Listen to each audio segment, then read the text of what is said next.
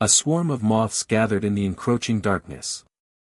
Their delicate, papery wings beat silently against the heavy air. Like so many others drawn to a pale, white light, he too waited, wondering if he had received the call he was expecting. He looked back on his entire existence and concluded that his life had been a complete and utter failure. He remembered his friends calling out to him as a young man, trying to convince him to join their boat trip in Yeongdo. But he had brushed them off, telling them to go on without him and calling their plans boring. The memory was as fleeting as the flutter of a moth's wings. In his present despair, he listlessly rummaged through his old belongings. His fingers landed on an old Korean exam paper, a single moth fluttering over the faded ink. He lashed out with a sudden curse, slapping the insect away with a sharp smack. A wave of revulsion washed over him as he stared at where the disgusting creature had been. His thoughts then drifted back in time, to the familiar sights and sounds of the Namhang market. He recalled his mother's joyful voice, proudly boasting that her boy had once again achieved first place. But what his dear mother never knew was that her son's greatest talent was actually lying. The overwhelming smell of fish from the market filled his younger self with a deep and burning humiliation. Unaware of his turmoil, his mother had only been concerned for his well-being, gently asking if he was hungry. She had then placed a small dining table before him, laden with a humble meal she had prepared. He quietly began to eat the food she had cooked for him. She watched him with affection, encouraging her boy Young-guk to eat some more. Setting his utensils down with a clack, he informed his mother that he needed money for a study manual. When she asked how much he required, he told her he only needed 10,000 won. She thought for a moment, certain she could find the 10,000 won he asked for. After a brief search, she found the cash and handed it directly to him. He knew in that moment that his mother was the kind of person who would give everything she had for her only son.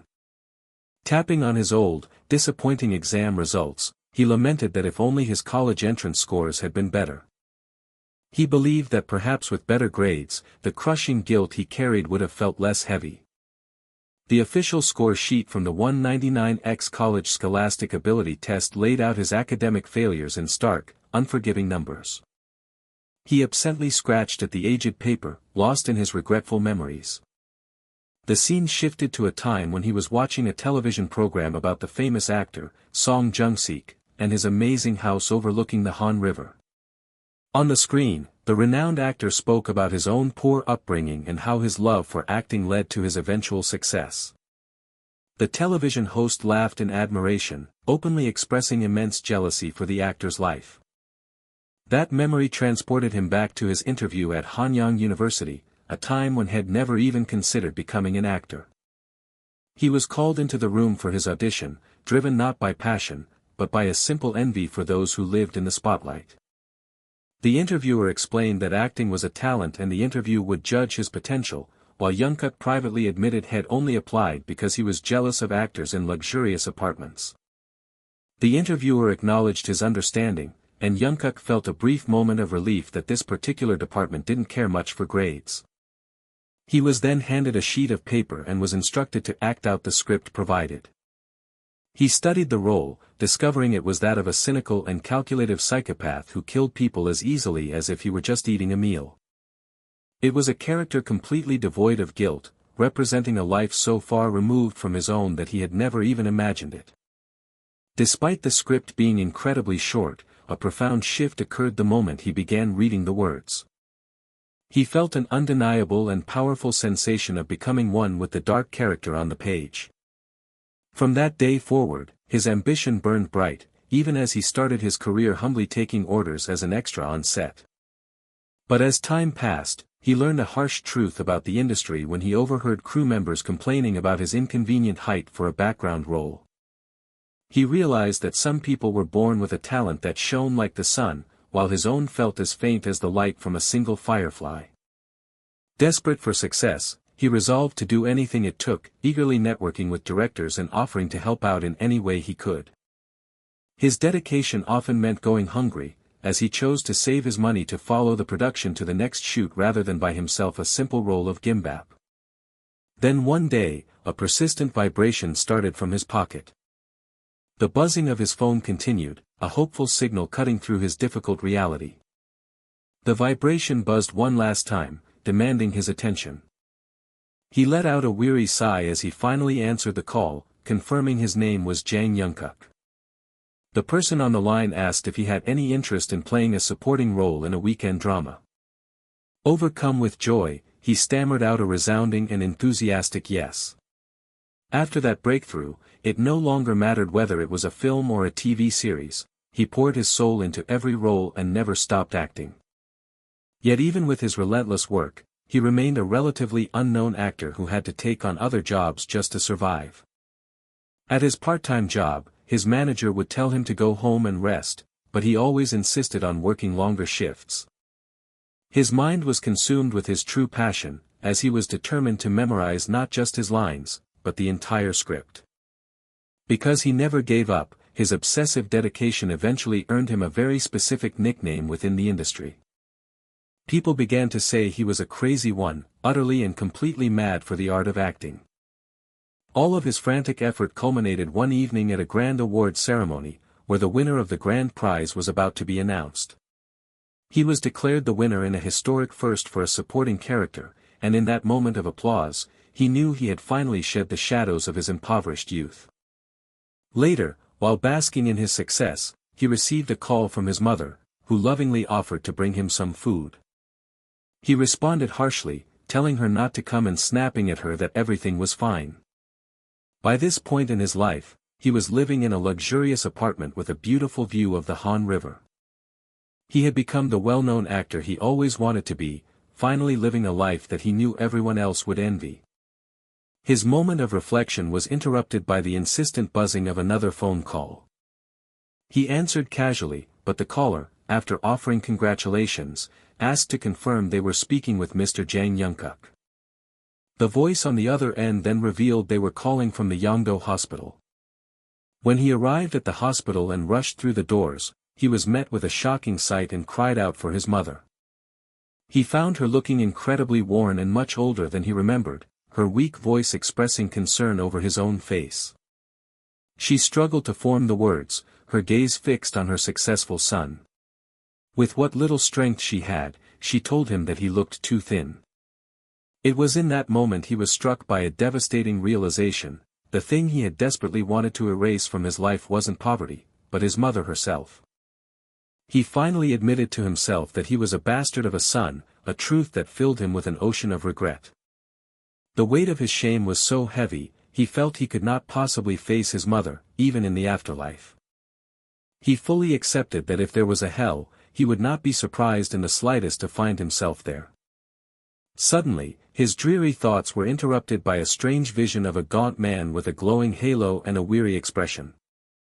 The mysterious figure posed a strange question, asking him why things insist on flying toward the lights. Young-guk was completely lost, unable to comprehend the meaning of the man's words.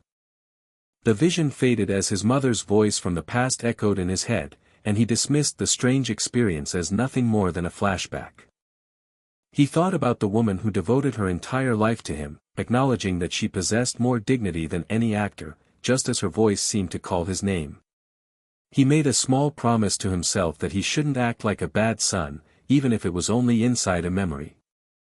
However, he was completely stunned by how unbelievably real this supposed hallucination felt to him. He could smell the distinct scent of mold from the walls of his old childhood room and taste fresh rice, as his mother's voice continued to call for him. As the reality of his situation dawned on him, he whispered his mother's name, realizing he had somehow returned to the Yongdo of his youth. 3 months had passed since his return to the past. One afternoon, a friend called out to Young-guk as school let out. The friend enthusiastically invited him to play soccer, but Young-guk calmly declined, explaining that he was busy. He elaborated that he needed to focus on his studies, as he had to find a career path other than acting. Young-guk declared that he needed to get better grades to support his mother, stating that his days of playing around were over, much to his friend's astonishment. He steeled his resolve, deciding that this new life would be dedicated entirely to his mother, and that very day was the beginning of his change. Back in the classroom, the teacher announced that a particular student had achieved an exceptionally high score on the recent tests. He revealed that Jang Young-guk had ranked 12th in the entire school, a fact that sent a jolt of disbelief through Young-guk himself.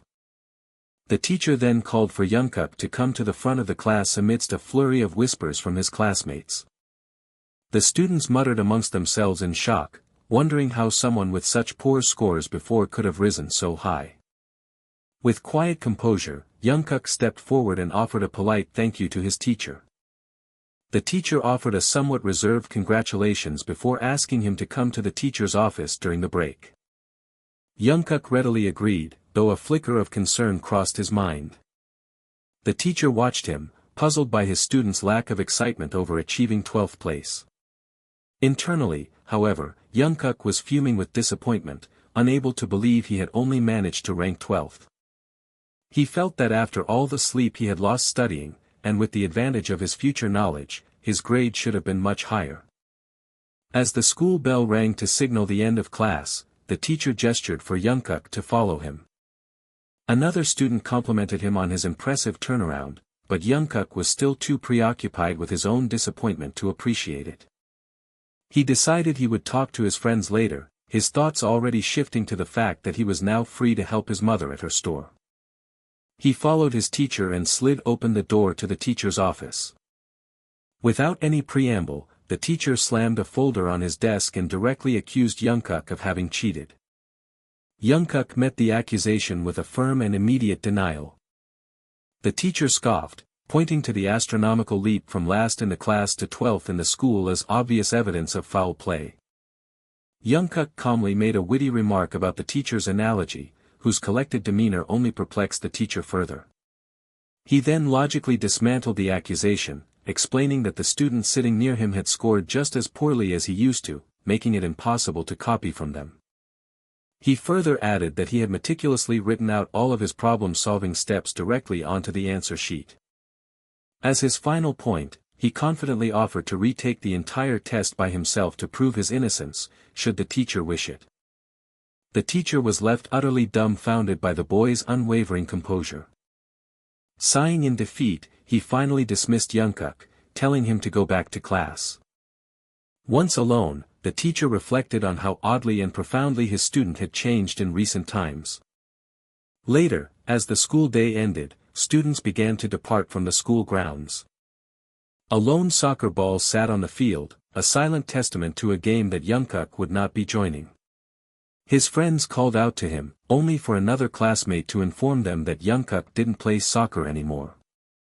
Young-guk himself called back, confirming he was too busy and wishing them a good game without him.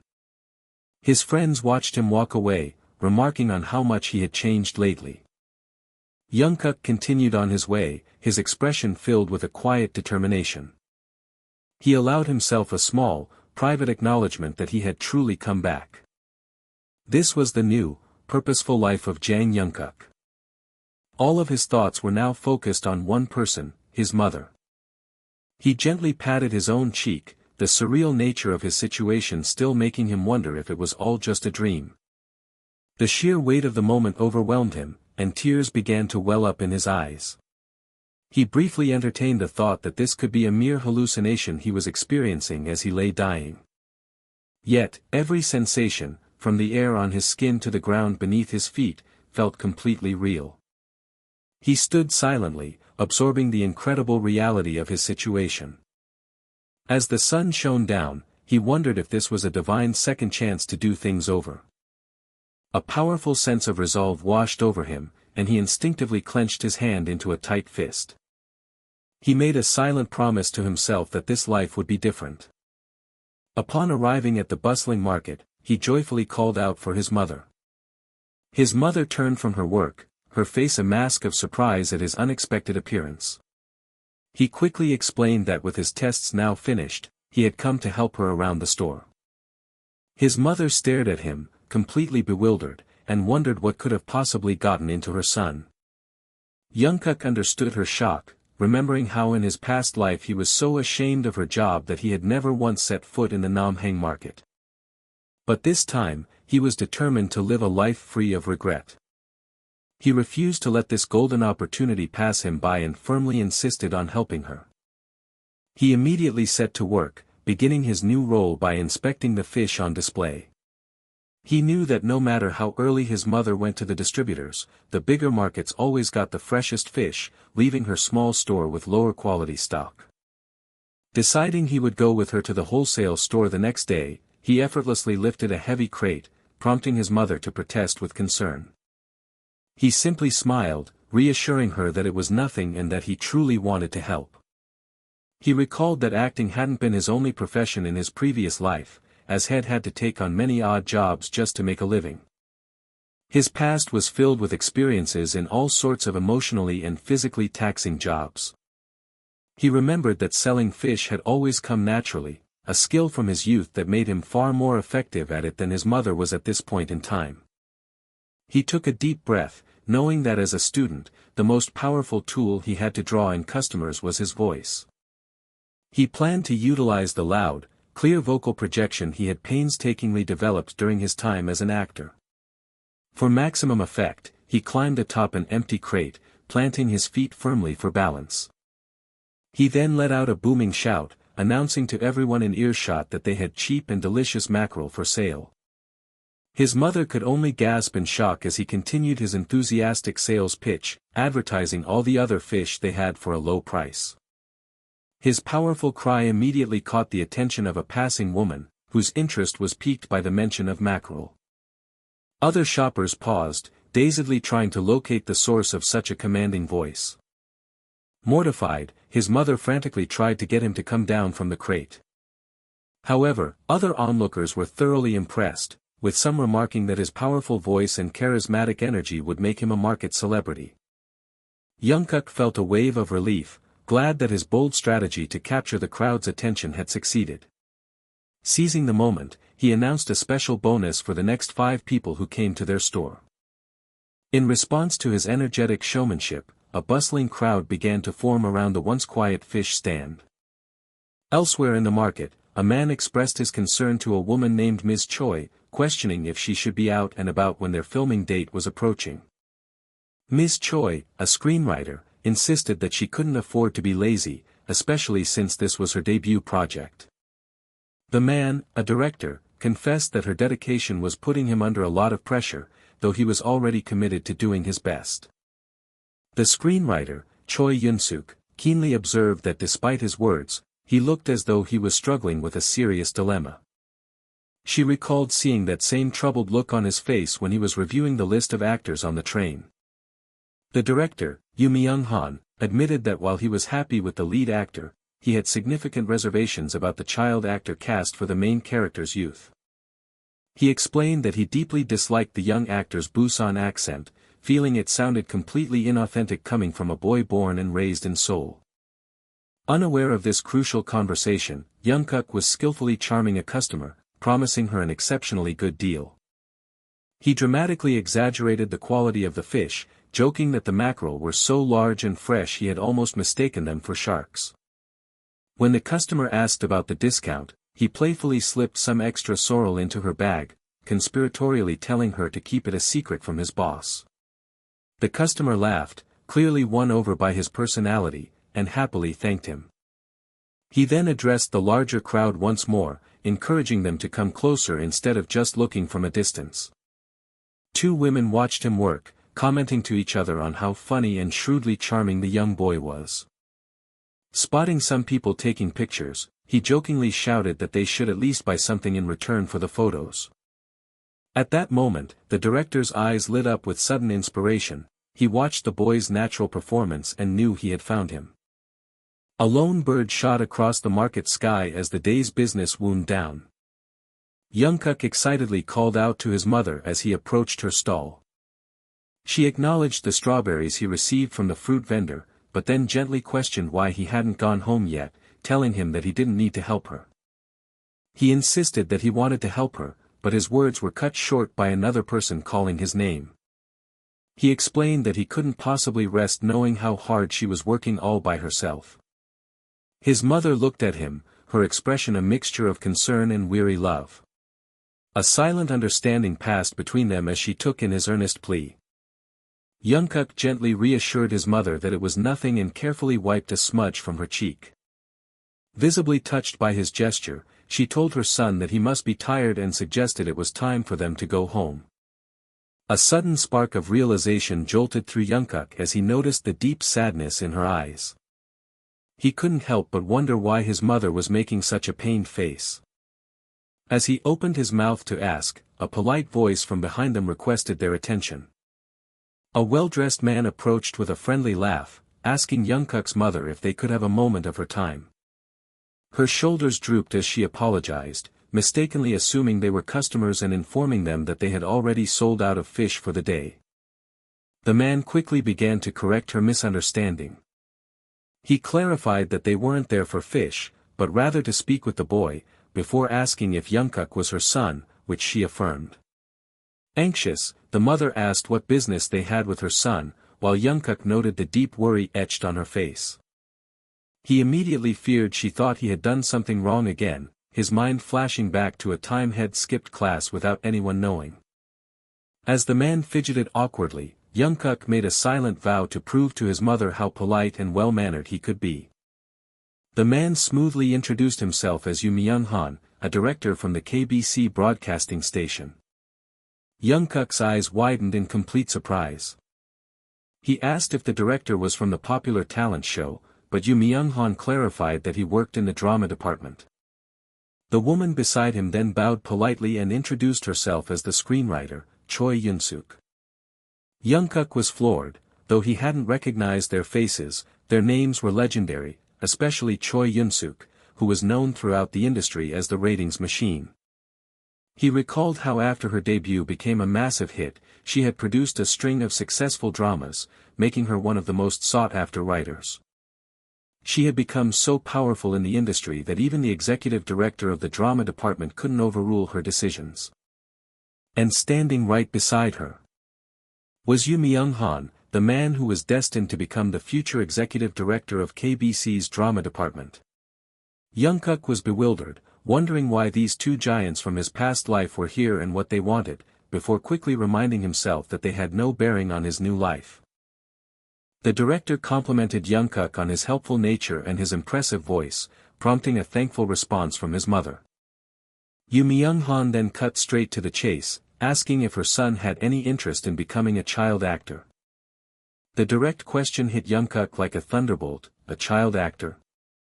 The director elaborated, explaining that he saw great talent in the boy, enough to become a famous television star. Handing over a business card, he told the mother not to feel pressured and to simply call whenever she felt comfortable. But in his mind, Young-guk had already refused, determined not to repeat the mistakes of his past and to prevent the tragedy that took his mother. He silently renewed his promise to live this life for her, believing he could save her if he just tried a little harder, but his thoughts were interrupted when the director addressed him directly. The man asked what his name was. The young boy stared ahead, his expression unreadable and serious. The word actor echoed in his mind. He finally answered that his name was Jang Young-guk, all while vowing to himself that he would never live his life as an actor again. The chirping of birds marked a transition to a quiet classroom. A teacher scratched his head, trying to get his students' attention. In front of the class, the teacher asked Young-guk what he wanted to become in the future. Young-guk answered with unwavering confidence that his dream was to be a local civil servant. The teacher expressed his astonishment, remarking that he'd never heard such an answer before and asked if his mother had suggested it, but Young-guk firmly stated that the decision was his alone. The teacher, intrigued, then questioned his choice of a local position over a more prestigious central one. Young-guk explained his logic, noting that a local civil servant would be able to stay in the province, allowing him to remain close and take care of his mother. The teacher was deeply struck by the boy's reasoning. He reflected that Young-guk wasn't being childish at all. In fact, his maturity was so profound it felt like he was speaking to a peer.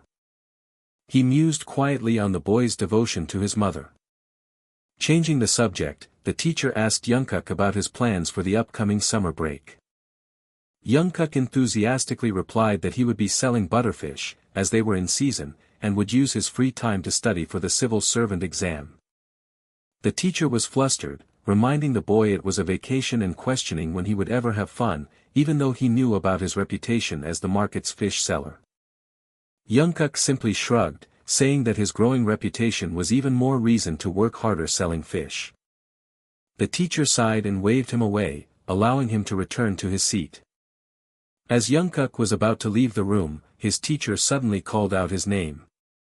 In a swift motion, the teacher tossed a book towards him, telling him to take it. Young-guk caught it and was surprised to see it was a study reference book. He beamed and offered his teacher a heartfelt thank you. The teacher brushed off his thanks, apologized for having suspected him in the past, and reminded him to be good to his mother. After a slight cough, he added that he had one more question for him. He looked at the boy seriously and asked how he had managed to become so mature all of a sudden. Young-guk responded with a deadpan joke, claiming it was because he had died once. Later, under the soft glow of a single street lamp, a quiet residential street lay empty. Young-guk walked home, realizing he'd stayed at the library too long, but reflecting on how much easier studying was with the new book as he contemplated life's biggest influences. His thoughts paused on a profound question. He acknowledged that while some might choose happiness or love, the vast majority would agree that money held the most power over a person's life. He considered how its absence made people desperate and its abundance made them blind, just as he heard his mother's voice and peeked around a corner to see her. He overheard his mother pleading for more time to pay the rent after a sudden increase, his mind filled with a renewed hatred for the very concept of money. Young-guk seethed with anger, unable to believe they were raising the rent less than a year after they signed the contract. He silently raged, wondering if it was because they hadn't paid a deposit, a ridiculous notion for such a dilapidated shack. His mother's desperate voice echoed as she begged for just one more week. He clenched his jaw, his teeth grinding together in pure fury. A jolt of despair shot through him, and he turned and ran from the scene. His mind screamed a single curse as he sprinted through the dark streets: money. He knew selling fish wouldn't be enough to cover the debt, and the thought of a part-time job was useless, as no sane person would hire a child. A frustrated fire burned in his eyes as he cursed his powerlessness. He leaned heavily against a wall, overwhelmed by the question of how a middle schooler could possibly earn that much money. His body slumped to the ground as he felt utterly defeated by the impossible problem right in front of him. His resolve, however, had not yet been broken. He stood resolutely before a public phone booth, a decision made. A close-up revealed the look of grim determination that had settled on his face. With the director's business card in hand, his finger decisively pressed the numbers on the payphone. He spoke into the receiver, introducing himself to the director as the boy he had met at the Namhang market. The director's cheerful voice came through the line, greeting Young-guk warmly. Young-guk wasted no time, stating that he was calling because he had something he needed to ask. Abandoning all his previous resolutions, he asked the one question that mattered now: how much would they be willing to pay him for his acting? A moment of tense silence hung on the line after Young-guk posed his question. On a dimly lit street, the director suddenly burst into hearty laughter. He marveled at the boy's sheer spunk, replaying the bold question about payment in his mind. The director acknowledged that while it was common for seasoned actors to negotiate for higher pay, this situation was different. He chuckled, reflecting that he had never been asked about salary so directly by a newbie, much less a child actor. Just then, a colleague approached, asking why he had left and reminding him that everyone was waiting inside. The director waved her off good-naturedly, explaining that he had just received a call from Young-guk, the boy they met at the market. The colleague's eyes widened in surprise upon hearing the news. She eagerly asked if Young-guk had agreed to the role, prompting the director to admit the boy's straightforward question about money had left him slightly flustered. The colleague agreed that Young-guk was no ordinary boy, recalling how he maintained his confidence even when surrounded by a large crowd. Though she wondered about his actual acting ability, the director felt certain he would be fine, remembering the powerful intuition he had about the boy. As his colleague thought back to their first meeting, a startling realization suddenly struck the director. He pointed out that Young-guk had spoken to him on the phone without a trace of a Busan accent, sounding just like a native of Seoul. They both recalled his thick regional dialect at the market, noting how incredibly difficult it was to completely erase an accent like that. Shaking off his surprise, the director informed her that he had told the boy they would hold a small audition first. His colleague repeated the word audition, her interest clearly piqued by this new development. The director then shared the most astonishing part: Young-guk had immediately agreed to an audition the next day, as if he had been expecting the offer all along. His colleague could only let out a sound of pure amazement. He continued, explaining that he had warned Young-guk that mediocre acting wouldn't be enough and had directly questioned his confidence.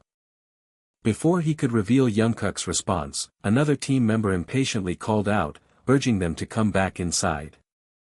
With a renewed sense of purpose, the director turned to address his waiting team. He began his speech by acknowledging that he had heard the many rumors circulating about their team. He openly admitted to the whispers that the drama was doomed with such a young director at the helm, and confessed his own mix of anxiety and excitement. But he then revealed that a young friend had shared some words of wisdom with him that very day. A hush fell over the room as the crew leaned in, waiting for him to elaborate. He passionately quoted the boy, declaring that one never knows what will happen until they simply try.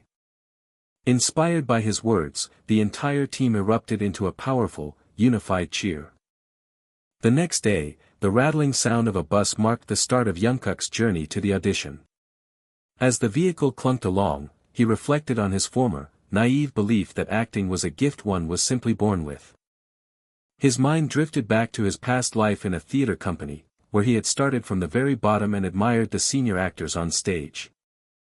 He had once viewed his own modest abilities as a flickering firefly next to the blinding sun of their perceived talent. That illusion began to crack, however, when he witnessed the grueling, relentless practice they endured behind the scenes. It was in those moments that he finally understood their incredible talent was not a gift, but something forged through sheer, unwavering effort. As he thought, an image of a couple embracing on a television screen came to mind. He considered the different demands of each medium, recognizing that theater relied on the raw, immediate power of an actor's performance before a live audience. Movies, on the other hand, depended heavily on the arts of production and editing to shape an actor's work. Television dramas, he mused, were largely defined by the capabilities of the screenwriter who penned them. He recalled learning through the harsh experience of his previous life that he had to fundamentally change his speech, breath, and physicality to suit each medium. A fleeting image of his younger self, a boy with spiky hair seen only from the back, crossed his mind. Young-guk acknowledged the long and difficult journey it took for his misguided belief in innate talent to finally crumble. Yet, it was only in death that he could confront the ultimate question: had he ever truly given it his all? Snapped back to the present, he arrived at a building and wondered if he had found the right place. The large sign overhead confirmed his location was the Prince Hotel. He noted that for a hotel on the very edge of Busan, it was surprisingly well appointed. A cheerful voice called out his name, beckoning him toward a table in the lobby. The director's assistant offered him orange juice, which he politely refused. She then offered water, and as he accepted, he silently contrasted the director's current friendly demeanor with the intense man he would one day become. At that moment, the director himself walked in, greeting Young-guk with a warm smile. The screenwriter, Ms. Choi, was with him and explained she had come to watch the audition, though the director assured her that her presence as the writer was more than welcome. With a smooth motion, she handed Young-guk the script while complimenting his confident presence. The director laughed and playfully told Ms. Choi to stop pressuring their young actor. He then turned to Young-guk, echoing the boy's own words back to him before instructing him to read the script and perform a scene.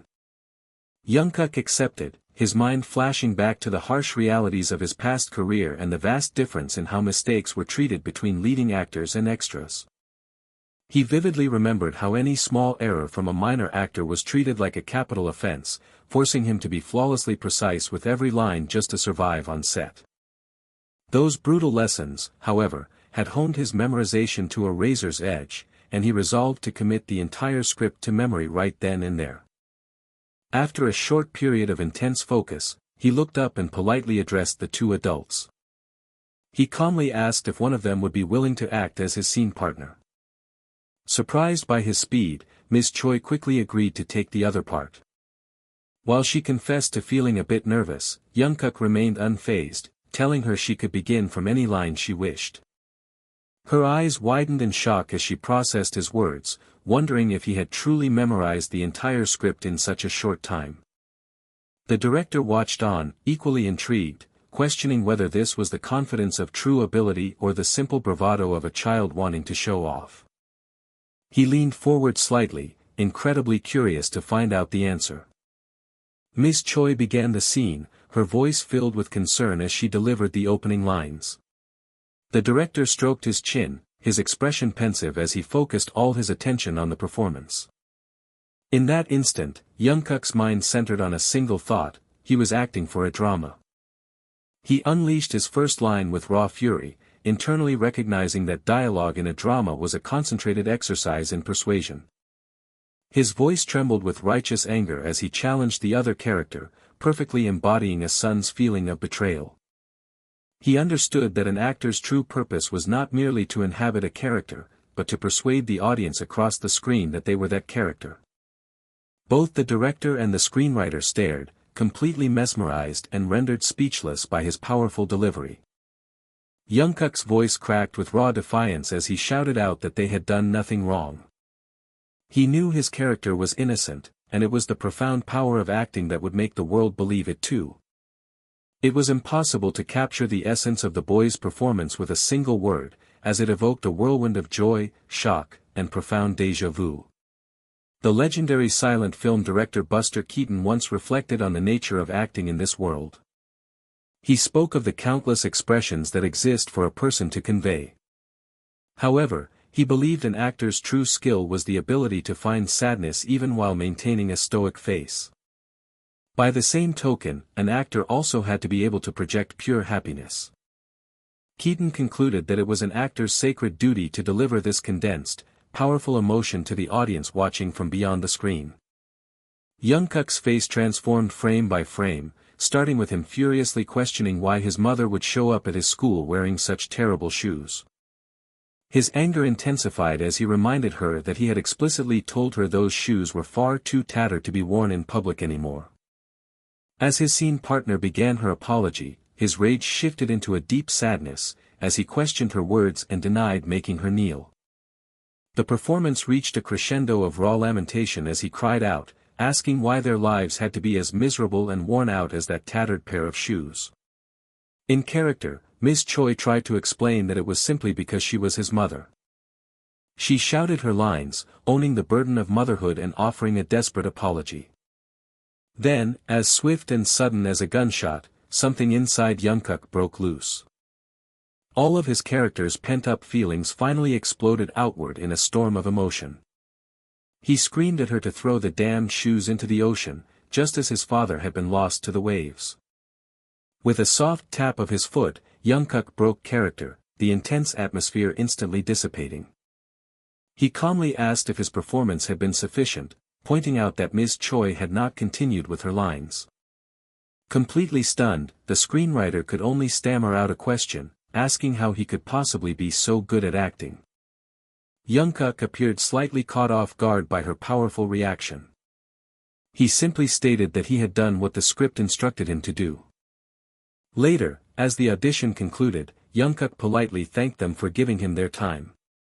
The director wished him a safe trip home and promised to call soon, to which Young-guk responded with a deep, respectful bow.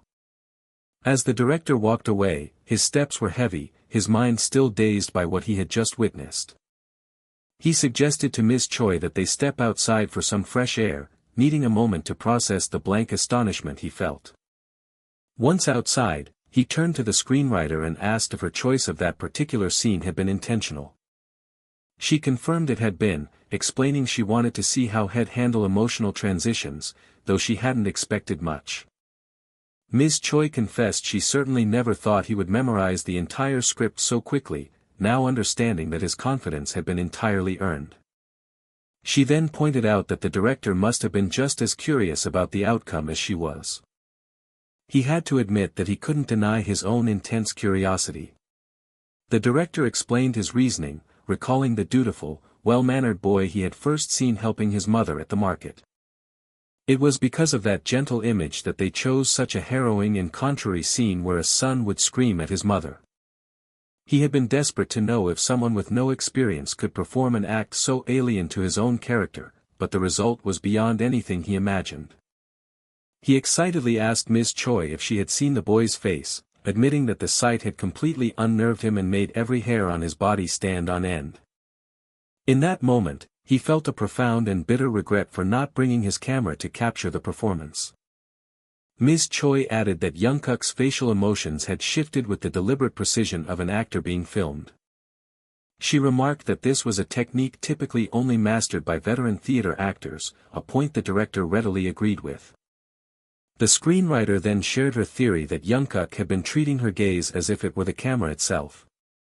She emphasized that throughout the entire scene, he had not once looked down at the script. He had meticulously calculated and adjusted the physical distance between them, altering his voice and tone to match. She revealed that she had tested this by shifting her own position, only for Young-guk to instantly adjust his acting and gaze in response every single time. Ms. Choi asked the director if he too had noticed those incredibly subtle and masterful changes. The director confessed he had missed it all, as he had become so lost in the scene that he truly felt like he was Hajin's mother, being yelled at. He marveled at how completely Young-guk had become the character Hajin, questioning if such an immersive performance could truly come from elaborate planning alone. The director then recalled Young-guk's incredibly simple explanation for his masterful acting. The calmness in the boy's voice as he spoke was unforgettable, making the director feel as though he had just discovered his artistic muse. He then remarked that he knew of only one other person who could act with that same level of depth and control. When Ms. Choi asked who he meant, the director paused in thought. He described an actor who could become completely trapped inside a script, yet simultaneously show the audience something far beyond the written words. The director was left to wonder if Young-guk's extraordinary ability was an innate gift or the product of his own hidden efforts. He looked out at the horizon, filled with awe as he contemplated the incredible person this young boy was destined to become. For him, the audition had felt like a private performance from a world-famous actor he had met long ago. Meanwhile, in another place, a man's mouth tightened in displeasure as he stared down at a paper in his hands. Back in the present, the director admitted the intense feeling of déjà vu was giving him goosebumps, as if his own creative limits were being challenged. The following morning, the sharp cry of a bird echoed through the early air. Another bird soon joined in, their calls heralding the start of a new day. At the market, Young-guk's mother told him he didn't have to come out and help her so early every single morning. Young-guk brushed off her concern, insisting he woke up early anyway and needed the exercise from carrying her heavy supplies. He thought to himself that this was the only way he could contribute right now, and that he had to try his best even if it made his mother worry. He let out a determined breath, preparing for the day of work ahead. Their stall was neatly arranged, displaying various fish like mackerel and pollock with handwritten prices. After rearranging the display, Young-guk stepped back, feeling a quiet sense of satisfaction with his handiwork. His attention was then drawn to a man pacing anxiously nearby. Young-guk immediately called out to his mother that he would be right back, leaving her slightly confused. The man was muttering to himself, fretfully wondering what he was going to do. With a sense of purpose, Young-guk reached out his hand towards the troubled figure. He gently tapped the man's shoulder to get his attention, causing the man to flinch in surprise. Startled, the man turned and stammered a questioning reply. Young-guk immediately recognized him as the actor who played Dojung in the Days of Delight, a realization that shocked the actor. Young-guk eagerly confirmed that of course he knew who he was. A news clip from a morning talk show came to mind, where the actor had discussed his poor beginnings and how his passion for acting led to his success. Beaming with admiration, Young-guk raised his hand and proudly introduced himself as a big fan of the actor, Mr. Song Junseok. The actor, Song Jung-sik, asked in disbelief if the young man truly recognized him. Young-guk eagerly confirmed that he did, reaching forward to grasp the actor's hand firmly. He then declared himself a huge fan, only to be struck by the sudden realization that had acted too rashly, as they were still strangers in this timeline. His mind raced with the knowledge that this man was Song Jung-sik, an actor destined to become a household name within the next 20 years. He recalled from his past life how Jung-sik had risen from the theater to become a new sensation in both television dramas and the movie industry.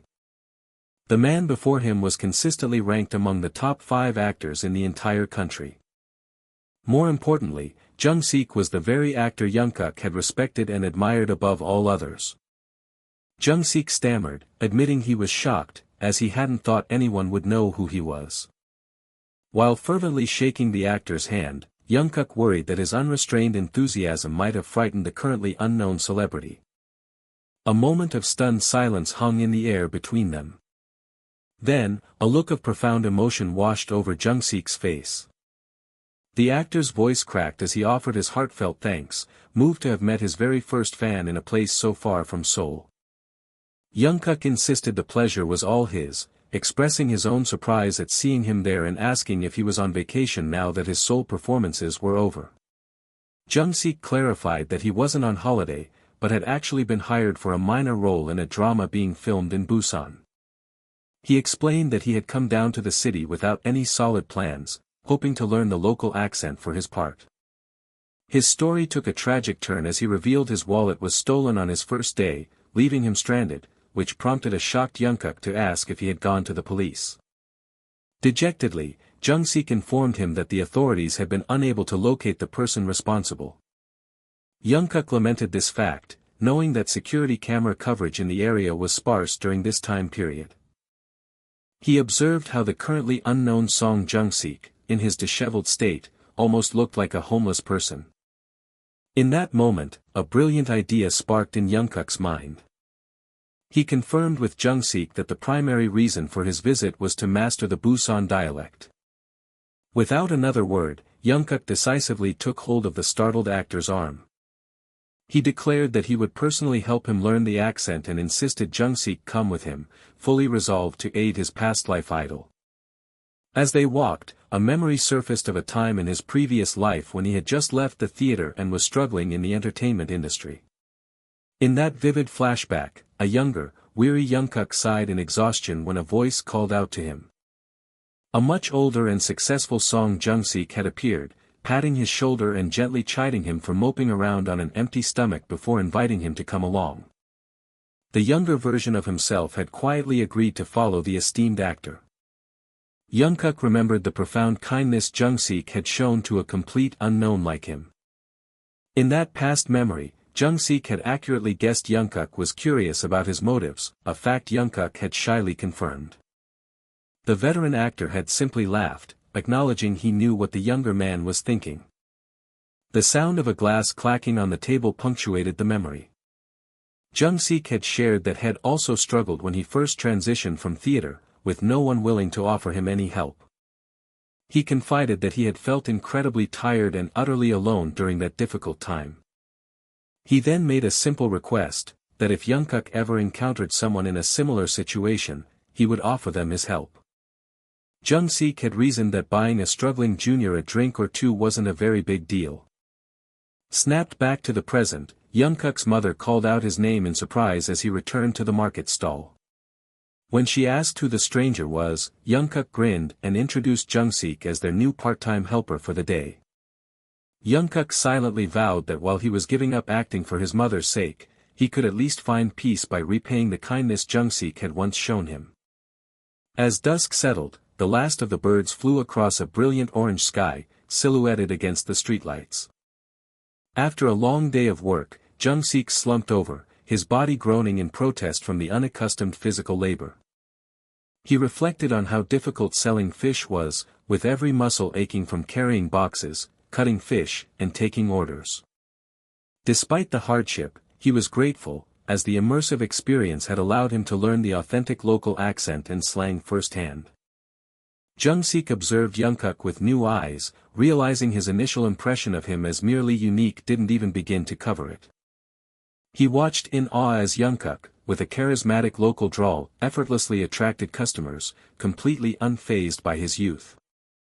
The actor concluded that the boy was truly amazing, and began to analyze his potential from a professional standpoint. He noted that Young-guk had such a powerful presence that he would have easily commanded everyone's attention, even on a grand proscenium stage. Jung-sik believed that the innate ability to draw people's focus was the most essential gift an actor could be born with. He overheard Young-guk confidently recommending the seasonal croakers to an inquisitive customer. Jung-sik was certain that Young-guk possessed that rare gift, watching him seamlessly transition to promoting the fresh cuttlefish. Later that evening, the quiet street was dimly lit by a single lamp post standing between two buildings. The clatter of utensils on bowls filled the small home as the three of them shared a meal. Young-guk's mother apologized for the humble dinner, but Jung-sik graciously assured her that it looked absolutely delicious. Young-guk quietly placed a glass of water on the table for their guest. After the meal, his mother explained that Jung-sik would have to sleep in the kitchen, but promised to provide him with their warmest and fluffiest blanket. The actor insisted he was just grateful for a roof over his head, adding that it was perfectly fine since he was leaving on the first train anyway. Jung-sik then good-naturedly suggested Young-guk call him Mr., but the boy playfully reminded him how he'd casually addressed an elderly woman by name that very day. This exchange sent Jung-sik into a fit of laughter as he dubbed Young-guk the King of Friendlies, a title the boy proudly accepted. As they prepared for bed, Young-guk brought a pillow to Jung-sik, who once again expressed his deep gratitude for the hospitality. The actor confessed that he felt overwhelmingly indebted and had no idea how he could ever repay them for their kindness. Young-guk playfully smacked him with the pillow, telling him to stop worrying and focus on getting some sleep for his early departure. As he turned to leave, he slid a small, folded bundle of cash towards the actor, once more urging him not to feel pressured by the gesture. Instead, he asked Jung-sik to promise that if he ever met someone else in a similar predicament, he would help them out. He spoke of the simple but profound acts of giving someone a warm place to sleep and a hot meal to eat. He then posed a familiar question, asking if such a small kindness was really a big deal. Abruptly changing the subject, Young-guk wished him a good night, flicked off the light switch, and left the room. Lying in the darkness, Jung-sik understood that Young-guk's playful attitude was a deliberate attempt to ease his own feelings of guilt and obligation. A warm blush spread across the actor's face as he lay with his eyes closed, deeply touched by the boy's profound maturity and kindness. A soft, choked sob escaped him just as the door to Young-guk's room creaked open. Young-guk's mother slipped quietly into the room to speak with her son. She gently called out his name, and he answered from his futon. She asked for confirmation that their guest was an actor, which Young-guk affirmed with great enthusiasm, even suggesting they go see one of his plays. After a thoughtful pause, she carefully asked if his sudden interest in the actor was because he, too, was interested in acting. The unexpected question made Young-guk's eyes fly wide open in the dark room. He quickly began to deny it, stammering as he searched for an excuse. He finished weakly, claiming he only watched plays because he found them entertaining. The director recalled a universal truth that everyone involved in filming seemed to agree on, letting out a weary groan. He remembered the widely held belief that filming with child actors was an absolute nightmare. He conceded that not all child actors were the same, but this particular boy was difficult in a uniquely challenging way as he asked if there was something about the job Young-guk disliked. Young-guk calmly stated that he was quite fond of the pay. The director, exasperated, pressed him to explain what the problem could possibly be. The boy internally considered the fact that unless a child actor was already famous, their pay was typically modest. He mused that since most child actors prioritized fame and experience over money, he was being paid quite well for a newcomer. Young-guk concluded that the director must have pulled some strings to offer him such a generous amount. The boy then explained his predicament, revealing that the final day of filming overlapped with the start of his school semester. The director was taken aback by this unexpected scheduling conflict. He tried to persuade Young-guk, offering to call the school and his teacher to excuse his absence for the first day of the semester.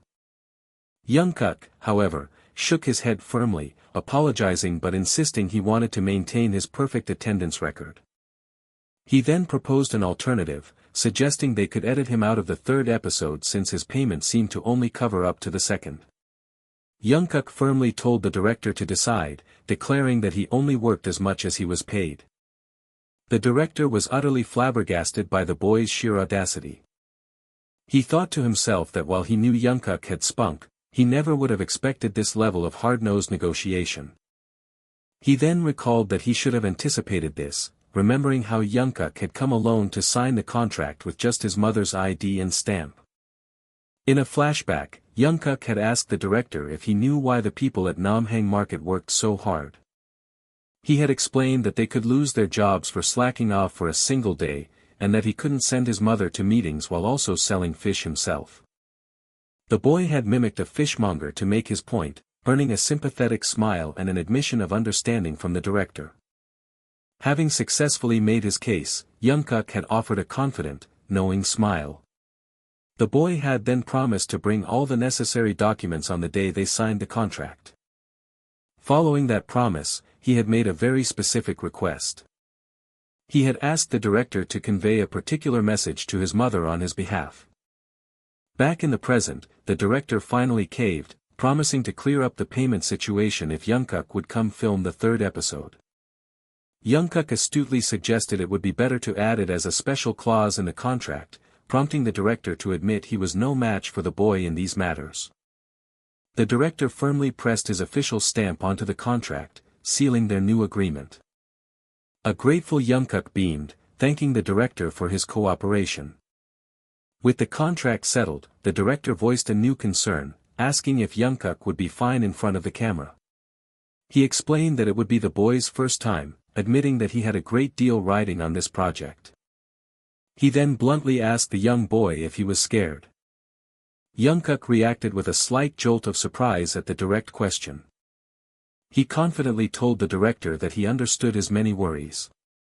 Young-guk then accurately listed the director's fears, the pressure from staff, onlookers, and the camera staring down a novice child actor. He pinpointed the director's ultimate worry, that he might break down in tears on set and delay the entire production.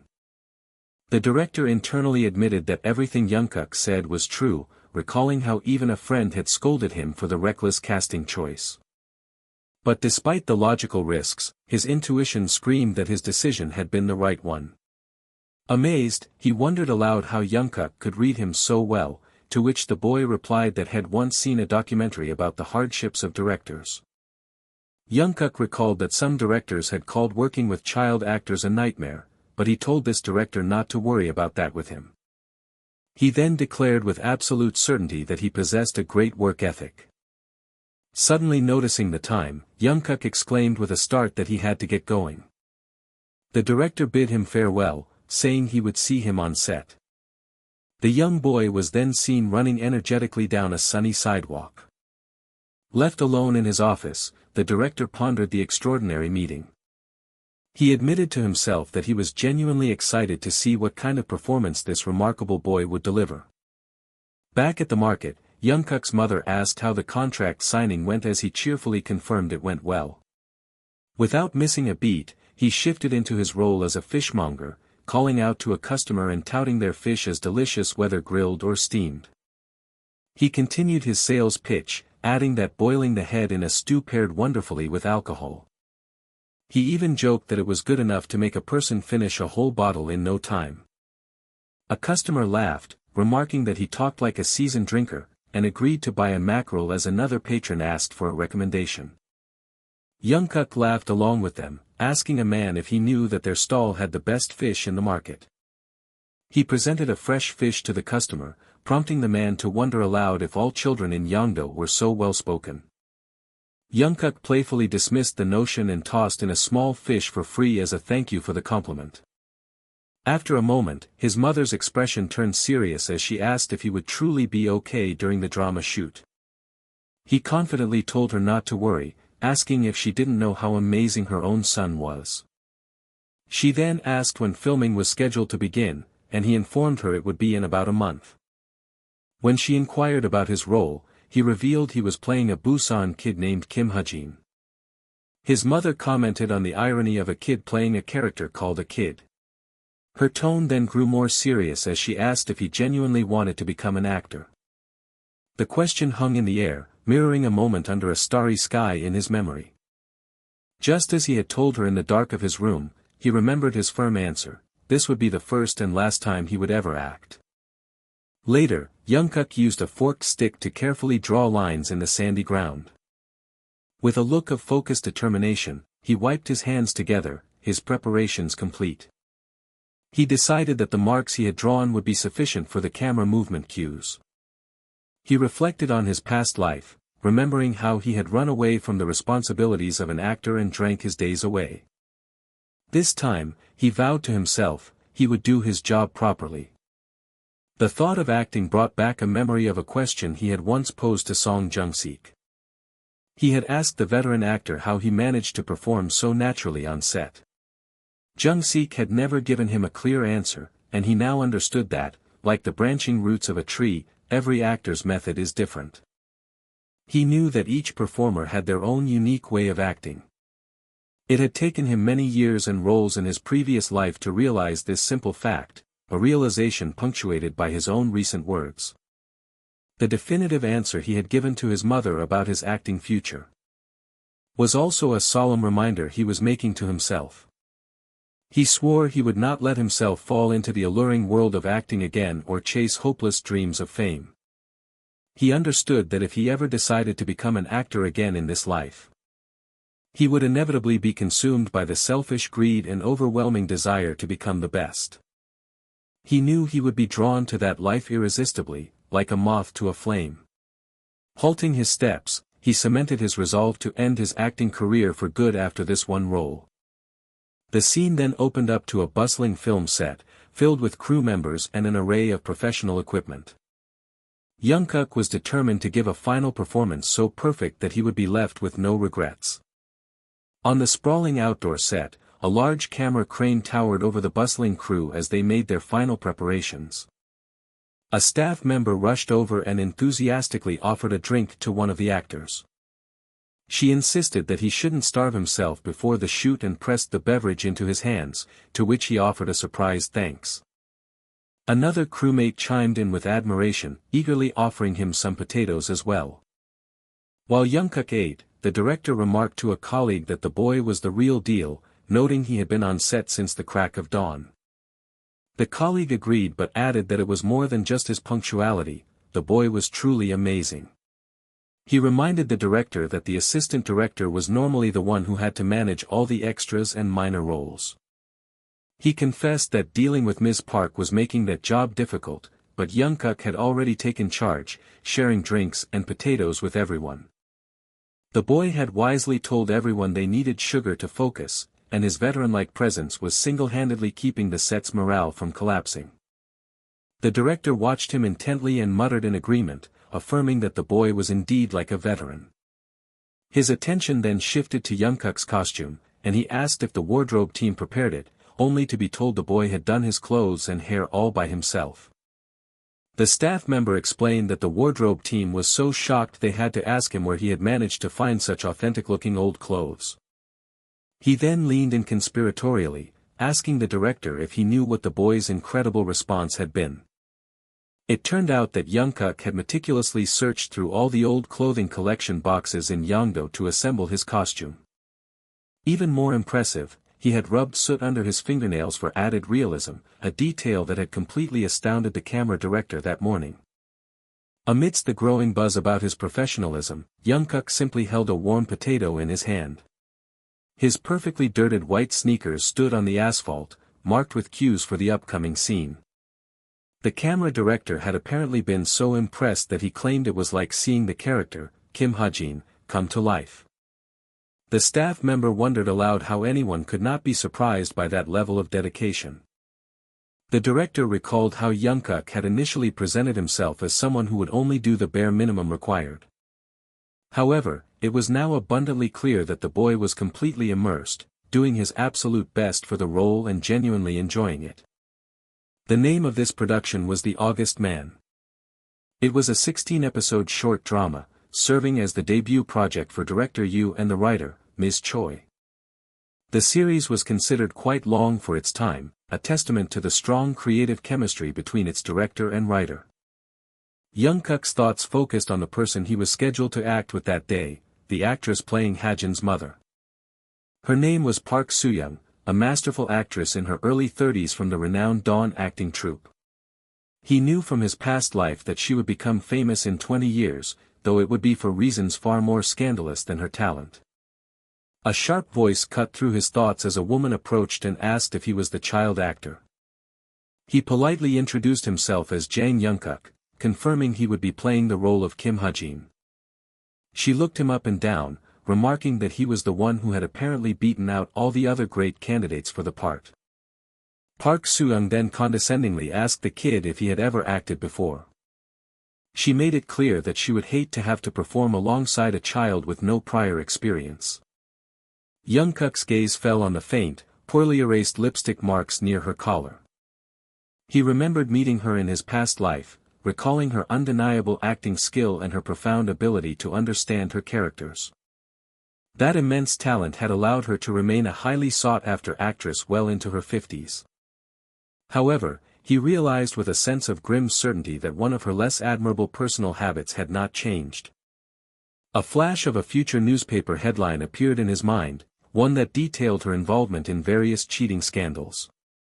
Deciding she was unfit for the role of a devoted mother, he corrected her sharply, stating that his name was Jang Young-guk and addressing her as Madam. Startled by his formal tone, she scoffed but then introduced herself as Park Soo-young, his on-screen mother. Young-guk then casually informed her that he had never received any acting lessons. A look of genuine concern and irritation washed over Park Soo-young's face. She asked with annoyance if he was only now bothering to answer her earlier question about his experience. Muttering to herself, she questioned why the production would hire a complete amateur when the industry was full of child actors. She then changed the subject, demanding to know where the boy's parents were. He replied plainly that he had come to the film set alone. His answer stunned her, as she found it incomprehensible that a child actor would arrive without a guardian. Dismissing him with a wave, she resigned herself to a long and difficult day of filming. As he turned to leave, Young-guk softly addressed her by her character's title, Mom, promising he would be waiting on set. The word jolted her, and before she could process it, he turned back to face her once more. He pointed toward her face and advised her to redo her makeup if she wanted to appear properly on screen. Utterly speechless at his audacity, she could only shudder as he cheerfully walked away, telling her to take her time. She stood frozen in place, struggling to comprehend what had just happened. Finally, she stormed off in a fury, shouting to herself about what could possibly be wrong with that kid. Meanwhile, the camera director approached the main director with a heavy sigh. He questioned the director's incredibly complex camera request, which involved moving from a full shot to a full figure and then a close-up all in one take. Kim Duk-young, the camera director, warned that such a maneuver was risky and could easily waste expensive film on the very first scene. The director insisted the scene's emotional weight required a single, continuous shot, a point Duk-young acknowledged, though he still had reservations. He argued that the plan's greatest weakness was the child actor's inexperience, reminding the director that looking the part was not the same as being able to act. The director calmly replied that Young-guk had promised to do his money's worth, and that they should simply trust him and try it. He added that they were well prepared for multiple takes, as was standard procedure when working with child actors. To alleviate any remaining fears, the director promised to personally take responsibility for any budget overages the camera team might incur. Defeated, the camera director reluctantly agreed, placing his faith in the director's conviction. The director then idly wondered why Ms. Park was being so quiet, recalling how her constant harassment of extras on a previous project had caused significant delays. An assistant director sighed and offered to go and get her ready for the shoot. The sound of a firm footstep marked the crew's final move into position. From her place on set, Park Soo-young watched Young-guk with a critical, calculating expression. She was determined to see for herself just how good this impertinent child's acting really was. The assistant director announced the start of scene number 1. The scene was set at Jigalki Market, centered on a tense confrontation between the mother and son. The sharp sound of the clapperboard snapping shut signaled the beginning of the take. Young-guk instantly transformed into Hajin, demanding to know why his mother had brought him there and accusing her of wanting him to work because he was a poor student. He defiantly shouted that they could just live in poverty if it meant avoiding this life. In a bitter tone, he belittled her livelihood by calling the fish pests and questioning why she needed his help to sell them. His voice broke as he delivered the most painful blow, reminding her that his father had died catching those same damn things. Park Soo-young was completely thrown, internally questioning what was wrong with this kid who could summon such raw power. A wave of disbelief washed over her as she struggled to accept that this was his first time acting.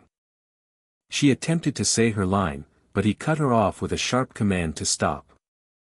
The boy railed against his fate, screaming that he would rather die than grow up to sell fish like her. He then attacked her silence, accusing her of being ashamed of him and asking why she didn't just abandon him somewhere. With a final cry of desperation, he declared his intention to get rid of all the rotten things on her fish stand.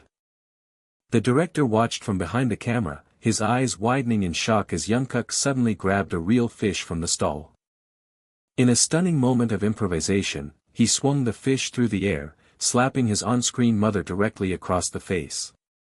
Young-guk stood before the dazed actress, his expression fierce, as the fish dangled pathetically from the collar of her shirt. Several crew members stared with their mouths hanging open, completely shocked by the unscripted and violent action. The director himself was frozen, a bead of nervous sweat tracing a path down his temple as he watched the scene unfold. A frantic voice finally broke the stunned silence, yelling for the cameras to cut. A sharp voice pierced the tension, yelling for the cameras to cut. In the ensuing silence, the sound of water dripping from the actress-drenched clothes echoed. A crew member frantically called out to the dazed actress, Soo-young. He quickly asked if she was all right before turning his worried gaze to the young actor, Young-guk. The director, however, praised Young-guk's incredible performance and announced a short break, to which the boy agreed. An astonished colleague rushed over to the director, breathlessly asking if this was truly the boy's first time acting. The director was startled by the man's intense stare, questioning why he was being looked at in such a way. The crew member then asked the director where on earth he had discovered such a child prodigy. He marveled that watching the scene felt as though he had captured the real-life character of Hajin on camera. The raw camera footage displayed a runtime of just over 12 minutes, marking the length of the powerful take. The colleague pressed further, finding it impossible to believe that Young-guk had never studied acting before. The director confessed his own disbelief, admitting that while the boy's audition was great, he never anticipated this level of raw talent. He reflected that what Young-guk had shown him during the audition was merely the tip of the iceberg. He noted that the boy's seemingly erratic movements were always perfectly framed, and his delivery was as polished as that of a lifelong theater veteran. The crew member remarked that to call such a performance merely great would make every other new actor weep in despair. He reminded the director of his own vast experience, stating he had never seen a child actor perform with such profound skill. He then gestured to their surroundings, urging the director to remember the immense difficulty of their filming location. They were in the middle of the chaotic Jigalki market, surrounded by the impatient shouts of the locals. The colleague argued that not even the most seasoned actors could deliver such a flawless performance in this disruptive environment. He recounted the sound team's struggles, explaining how the market vendors had been constantly yelling over the actors' lines. But miraculously, the moment Young-guk began his scene, the entire crowd of vendors and tourists fell silent, ensuring perfect audio capture. The man then shifted the topic to the lead actress, Ms. Park, prompting the director's curiosity about her reaction.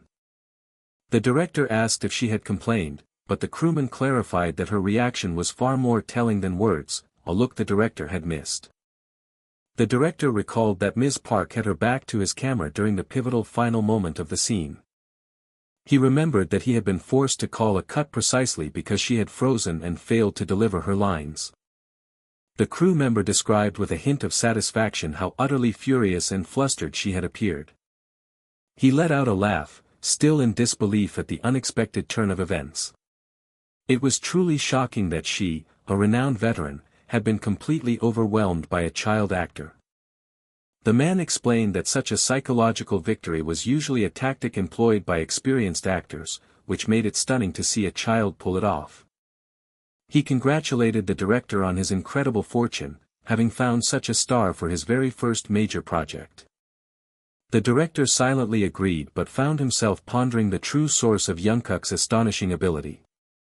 He recalled how well-mannered the boy had been at their first meeting, but also remembered a fleeting, unforgettable expression that had crossed his face.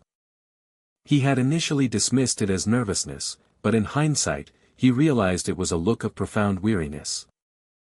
As he got lost in his strange thoughts about the peculiar child, a crew member interrupted to ask if they were ready to resume filming. Snapping back to reality, the director gave instructions for the next shot, a tilt-down focusing on the mother's monologue. He gave a final, critical note to the cameraman to capture the aged wrinkles on the mother's hands. The cameraman confidently assured Director Yu that he understood the exact emotional tone required for the scene. He then jokingly advised the director to handle the lighting team instead, only to be told it was already taken care of, earning the director a compliment for his preparedness. Meanwhile, in the actress prep area, the air was thick with hushed, anxious murmurs. A heavy sigh of frustration cut through the tense chatter. A new voice broke in, demanding to know why the staff was standing around idle, but trailed off in surprise. The person stopped short, taking in the scene before them. In front of a makeup vanity sat Park Soo-young, with her stylist tending to her from behind. The stylist suddenly shrieked, having noticed Soo-young was bleeding from biting her own lip in frustration. The panicked assistant offered to fetch more towels or ointment, sighing with worry. Soo-young shot her a glare, furiously asking if she was expected to film in her drenched clothes, sending the stylist scrambling for a new outfit. She scoffed, seething over the unbearable stench of fish and blaming the brat for his unscripted improvisation. As another drop of water fell from her hair, a humiliating realization dawned on her. She had completely forgotten to say her lines. The thought horrified her. She, an established actress, had been so thoroughly dominated by a child that she had frozen on set. In a flashback, she remembered confronting Young-guk after the scene, demanding to know why he had thrown a fish at her face instead of on the floor. Back in the present, she inwardly denied that she was behaving like an amateur. She recalled the boy's simple explanation for his action. He had told her that in that moment, he felt it was what his character, Ah-jin, would have instinctively done. He had then apologized for acting without thinking, admitting he should have asked her for permission first. Soo-young had to admit to herself that the boy possessed an incredible amount of guts. She conceded that his understanding of the character was perfect, forcing her to abandon her initial belief that he was just some lucky kid. Even more astonishing was his ability to instantly revert to being a normal child after the cut, a sudden shift that left her feeling disoriented and strangely competitive. She let out a short, bitter laugh at her own reaction. She reflected on how she had long ago abandoned any notion of acting as art in favor of fame and fortune. Despite her commercial focus, she never considered herself lazy, which made this feeling of being outmatched by an untrained child deeply unsettling. Her thoughts were suddenly interrupted by a growing clamor from outside.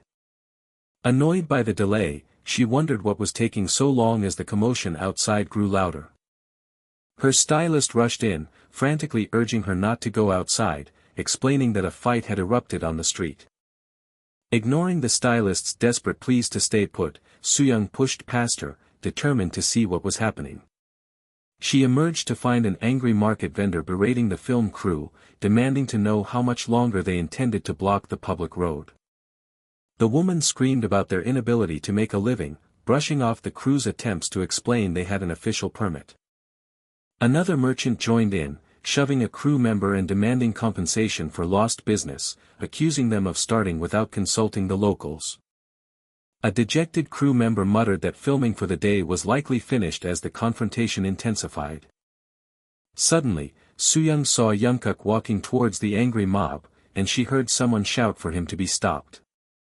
The boy let out a commanding shout that silenced the argument. He then boldly asked for everyone's attention. Soo-young watched in stunned silence, unable to believe what she was seeing. Young-guk introduced himself as a local boy whose mother sold fish, claiming to understand their struggles firsthand. A skeptical vendor scoffed, pointing out that he was just the actor from the film set. Young-guk affirmed he was an actor, but challenged them on why that mattered when his work was meant to promote Busan's markets. The vendor dismissed his words as nonsense, accusing the little brat of making things up. Expressing his immense frustration, Young-guk demanded they listen closely to his one-time explanation. He began an analogy, asking the crowd if they knew about the different ways to catch mackerel. He explained that whether one uses nets or poles, the method may differ, but the goal of catching the fish remains the same. He related this to his acting, arguing that while official city promotions had failed, this drama would succeed in bringing in new people. He then pointed to a man in the crowd, catching him completely by surprise. He challenged the man, asking if he'd seen any young people at the markets lately, warning that their businesses would die without a new generation of visitors.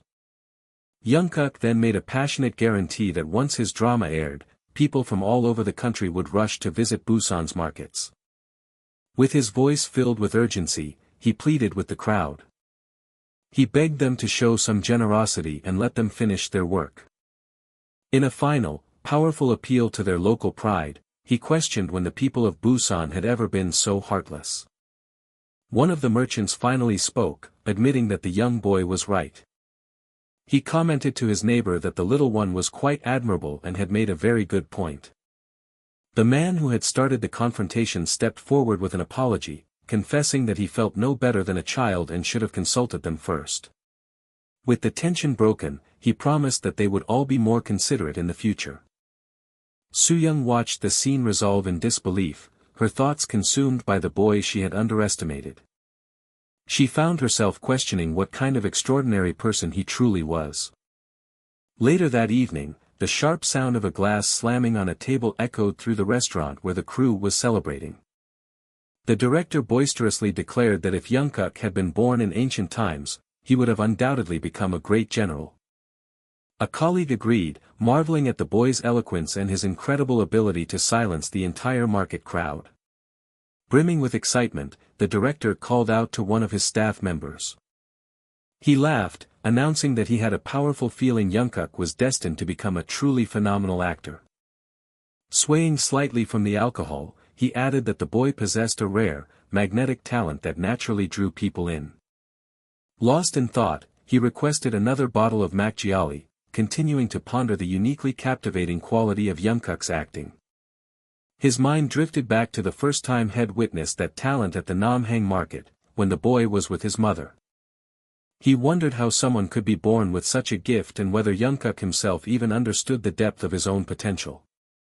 A curious crew member finally spoke up, asking the restaurant owner about a prominent plaque on the wall that simply read Mother. She explained that she had put it up because even the most belligerent fishermen, lost in their drink, would instantly calm down upon seeing that word. The crew member was deeply moved, realizing the profound power held within that simple inscription. Elsewhere at the dinner, Soo-young voiced her displeasure to Mr. Kim, questioning their choice of such a humble eatery. Mr. Kim asked what was bothering her, as she continued to express her disappointment in their first official crew dinner location. He calmly explained that he had arranged the seating by age and experience so that everyone could feel comfortable and enjoy themselves. He then tried to placate her by suggesting the director would treat her to something much nicer once they returned to Seoul. Soo-young quickly corrected him, insisting her complaint was not about the restaurant itself. She confessed it would have been more enjoyable if Young-guk had joined them, only to learn from Mr. Kim that the boy had gone home to help his mother. Soo-young paused, taking a slow sip as she processed the fact that he was with his mother. She remarked that he played a rebellious child so convincingly that she had assumed he was truly like that, despite him having no formal training. Another crewmate interjected, telling her there was no need to speak ill of the boy just because she couldn't accept his talent. Ignoring the warning, Soo-young insisted that his on-screen sassiness must mean he was disrespectful to his parents in real life. Mr. Kim's sharp reaction made her flinch back in her seat. With a cold tone, he sternly warned her not to speak of matters she knew nothing about. The word mother seemed to hang in the air, shifting the focus of the story. Far from the crew's dinner, Young-guk was seen dashing through the crowded market streets. He accidentally bumped into a passerby and offered a quick, sincere apology. The man, a shopkeeper named Mr. Choi, recognized Young-guk and greeted him with a wide smile. He playfully asked if Young-guk was going to become a famous actor, to which the boy clarified it was a drama and then cheekily asked if fame would earn him free fruit. Mr. Choi laughed, promising a whole box of fresh apples in exchange for a future autograph. Nearby, Mrs. Kim chimed in, offering a generous plate of fish pancakes as well and greeting the young boy warmly. As other merchants began to call out to him, Young-guk thanked them but explained that he had to go help his mother first. At the fish stall, a man with an awkward expression stood beside Young-guk's mother, who was beaming with a smile. Young-guk immediately got to work, effortlessly lifting a heavy crate for his mother. She let out a small cry of surprise, not having expected to see him there. She chided him for not going home to rest after a long day of filming, but he replied sweetly that he had come because he missed her. She continued to urge him to go home and get some rest. Young-guk suddenly stopped what he was doing, which made his mother ask what was wrong. Worried about his clothes getting dirty, she tried to stop him, but he was resolute. He simply stated that he felt like it, leaving his mother puzzled by his sudden whim. Without further explanation, Young-guk turned and insisted she come with him, declaring that he was hungry. He mentioned they had special food to eat before it could spoil. He then excitedly revealed that the director had gifted them some high-quality pork to eat at home. A short while later, the comforting sizzle of pork belly cooking on a portable stove filled their home. His mother commented on how incredibly thoughtful the director was for giving them such a generous gift. She marveled at how he could have possibly known that pork was Young-guk's favorite food. With a cheerful grin, Young-guk brushed it off, telling her it was a reward for his good work and that she shouldn't worry about it. As they enjoyed the delicious meal, his mother reminded him to properly thank the director when he returned to the set. Young-guk quietly agreed while tending to the sizzling meat. He then turned to his mother and asked if she ever grew tired from all her hard work. She dismissed his concern immediately, asking if he was worried about her. He admitted he was, since she had never run a business before. He grew upset, stating that he knew just how grueling the work of selling fish could be. His mother's expression softened as she told him that simply having dinner with him like this was enough to make all her fatigue disappear.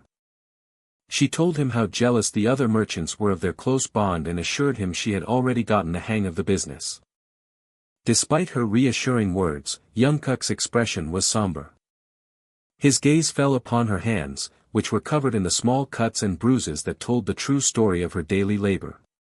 He knew she would never admit her struggles, so he offered to take over cooking so she could eat. In his heart, he understood her strength came from the profound responsibility of being a mother as he placed a piece of meat on her plate.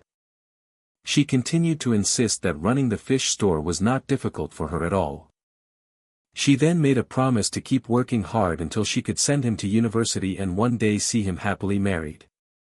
She mused that it was her duty to take care of him until the right woman came into his life. Her eyes filled with an overwhelming sense of love and purpose. She then looked directly at him and told him he was her one and only son. The profound weight of her declaration settled heavily on Young-guk's young shoulders. His mother noticed the tears welling in his eyes and gently asked if he was crying, but he tried to deny it. He stammered that it was just the smoke from the grill getting into his eyes. He attempted to wipe his face, but his emotions were too strong to hide. His mother reached across the table and tenderly cupped his face in her hands. She then moved to his side, kneeling to comfort him as he finally let his tears fall freely. The next morning, the film set buzzed with the chaotic energy of the crew and cast. Soo-young approached Young-guk and pointed out his swollen eyes, jokingly asking if Head had late-night noodles, but he offered no explanation. She urged him to eat well to reduce the swelling, even offering some of her own food, which he gently refused. She placed a small piece of egg from her plate onto his, lamenting the meager portions as they talked about the shoot. Young-guk then turned the conversation to her, showing remarkable empathy by acknowledging how difficult her job of managing the children must be. Soo-young's heart fluttered, touched that he was the only one who seemed to truly understand the pressures she faced. With a genuine smile, she told him how thankful she was for his consideration. She praised him as the most mature child actor she had ever encountered and credited him with saving the entire shoot at Jagalki Market. Young-guk groaned dramatically, saying they now had to create a masterpiece, or He'd be too embarrassed to ever go back there. Soo-young laughed, reassuring him that with his help, she was certain the drama would be a great success. She then changed topics, eagerly asking if he had met Yeonsu, the other child actor, describing her as someone who could make your heart flutter. She went on to explain that Yeonsu was an incredibly famous child actor back in Seoul. Soo-young continued to sing her praises, mentioning that everyone in the film industry raved about her beauty and immense acting talent. Young-guk, however, seemed unimpressed, stating that to him, she just looked like a small kid. On the chaotic film set, a crew member frantically shouted for a camera to be moved out of the frame. The director then called for the lighting to be made slightly brighter, an order which was quickly acknowledged. He instructed his assistant, Ji-young, to go brief the child actress Yeonsu on the day's scene, reminding him of a special detail, while he decided to speak with Young-guk personally. Soo-young, watching nearby, expressed her surprise that the director would handle the briefing himself. The director found Young-guk and confirmed the boy remembered the next scene involved drinking from a water faucet, adding that had been reviewing the script again. Young-guk chuckled, assuring the director that while he appreciated the diligence, he already had the scene committed to memory. The director then playfully quizzed Young-guk for his thoughts on some key pointers for the scene, but the boy wryly replied that he wasn't the director and couldn't possibly know.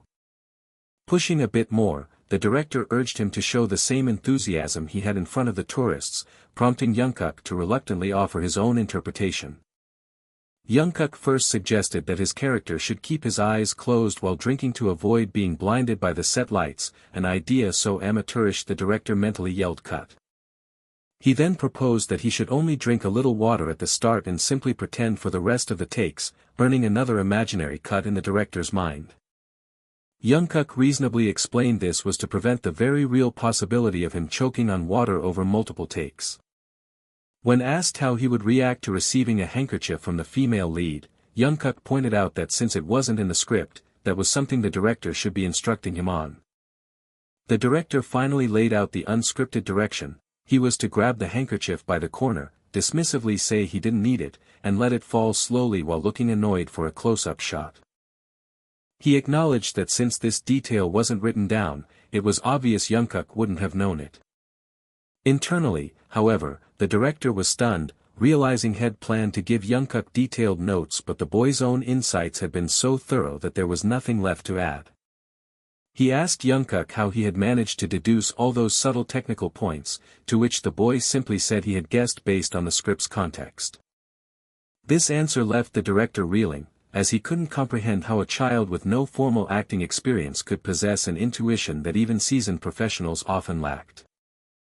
Their conversation was interrupted when a crew member announced that the set was ready, but as they turned to go, Young-guk stopped the director. He earnestly relayed his mother's gratitude for the pork the director had sent, promising to repay the kindness with a great acting performance. As they walked onto the set, the director found himself increasingly captivated by the mysterious young boy, a feeling he found surprisingly pleasant. With a clap of the slate, the filming for scene number 13 officially commenced. The scene was titled, "The Start of a Relationship by the Water Faucets." The camera opened on Young-guk, in character as Hajin, gulping down water from an outdoor faucet as if his life depended on it. A girl's voice gently called out to him, breaking his concentration. The girl, Yeonsu playing Yerin, approached and asked if he was Kim Hajin. He curtly confirmed his identity, prompting her to explain that the homeroom teacher had assigned the student on duty, who the class president said was him, to give her a school tour. Hajin scoffed at the request, rudely telling her to get the class president to do it. He then aggressively demanded to know why she was bothering him instead of eating, sarcastically suggesting she tell the teacher he had choked to death drinking water. From a short distance, Yerin watched him with a look of genuine concern on her face. She stepped forward and gently wiped a stray drop of water from his shoulder, causing him to look back at her in surprise. She offered him a handkerchief, thoughtfully telling him to wipe his mouth before his clothes got wet. In a burst of anger, Hajin slapped her hand away, shouting that he didn't need it and startling her. The pristine white handkerchief with its delicate lace edge fluttered through the air between them. It landed softly on the dusty ground, a stark white against the dirt. Yerin let out a small gasp, her eyes fixed on the sullied handkerchief. She stammered, at a complete loss for words after his harsh rejection. Fidgeting anxiously, she managed to whisper an apology. A deep, frustrated sigh escaped Hajin's lips as he glared down at her. He then mocked her, questioning how someone with such weak wrists could even manage to carry a school bag, before swiftly snatching the handkerchief off the ground. When she quietly explained that a chauffeur drove her to school, he sneered that her pampered life explained why she looked like she'd never seen the sun. With a final act of dismissal, he callously flung the handkerchief back at her and told her to go back to class. As Hajin turned to leave, a loud growl from his stomach suddenly stopped him dead in his tracks. He slowly turned back around, a flicker of embarrassment crossing his face. Yerin's eyes lit up with understanding as a trickle of drool escaped his mouth. She brightened immediately and offered him a chocolate bar, explaining that it was her favorite and she always kept one with her. Hajin stared, dumbfounded by the unexpected offer of food. His eyes widened at the sight of the chocolate and he swallowed hard, his hunger betraying his pride. Despite his obvious desire for it, he started to stammer a refusal, insisting he didn't need anything from her. Yerin's face fell into a deeply sad expression, a feeling visually emphasized by surrounding doodles of crying puppies. Hajin groaned in frustration, unable to bear her crestfallen look. In a single, decisive motion, he snatched the chocolate bar from her outstretched hand. He grumbled for her to lead the way, leaving her momentarily confused by his abrupt change of heart. Scratching the back of his neck, he sighed and clarified his intentions, telling her it was time to go. He begrudgingly agreed to show her around the school, adding that it was better than melting in the sun.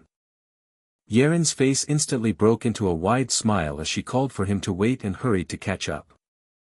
Watching from the monitor, the director felt a surge of satisfaction, thinking they only needed to film the upstairs scene to have a perfect take. His train of thought was broken, however, when he paused the playback, noticing something unexpected. He had spotted that the actress' shoelace had come undone. Instead of frustration, he felt a spark of excitement, realizing it would be a huge waste to cut such a naturally flowing scene. On set, Young-guk, still perfectly in character, clicked his tongue and remarked on how clumsy Yerin was.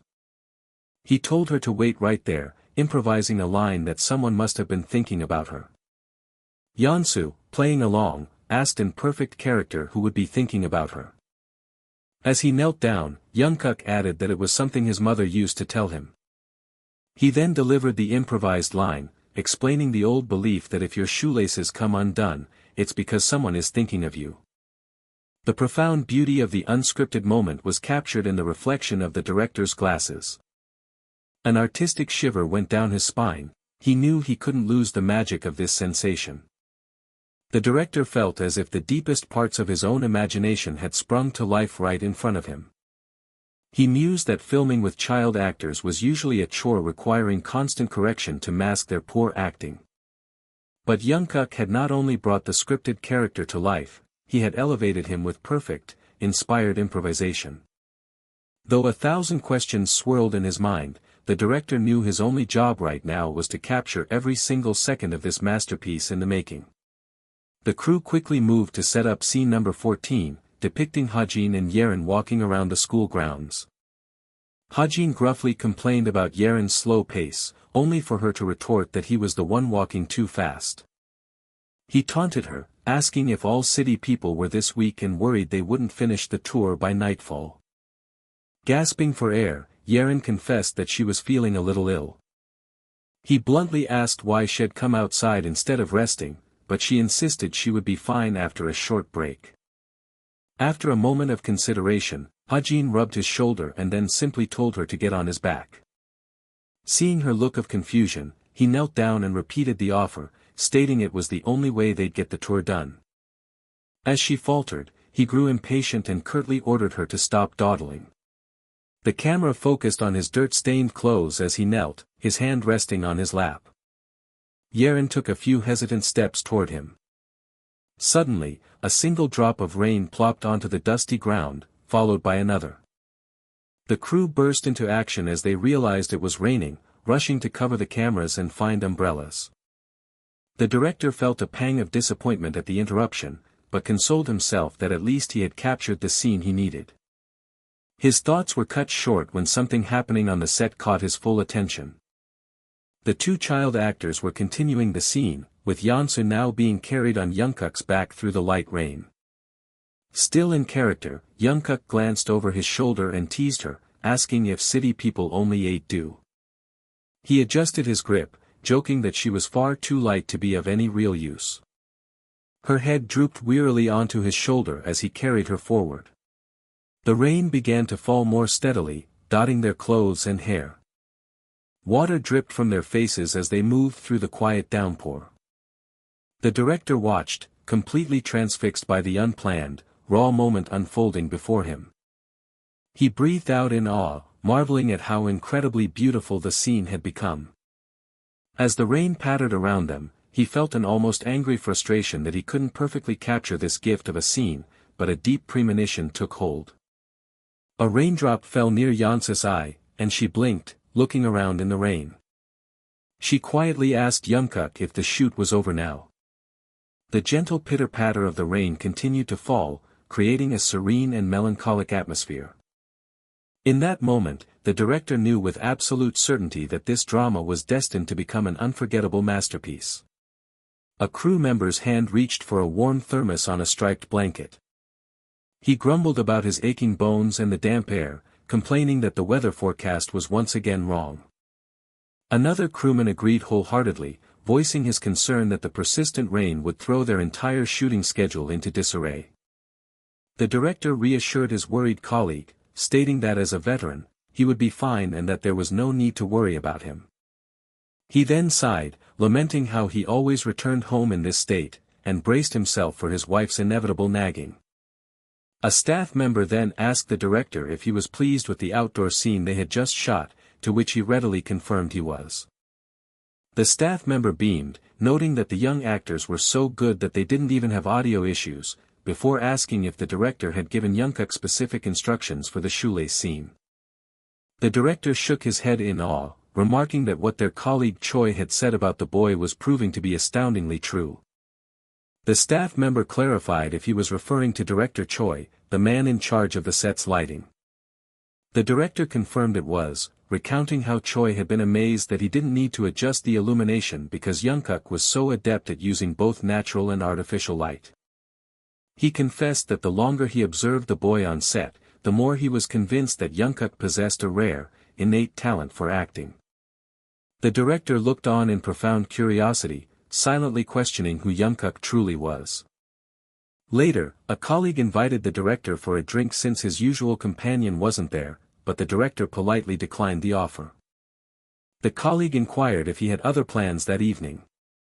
The director explained that he needed to have an important discussion with their screenwriter, who was currently in Seoul.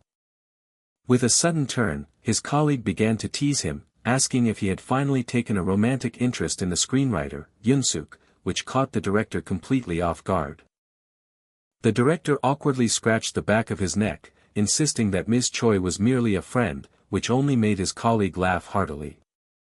He clarified that his only intention was to discuss the script, but his friend called him boring and advised him to learn how to relax. His colleague continued with some friendly advice, cautioning the director that if he remained so on edge during his debut, he would miss out on what was happening around him.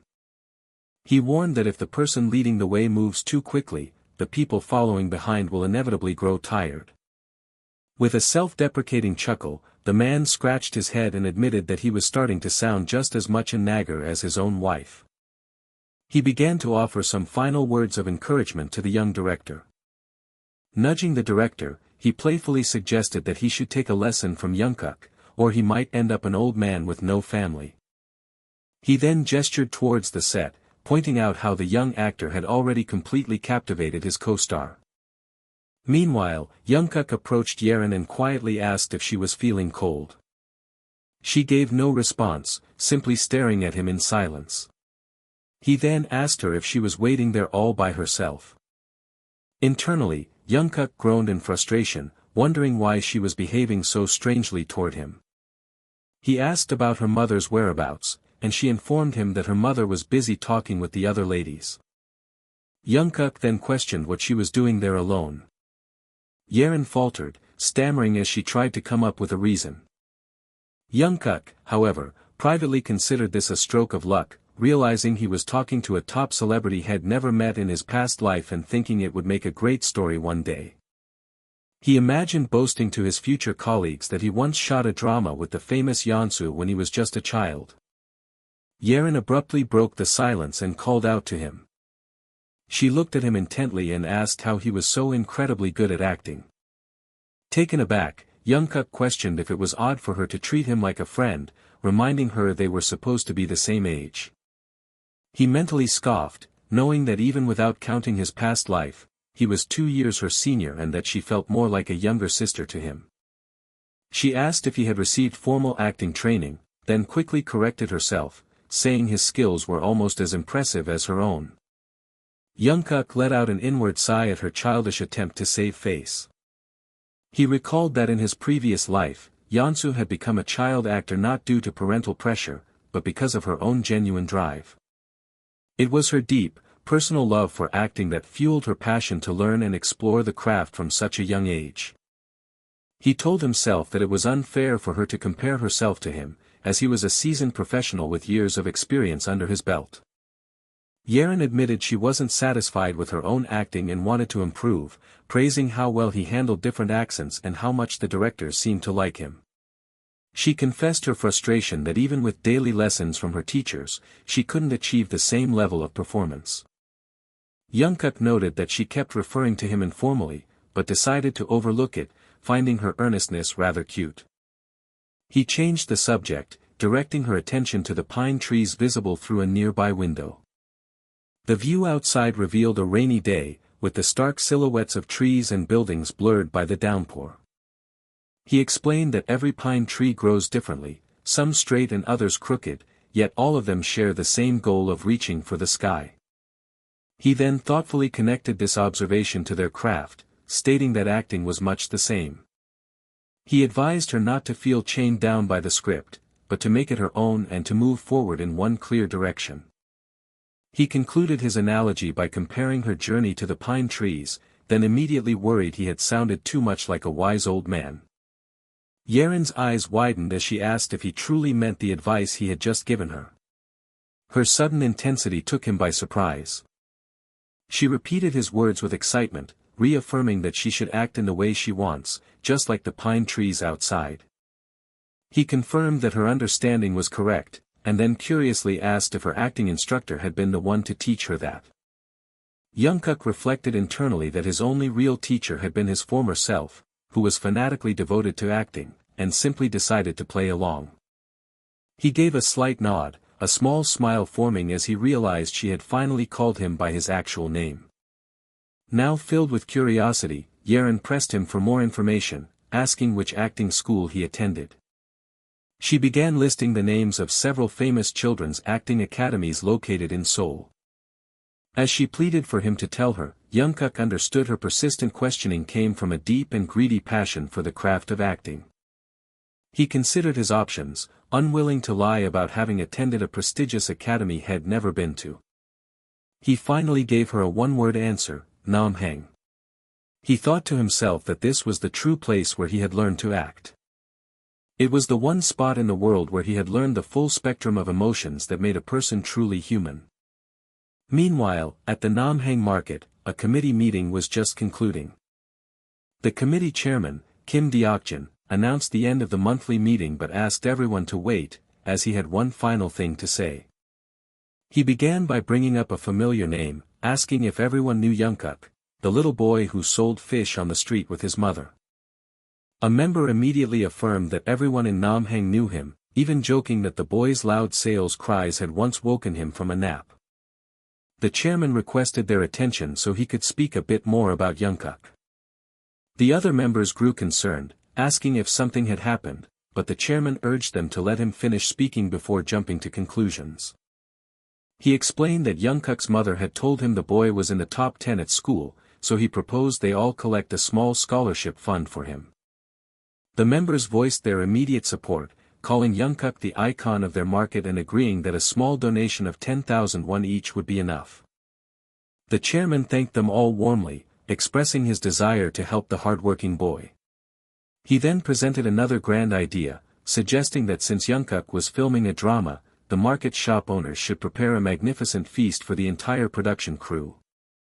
One man teased another that his enthusiasm was only due to a certain actress on the show, but others quickly chimed in their support for the plan to cheer Young-guk on. A more cautious voice raised a concern about interrupting the filming schedule and suggested they should ask for permission first. Another member waved off the worry, declaring that the film crew were people too and would surely make time for dinner, then delegated Mrs. Yang to ask Young-guk's mother. Mrs. Yang eagerly accepted the task, proudly declaring her seniority and close relationship with the boy's mother. She reminisced about her long years at the market, where she had seen many women try and fail at the difficult business of selling fish. But she noted that Young-guk's mother, Lee Hae-suk, was different, having worked diligently without ever giving up. Mrs. Yang recalled how she quickly came to understand the powerful motivation behind the woman's relentless effort. The reason for all her hard work was, and always had been, her beloved son. As a mother herself, Mrs. Yang confessed that she felt a profound empathy for her friend's struggle and devotion.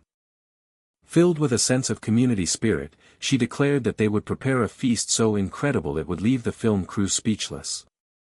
The entire committee erupted in a unanimous and enthusiastic cheer of agreement.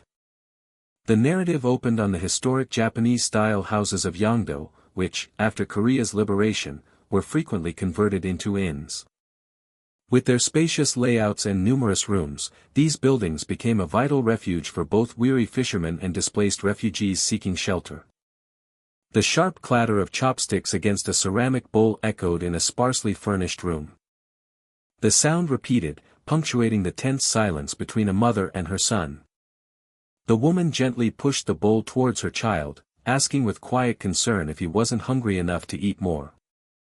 In a sudden burst of anger, the boy slammed his chopsticks down onto the small table. He lashed out at his mother, contemptuously asking if she even considered this slop to be food and complaining that they ate worse than pigs every single day. He continued his outburst, declaring that no sane human would ever consume such a meal. With a voice full of resentment, he proclaimed that their life was no better than that of an animal. His mother could only whisper his name, Ajin, her voice filled with pain.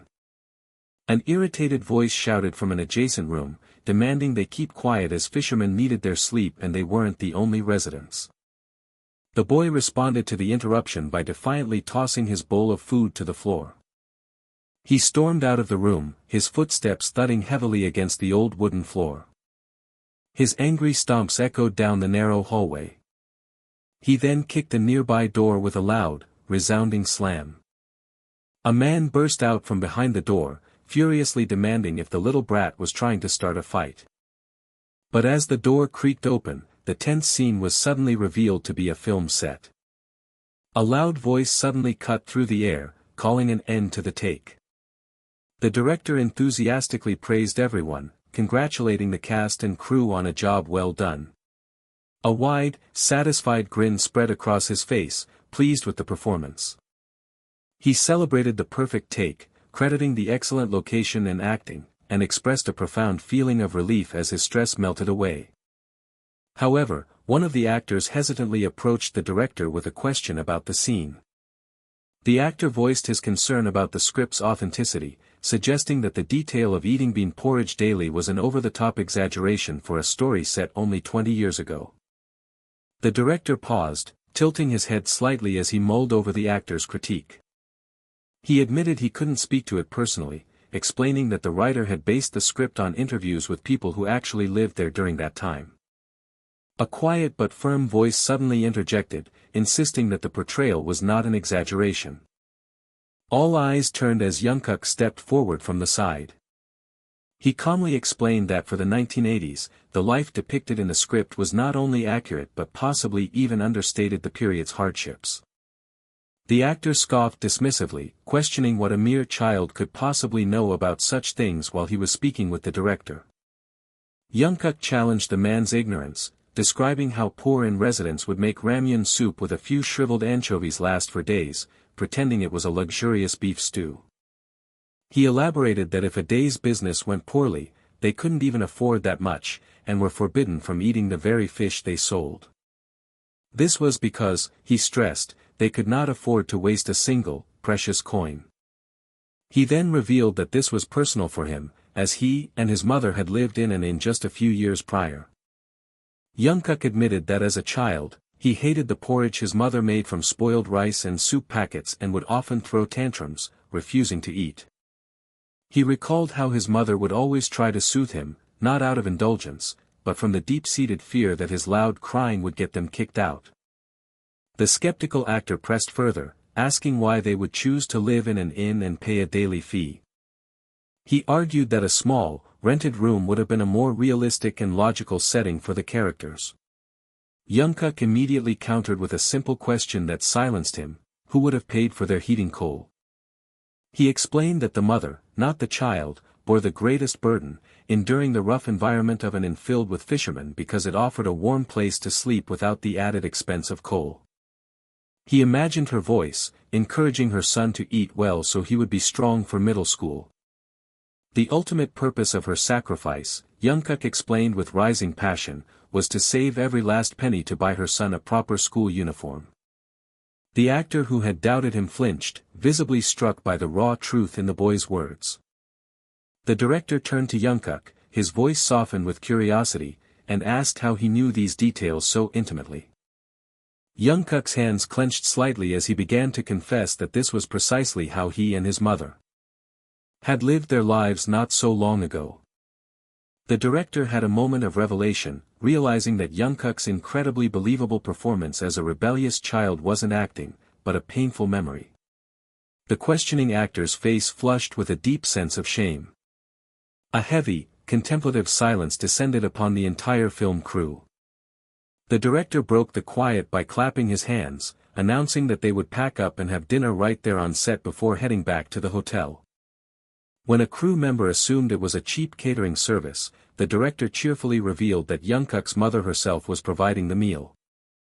Young-guk looked up in utter confusion, questioning what the director could possibly mean. In response, the director simply gave the boy a reassuring wink. As the crew erupted in applause for him, Young-guk's mind raced, wondering how his mother could feed so many people. Nearby, the cheerful clinking of glasses filled the air. The market chairman proudly poured the director a cup of a rare, herb-infused liquor, a personal treasure he had saved. Reminded by a friend not to leave the others out, the chairman magnanimously offered the special drink to all the directors present. Young-guk saw his mother laughing, explaining to a crew member that she had worried about the food until everyone from the market showed up to help her. The crew member looked on with admiration, commenting on how kind the market people were. Young-guk quickly dashed over to his mother, urgently asking for an explanation. Before she could answer, he was enveloped by the bustling, happy crowd of market vendors all calling his name. Mr. Choi explained that they had all come together to repay Young-guk for his help, knowing he would worry if his mother came alone. More familiar and friendly voices from the market community greeted him warmly. Completely overwhelmed, Young-guk stammered out a thank you, his eyes wide with disbelief. One of the older men playfully ruffled his hair, telling him not to think so much and to just focus on eating well so he could grow up healthy and strong. He emphasized that growing up well was all the boy needed to worry about. Young-guk nodded slowly, feeling his heart swell with an unfamiliar sensation. He was being overwhelmed by a wave of affection and community spirit he had never known in his past life. Across the way, a market vendor curiously asked one of the film crew members if Young-guk was really as talented as he seemed. The director passionately confirmed it, while the camera director added that in his long career, he had never seen an actor with such natural talent. Young-guk's mother listened to the praise with a proud smile, remarking how wonderful it was to hear such compliments about her good boy. She continued to boast about how he always rushed to help in the market and how other parents envied his devotion to her. Mr. Choi eagerly agreed, adding that Young-guk's presence had even brought more customers to the market. Another woman declared Young-guk to be Namhang Market's greatest treasure, openly admitting her jealousy of his mother for raising such a fine son. Young-guk shyly tried to deflect the compliments as they were showered upon him. He watched his mother from a distance, seeing the pure joy on her face as she soaked in the praise for him. His mother chatted animatedly at a table, her smile a mixture of awkwardness and undeniable happiness. But amidst the celebration, an unsettling anxiety crept into Young-guk's thoughts. He began to question if he was truly worthy of all the love and support they were so freely giving him. The cheerful noise of the party continued as someone offered around June's salted shrimp and called for a toast. As Young-guk was lost in his dark thoughts, a man called out to him, asking what he was doing standing alone. The man insisted that Young-guk, as the guest of honor, should be the one to lead the toast. A worried expression flashed across the boy's flushed face as he looked toward the boisterous group. With a clink of glasses, the entire party raised a toast in honor of Namhang. One of the merchants joyfully ruffled Young-guk's hair, calling him their pride, prompting a laughing protest from the boy. In that moment of cheerful chaos, he felt a firm hand grasp his arm. The grip tightened with a gentle but firm squeeze, drawing his full attention. It was his mother, her eyes shining with pride, telling him how amazing he was and that this time. He made a silent, solemn vow to himself to protect these newfound, precious bonds at all costs. On a desk, a phone was set down with a sharp, definitive clack. A heavy sigh of contemplation escaped Director Yu's lips. Lost in thought, he wondered what his next course of action should be. In another time, he had excitedly told Ms. Choi that the young actor, Young-guk, was performing even better than he had ever imagined. Ms. Choi, recalling the conversation, had wondered what could get the famously meticulous director so excited, realizing that Young-guk's talent was undeniably real. Director Yu had explained that while Young-guk embodied the character of Hajin perfectly in the audition, his performance on the actual set was proving to be even more impressive. He then made the shocking proposal to give the most emotionally demanding scene in the third episode to Young-guk, which left Ms. Choi utterly astonished. Catching herself in public, she had argued that the scene was difficult even for seasoned adults and that relying on a child actor for it was an immense risk. The director had simply asked for her trust, leaving the final decision to her and arranging for a video of Young-guk's performance to be delivered the next day. Back in the present, Ms. Choi decided to watch it, thinking she had nothing to lose by seeing the footage for herself. The distinct sound of a cassette being played filled the quiet room as the video began. On the screen, Young-guk's character passionately defied his mother, declaring he would rather die than follow in her footsteps selling fish. He then desperately questioned her silence, asking if she was ashamed of him and why she hadn't just abandoned him if that were the case. In a final, desperate outburst, the boy screamed that he didn't want any of the rotten things she offered. Ms. Choi watched in stunned silence as the character threw fish at his mother, a powerful improvisation that wasn't in the script and was unlike the director's style. She knew Director Yu was a calculative man who never deviated from his plans, leading her to the incredible conclusion that the raw, emotional act came purely from Young-guk himself. Her mind then flashed back to something Young-guk had mentioned before, a saying he had learned from his mother.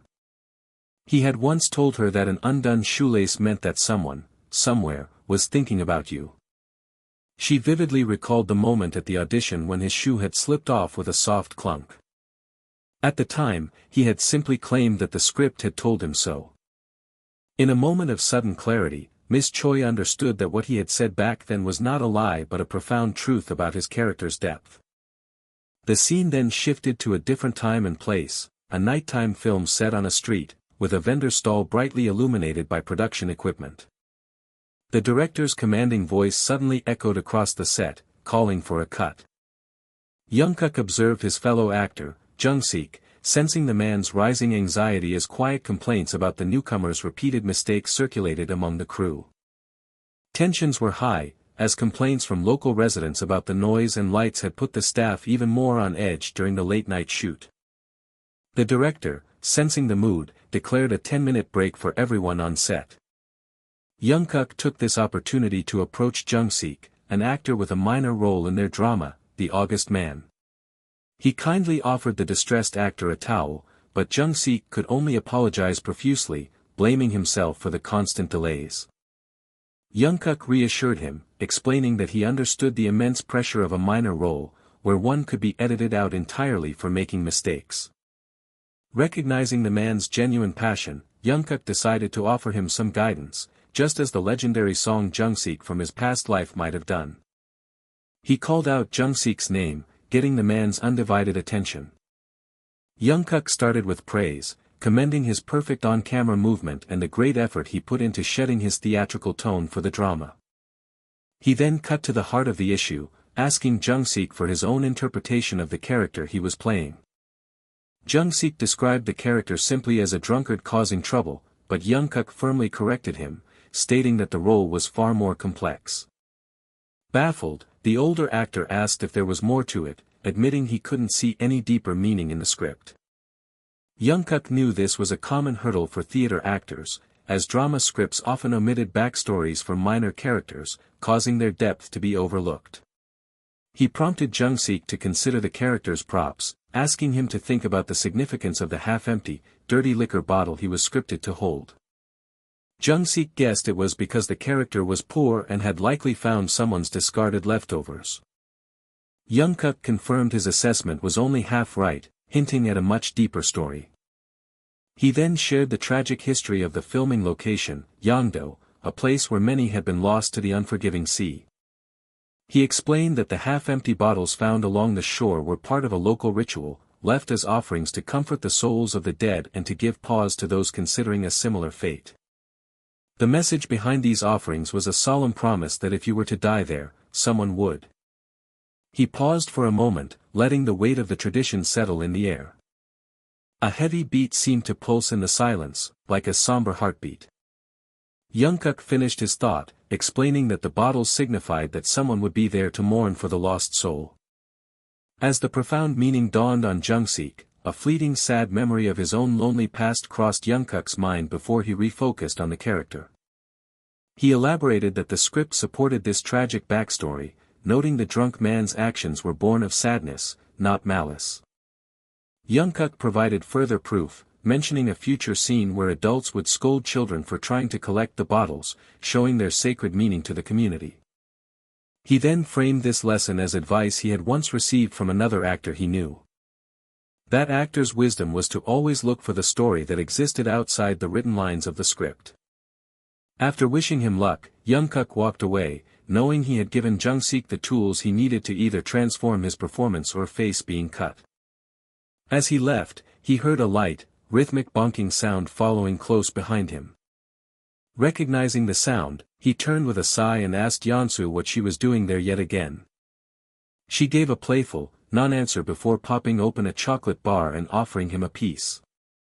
Though he once disliked sweets, Young-guk found his tastes had changed and gratefully accepted her offer.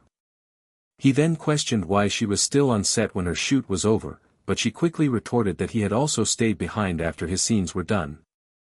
With a firm squeeze of his arm, she accused him of lying about the Namhang Acting Academy he had mentioned before. He deflected her accusation with a question, which she shyly denied, claiming she just thought it would be fun to go to the same school as him. When Yeonsu suddenly sneezed, Young-guk warned her she would get sick in the cold, but she stubbornly insisted she could stay longer. She watched in slight surprise as he moved toward her. He gently draped his jacket over her shoulders, brushing off her concerns about him being cold by claiming he felt warm. Young-guk then explained that he was staying to study the director's methods, generously adding that he wouldn't chase away someone else who was there to learn with him. She asked how he knew she was there to learn, and he replied that her genuine passion for acting was impossible to miss. Yeonsu quietly mumbled that his assumption wasn't the only reason she was there. He asked her to repeat what she had just said, but she quickly brushed it off, insisting it was nothing important. The quiet murmur of the film crew filled the set as they prepared for the next shot. A wave of spontaneous applause erupted from the crew as the scene concluded. The director finally yelled cut, allowing a collective sigh of relief to wash over the set. Crew members swarmed Jung-sik, showering him with praise for his magnificent performance. Overwhelmed with joy, Jung-sik rushed to Young-guk, whispering excitedly that he had finally done it. Others on set looked on in astonishment, remarking how he had transformed into a completely different person after the break. Another crew member quietly agreed, still processing the actor's incredible turnaround. The director's voice suddenly cut through the chatter, calling for Mr. Song and causing Jung-sik to flinch in alarm. A torrent of panicked thoughts flooded Jung-sik's mind as he wondered how the director even knew his name and feared he was about to be fired. He hurried over to the director, nervously asking if there was a problem, but was assured that everything was fine. The director noted the dramatic change in his acting, asking if he had some sort of epiphany during the break. He then jokingly questioned if Jung-sik had been intentionally acting poorly to mess with him, an accusation the flustered actor vehemently denied. The director smiled, clarifying he was only joking and expressed a genuine curiosity about his brilliant performance. Jung-sik hesitated for a moment, gathering his thoughts before attempting to explain the sudden shift. His gaze drifted toward Young-guk as he considered the young boy who had changed everything. Unbeknownst to him, the director was also looking at the child actor, admitting to himself that Young-guk was far more outstanding than he had ever imagined. The director reflected on how Young-guk's deep analysis of the character revealed an incredible depth of experience, one that even surpassed his own study of the minor roles. He concluded that Young-guk's talent wasn't a recent development but the result of accumulated experience finally bearing fruit. Finally finding his voice, Jung-sik began to explain the truth behind his transformation. He humbly admitted that it was Young-guk's invaluable advice that had helped him so profoundly. He confessed that after leaving his theater troupe, he had wrongly assumed that simply knowing his lines and the camera work would be sufficient for screen acting. Jung-sik described the immense sense of being lost he felt right before Young-guk had approached him. He recounted how the young actor had started their conversation by simply asking for his own thoughts on the character. The subsequent analysis Young-guk provided, he explained, was so insightful it had sent shivers down his spine. He revealed that this was the moment he realized his character was not just a simple drunkard but a complex individual with his own life and story. The director listened in silent awe, pondering if Young-guk possessed this same level of understanding for every single character in the script. He marveled internally at the sheer, unbelievable breadth of Young-guk's knowledge of the entire world surrounding the story. Meanwhile, in the makeup room, a hand urgently gripped the arm of actress Park Soo-young. A staff member pleaded with her to eat a sandwich, but Soo-young refused, insisting she had to maintain her character's feeling of frailty for the day's critical shoot. She gave her makeup artist precise instructions, asking for softer shadows under her eyes for now but requesting a photo so they could be made even darker in the future. Soo-young mused that while she had perfected the physical look of a dying woman, she was still struggling to connect with the character's emotions, finding the transition from stage to screen challenging. She knew she needed deeper immersion, her thoughts turning to someone she had recently witnessed who achieved that state perfectly. That perfect example was, of course, Jang Young-guk. She acknowledged that although he was a rude kid off camera, his immense talent was undeniable, as he completely became the character Hajin the moment filming began. Just as her makeup artist returned, Soo-young excused herself, stating she needed to make a quick phone call. On the phone, she urgently told her agent, Mr. Kim, to come to the set, but he immediately assumed it was about a commercial deal she had lost to another actress. As he rattled off excuses, Soo-young cut him short, clarifying that she hadn't called about the commercial, which only made him worry that she had started another fight on set. He patronizingly reminded her of a director's authority, causing her to fire back, asking if he truly thought she was some kind of brawler who picked fights every day. She finally stated her real reason for calling, telling him there was an actor she wanted him to meet, though he sighed, assuming it was just some minor talent. Soo-young confirmed his suspicion and again demanded he come, but he brushed her off, claiming he was too busy and suggesting his assistant could just hand over a business card. The agent callously reasoned that a minor actor should have no problem traveling to Seoul to see him, a suggestion that made Soo-young's blood boil. Losing all patience, she ordered him to stop complaining and get to the set before filming was over, her tone leaving him utterly speechless. She slammed her phone down in frustration, muttering about how she was trying to hand him a golden opportunity on a silver platter. Leaning against the wall, she reaffirmed her trust in Mr. Kim's ability to nurture talent, but a seed of doubt remained whether he could recognize a true jewel like Young-guk. Her thoughts were interrupted by Young-guk himself, who appeared beside her wiping his face and bluntly asking why she kept following him. Yeon-soo insisted she wasn't following him, claiming she was merely curious, which led him to ask what she had thought he was up to. Young-guk thought to himself that while it was nice having her around like a younger sister, her current clingy behavior was so unlike the top actress he remembered from his past life. Blushing furiously, Yeon-soo stammered that her actions were all part of her acting process. She explained she was trying to become her character Yeren, following his advice to remain singularly focused on her goal. Yeon-soo then pointed out that her character was in love with his, as Young-guk internally sighed, realizing she had taken his advice a bit too literally. He grew weary of the adults, including Yeon-soo's own mother, who kept fawning over them and calling them a cute couple. He changed the subject by asking if she was hungry, and even though she had already eaten, he insisted he had brought something for her. Pulling out some potatoes, he chided her gently, saying a growing kid couldn't act well on an empty stomach. Yeon-soo started to point out their minimal age difference but was instantly silenced by the delicious taste of the potato, eliciting a satisfied smile from Young-guk.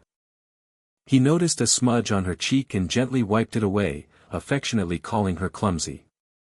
A deep blush spread across Yeon-soo's face as she let out a small, flustered gasp. Young-guk quickly justified the tender gesture to himself, reasoning it was exactly how his character, Hajin, would have acted in that moment.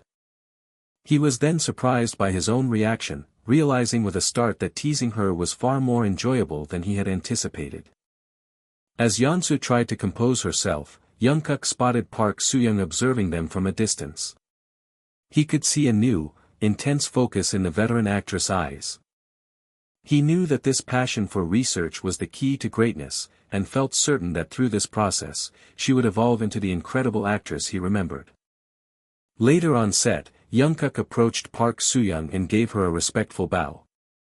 He reflected on another change he had noticed lately, which was that she no longer treated him with her previous coldness. Her surprisingly warm demeanor during the shoot at the Japanese-style house had been particularly unexpected. During a dinner party hosted on set, a slightly unsteady Soo-young loudly admired a pot of porridge and asked who had made it. Young-guk's mother proudly stepped forward, taking credit and asking the actress to wait while she served her. His mother gave Soo-young a generous helping, correctly identifying her as the actress playing Hajin's mother. She then warmly asked Soo-young to enjoy the meal and to please look after her son, Young-guk. Soo-young was taken aback for a moment upon realizing she was speaking to Young-guk's mother. After a brief, thoughtful pause, she simply replied that she would. When his mother asked how she liked the food, Soo-young replied with genuine enthusiasm that the porridge was absolutely delicious. She took another spoonful, confirming how good it was before curiously asking what was in it. Young-guk's mother beamed, cheerfully revealing that the porridge was made from frogs, an old remedy for summer fatigue. The actress froze, the word frogs echoing in her mind as her smile faltered.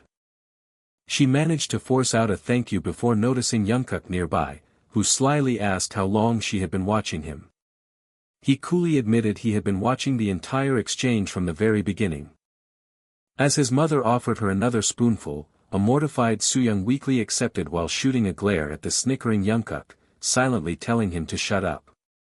Young-guk recalled the moment with amusement, noting that he was truly grateful she ate every last drop, which made him realize she wasn't so bad after all.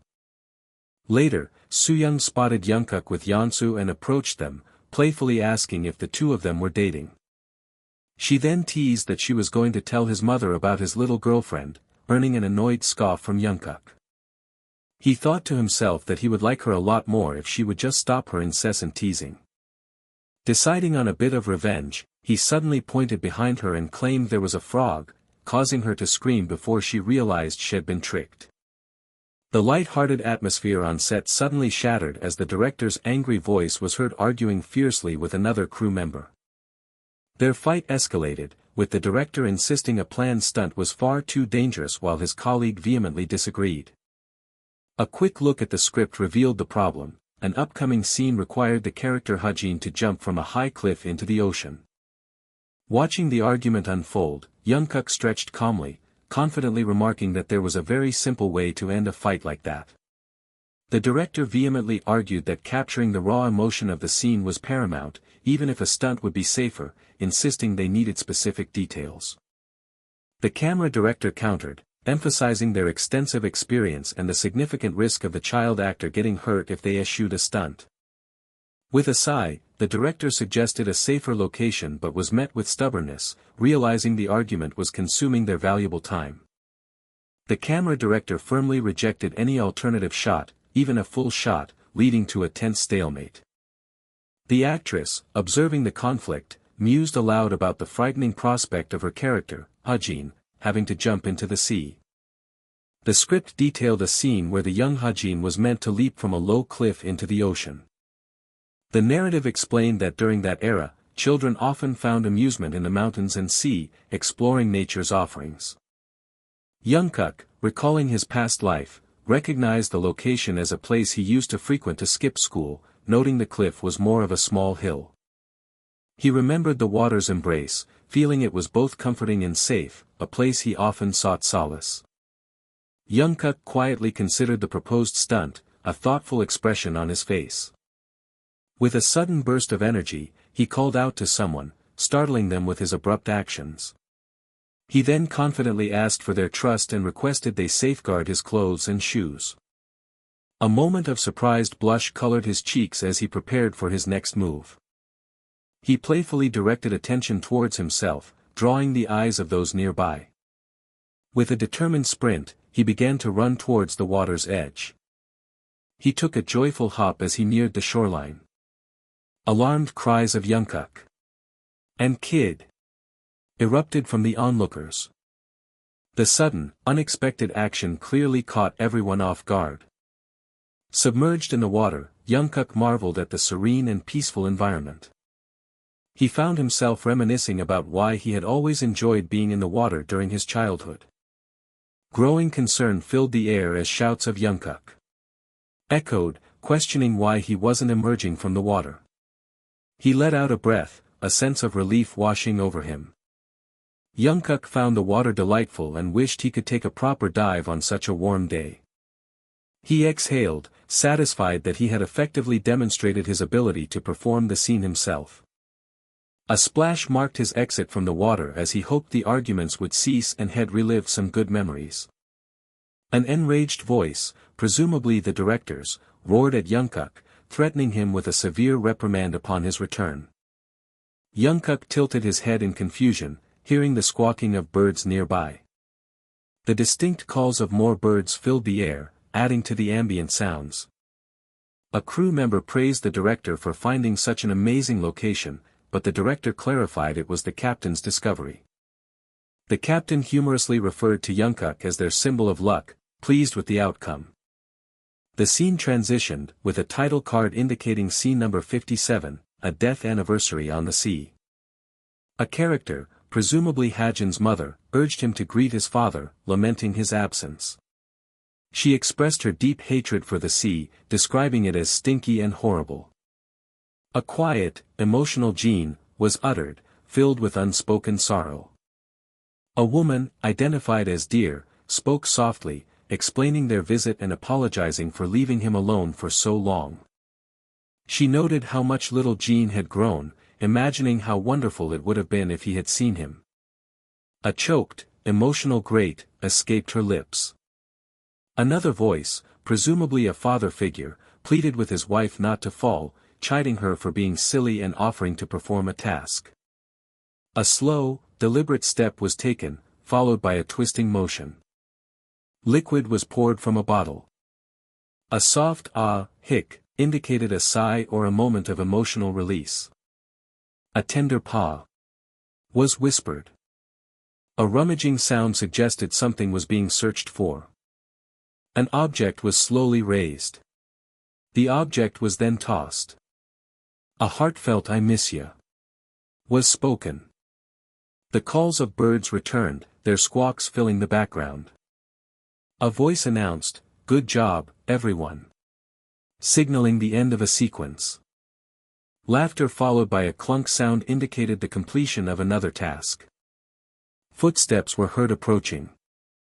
More footsteps indicated someone moving closer. A startled "Oh!" signaled surprise. The captain greeted Young-guk enthusiastically, asking if he was happy to see him and humorously noting the changed boat name. Young-guk confirmed the captain's identity, explaining he was his father's former fishing partner. The captain playfully squirmed, claiming Young-guk's greeting tickled him and explaining the difficulty in recognizing him due to the boat's name change. Young-guk reflected that he had never met the captain in his past life, musing on the strange workings of fate. The captain questioned why Young-guk wasn't fishing and instead ferrying people, asking if he had overslept. The captain explained he took the job when he heard people from the city were looking for a boat and mentioned Young-guk's name, also admitting the pay was better than fishing. Young-guk admitted the captain knew him too well and offered a gift of butterfish, suggesting the city folk enjoy fresh fish. Young-guk offered to showcase his fish-cutting skills, noting the captain's injured finger and superior abilities compared to his mother. The captain agreed to wait while Young-guk demonstrated his prowess, noting that he still had a fondness for sashimi. A soft snicker could be heard, implying amusement. The captain, noticing Young-guk's reaction, asked what he was laughing at and if he needed something. Young-guk, with a hint of emotion, confessed that he had simply missed the captain. The captain proudly announced the butterfish sashimi was ready, presenting it with a flourish. Young-guk questioned his mother's dislike for sashimi, noting its low calorie count and the lack of drinks. The captain was about to partake in the sashimi when a pop sound was heard. The captain savored the incredibly fresh sashimi, remarking on its quality and suggesting it could be eaten with a spoon. A bowl of instant noodles sat on a table, accompanied by chopsticks, ready for consumption. Feeling full, Young-guk expressed a craving for soju. The captain affirmed his long-standing acquaintance with Young-guk, stating his reputation in Namhang. The captain admitted to feeling guilty whenever he saw Young-guk, which was why he had stayed away.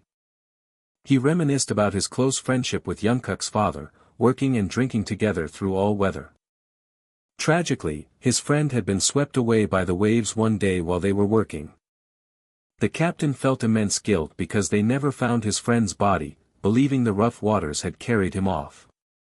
He confessed he couldn't face Young-guk for years but was touched when Young-guk said he missed him, acknowledging his maturity.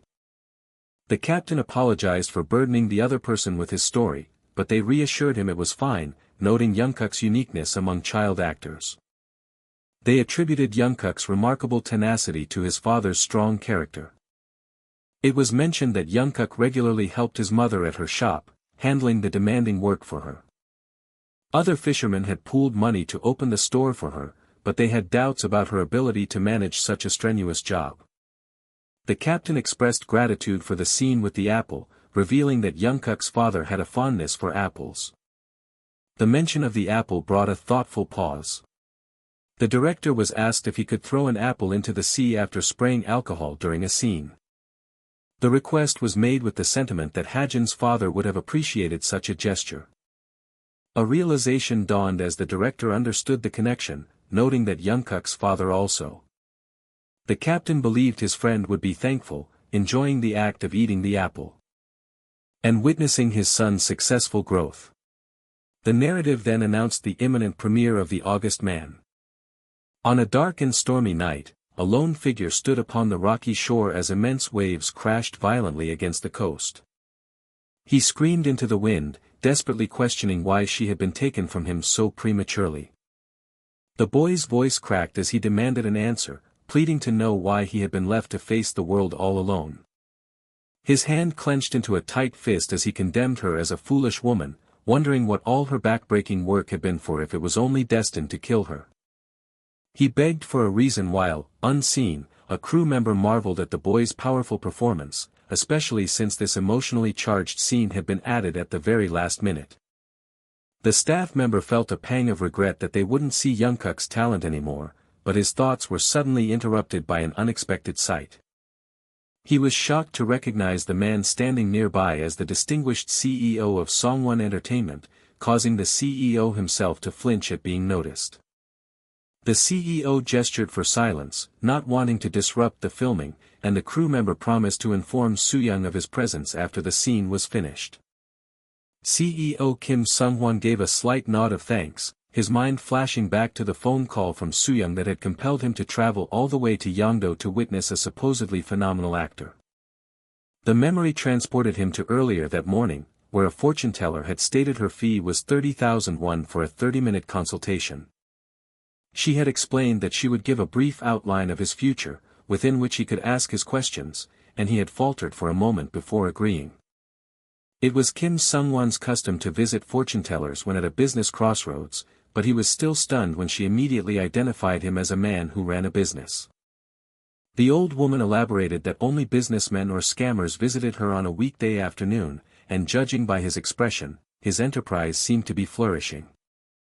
Sung-won was inwardly astounded by her perception, knowing his entertainment business was entirely dependent on the value of the people, the actors and celebrities, within his agency.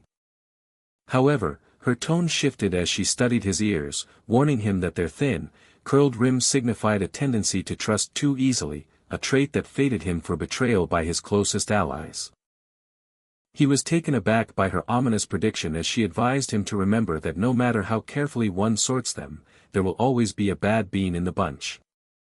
She then correctly deduced he was on his way to meet someone, which prompted him to anxiously ask if this meeting would come to fruition. The fortune teller assured him he would meet this person, calling him a savior, and Sung-won's mind immediately raced with the possibility of recruiting this savior for his company. Following his question, the fortune teller simply stared back at him, offering no immediate response.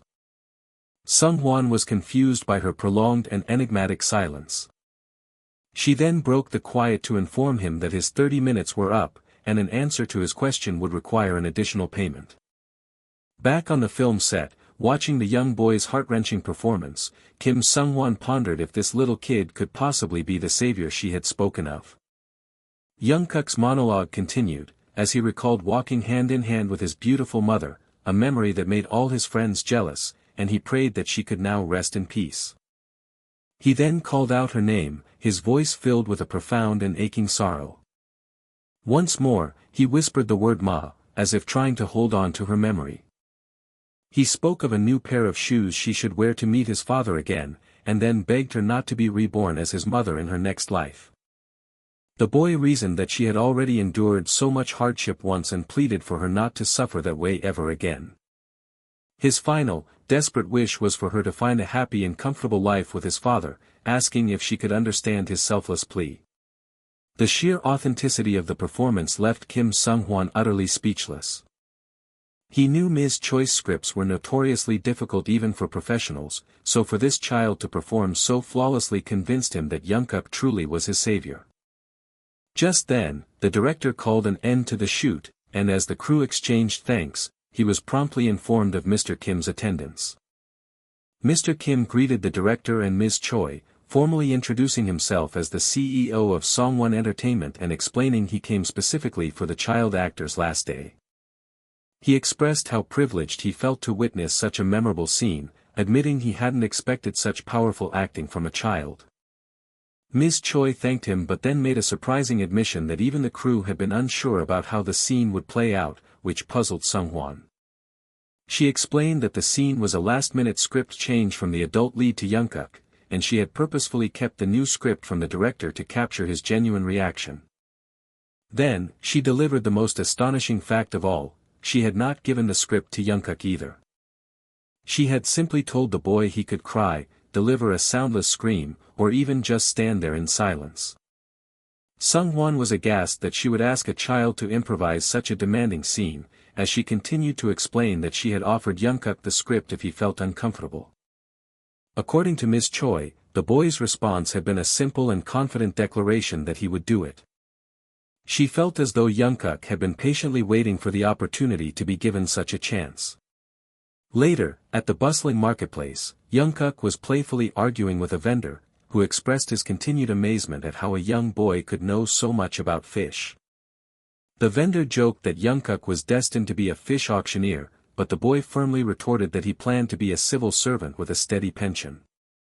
As the vendor wished him well and thanked him for a coffee, Young-guk's sharp eyes noticed something on the ground nearby.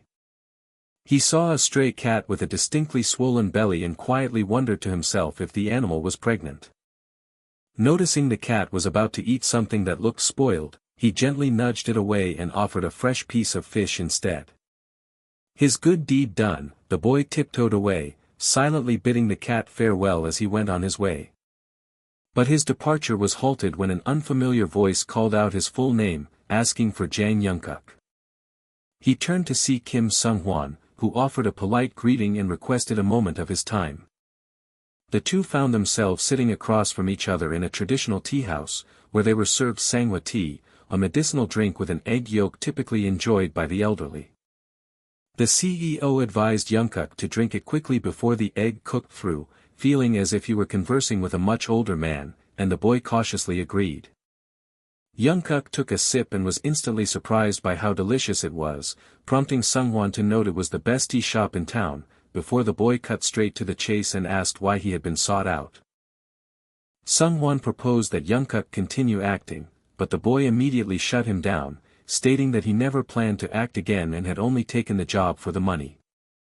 The CEO found this difficult to accept, insisting that the performance he witnessed was far too profound to be motivated by money alone.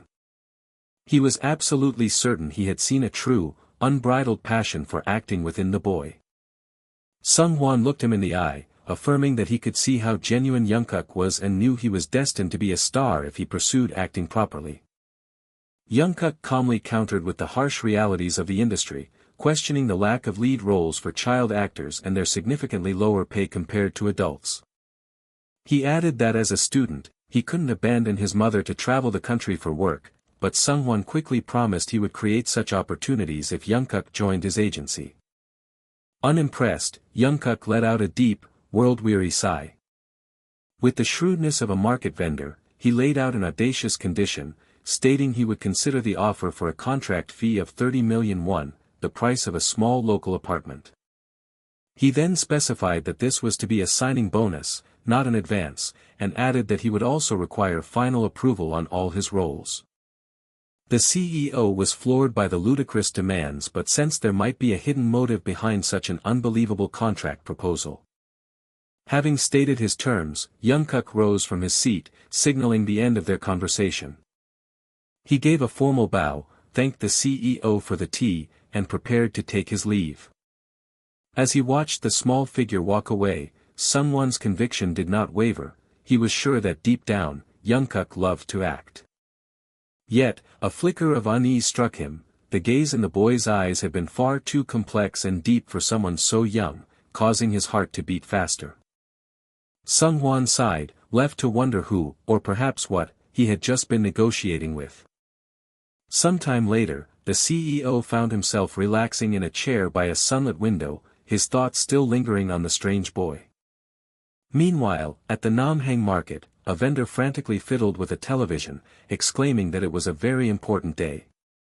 Amidst the excited chatter under a banner for the market committee, Young-guk arrived, announcing his presence to the gathering.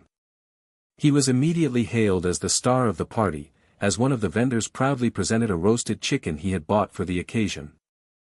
Another man from the grocery store declared that the soju was his contribution, greeting Young-guk as he joined the small crowd.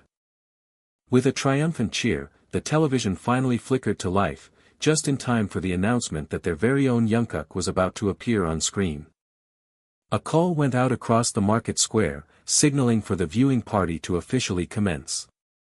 As he waited, Young-guk reflected that the drama had given him good memories and felt at peace with this being his final acting role, satisfied with his work.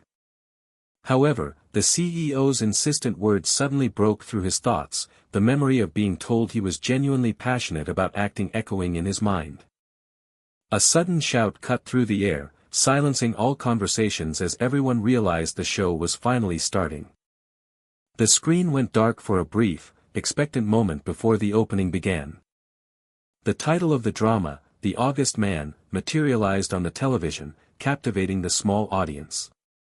But as he stared at the screen, Young-guk made a silent, steely resolve that Mr. Kim would never understand his true feelings, vowing that he would not allow the past to repeat itself this time, no matter what.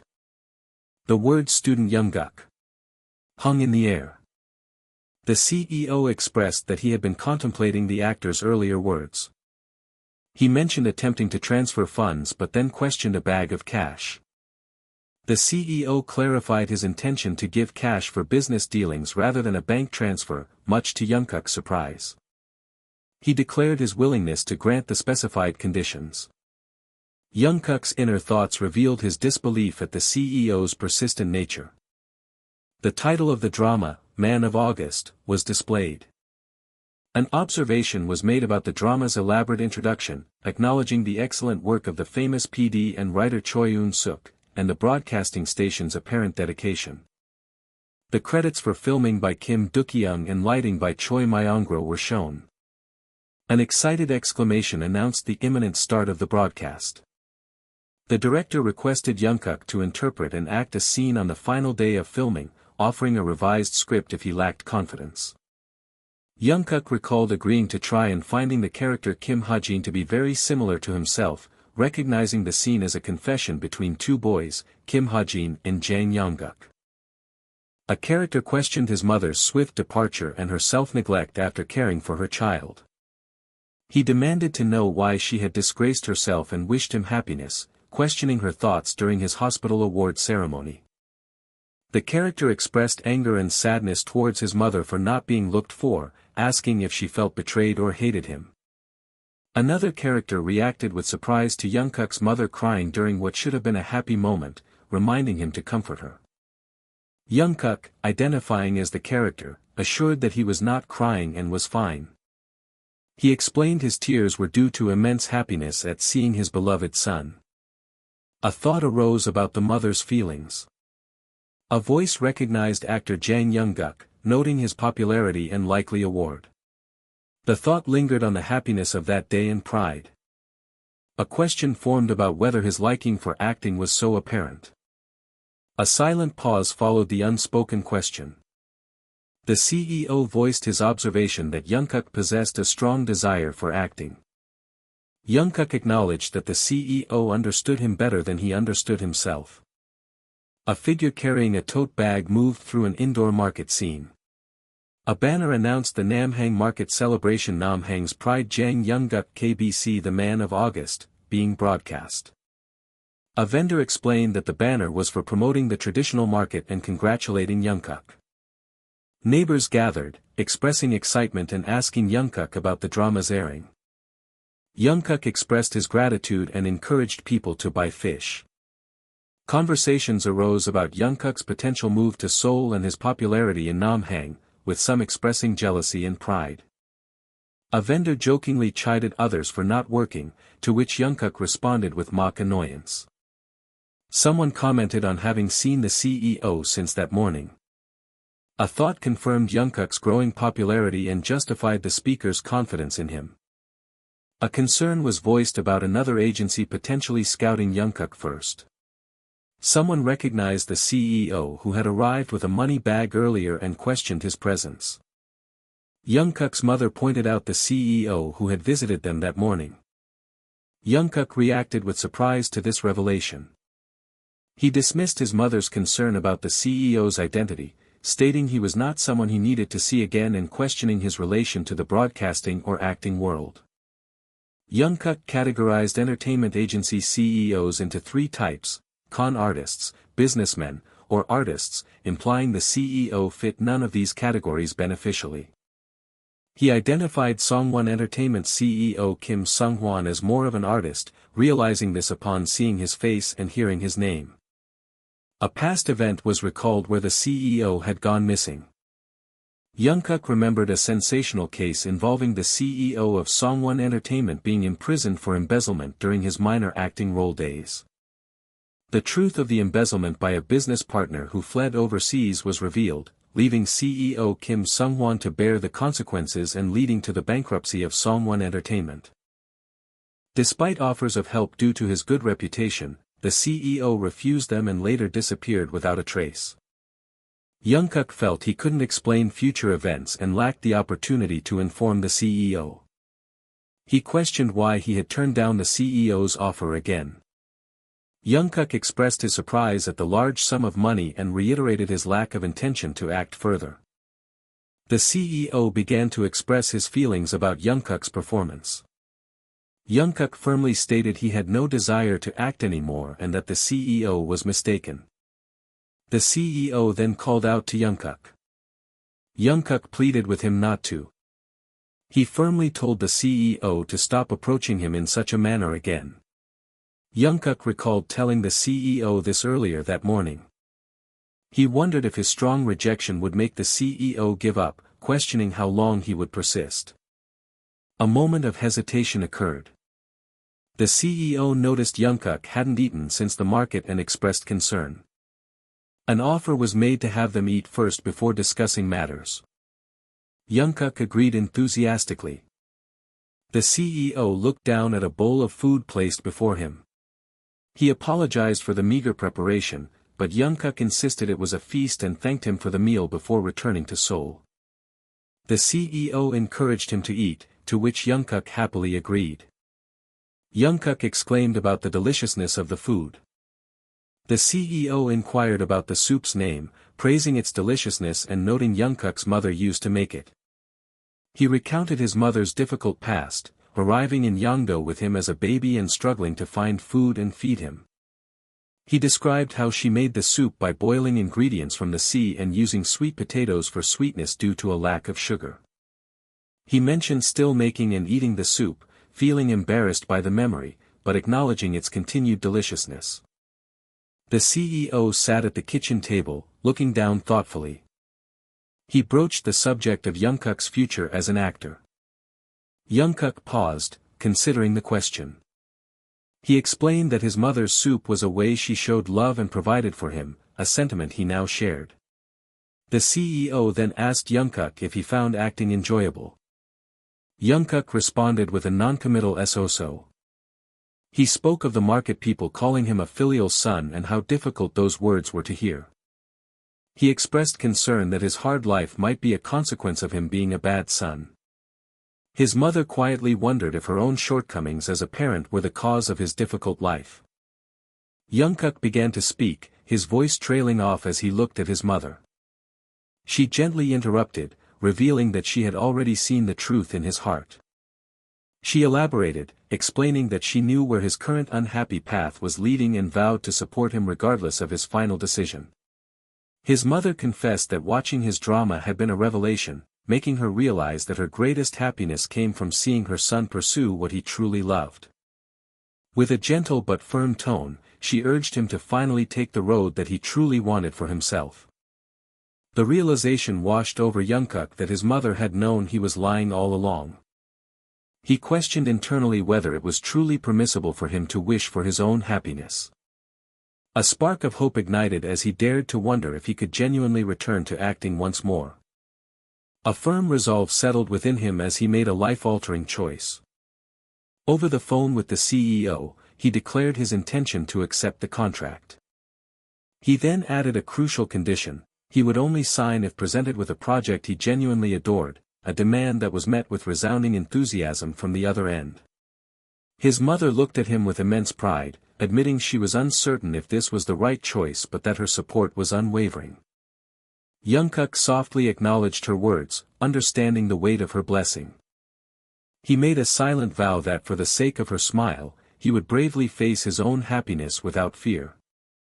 The story then flashed back to a time when Jang Young-guk was filming his last drama scene, where a bright but slightly irritated 13-year-old Yeonsu made an appearance. In character as a market boy, Young-guk enthusiastically beckoned to her, praising the deliciousness of his fish to entice her over. His real mother, working at the stall, recognized the young actress from the drama and expressed her surprise. Yeonsu broke character and warmly greeted Young-guk, calling him Appa. His mother apologized for her messy hands, but Yeonsu cheerfully brushed it off and asked Young-guk if he knew she had already finished all her scenes. He confirmed that the director had told him and then questioned why she hadn't visited the set for his last day, mentioning his own imminent departure for another filming location. Yeonsu matter-of-factly stated she was too busy helping her mother sell fish, as the pomfret were in season. Young-guk pleaded softly, suggesting that since her own final shoot was also approaching, she could rest for the day and spend time with him instead. A heavy silence hung in the air between the two young actors. The moment was broken when Yeonsu's mother skillfully engaged a new customer, promoting the day's catch with practiced ease. A flustered Yeonsu stood frozen at the market stall, caught between her duty and her friend. With sudden finality, Yeonsu announced she was leaving, prompting an apology from her mother as she rushed off. Young-guk simply told them it was all right and that they should go on ahead. He watched her depart with a pang of regret, wishing he had paid her more attention, just as a familiar voice from behind called out his name. The scene shifted to his school, where classmates excitedly recognized him from the drama and eagerly asked for spoilers. He skillfully deflected their questions by telling them to watch the show, all while fielding greetings from other curious students. Whispers filled the hallway as students buzzed about the fact that he had acknowledged them, marveling at his apparent popularity with the girls. He internally confessed his own surprise at the attention, as another student praised the drama's success and mentioned rumors of an extended broadcast. Later in class, the teacher proudly announced that Jang Young-guk had achieved the third highest score in the entire school. Surrounded by murmurs of admiration, he reflected that while this newfound popularity was a novel experience, it threatened to become overwhelming during breaks. His thoughts were cut short when the teacher summoned him to the director of grades' office, granting him a perfect escape from his classmates. Inside the office, the director gestured for him to bring a chair and sit down.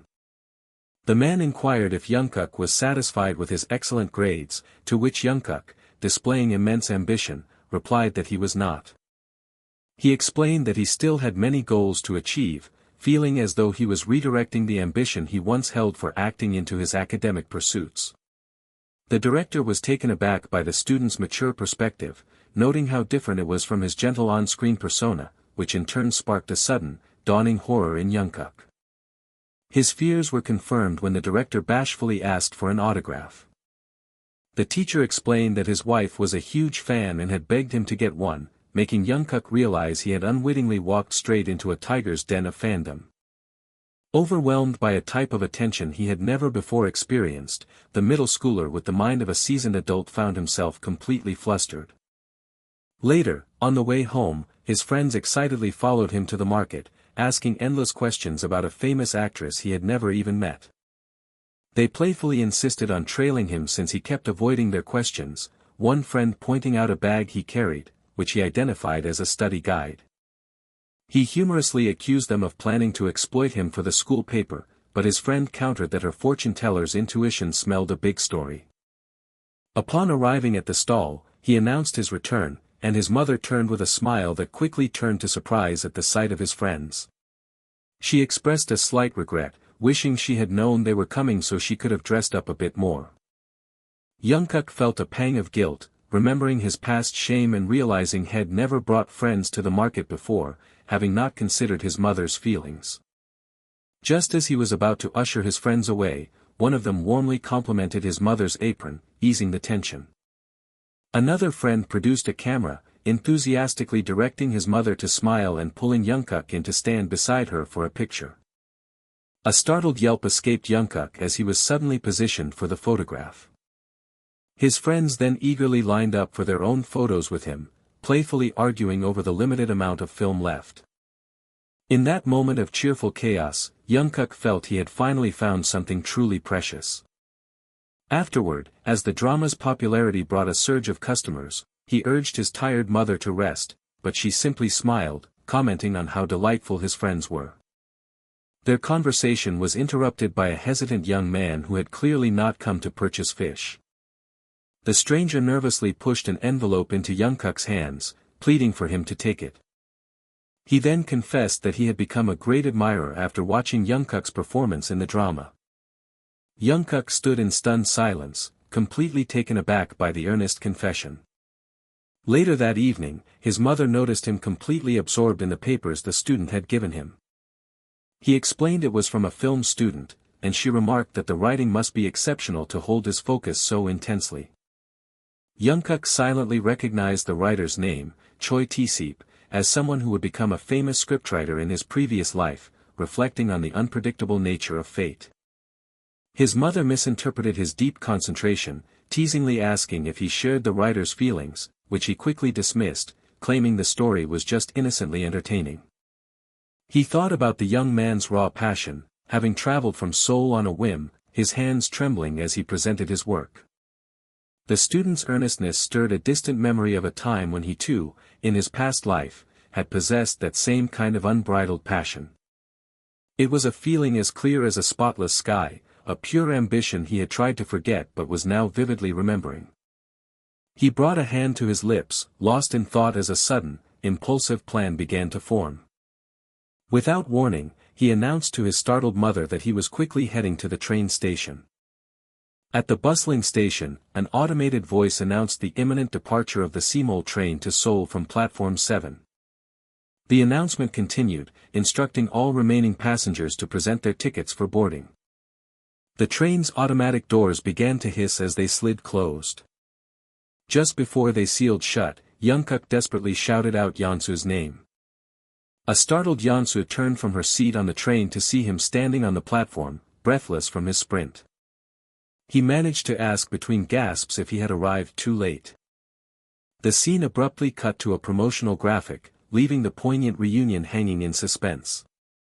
An automated announcement echoed through Busan Station, heralding the 7:45 p.m. Simol train bound for Seoul as it pulled into Platform 7. A soft sound of realization escaped Yeonsu's lips as a memory came flooding back. In that recollection, she had glanced down to find that her shoelaces were untied. She remembered confidently telling Young-guk to watch her closely as she prepared to act like a stoic pine tree. He had then gently teased her about being nervous and offered her water, just before she was struck by a sudden case of hiccups. A wave of panic had washed over her as she realized filming was about to start and her hiccups showed no sign of stopping. To calm her down, Young-guk had gently instructed her to close her eyes and continue sipping the water. He had guided her through a visualization of the four seasons, from the blooming cherry blossoms of spring to the white snow of winter. Afterward, he had asked if she felt more relaxed, and she marveled at his seemingly magical technique that finally allowed her to act properly. A faint, wistful smile touched her lips as the memory faded. Her reverie was suddenly broken when Young-guk shouted her name from the platform. He pointed out her clumsiness with a gentle tease, noting how she still couldn't manage to tie her own shoelaces. Startled to see him, she looked up and asked what he was doing there. He explained that she had simply come to his mind, especially after she had spoken with such finality, as if they would never see each other again. He added that she had also sounded as though she was quitting acting, admitting that he didn't possess the same kind of courage she did. Yeonsu confessed that even at that moment, she was still uncertain if she could bring herself to act again. He abruptly told her to close her eyes, his sudden command catching her completely off guard. He urged her again, insisting that she close her eyes and use her imagination.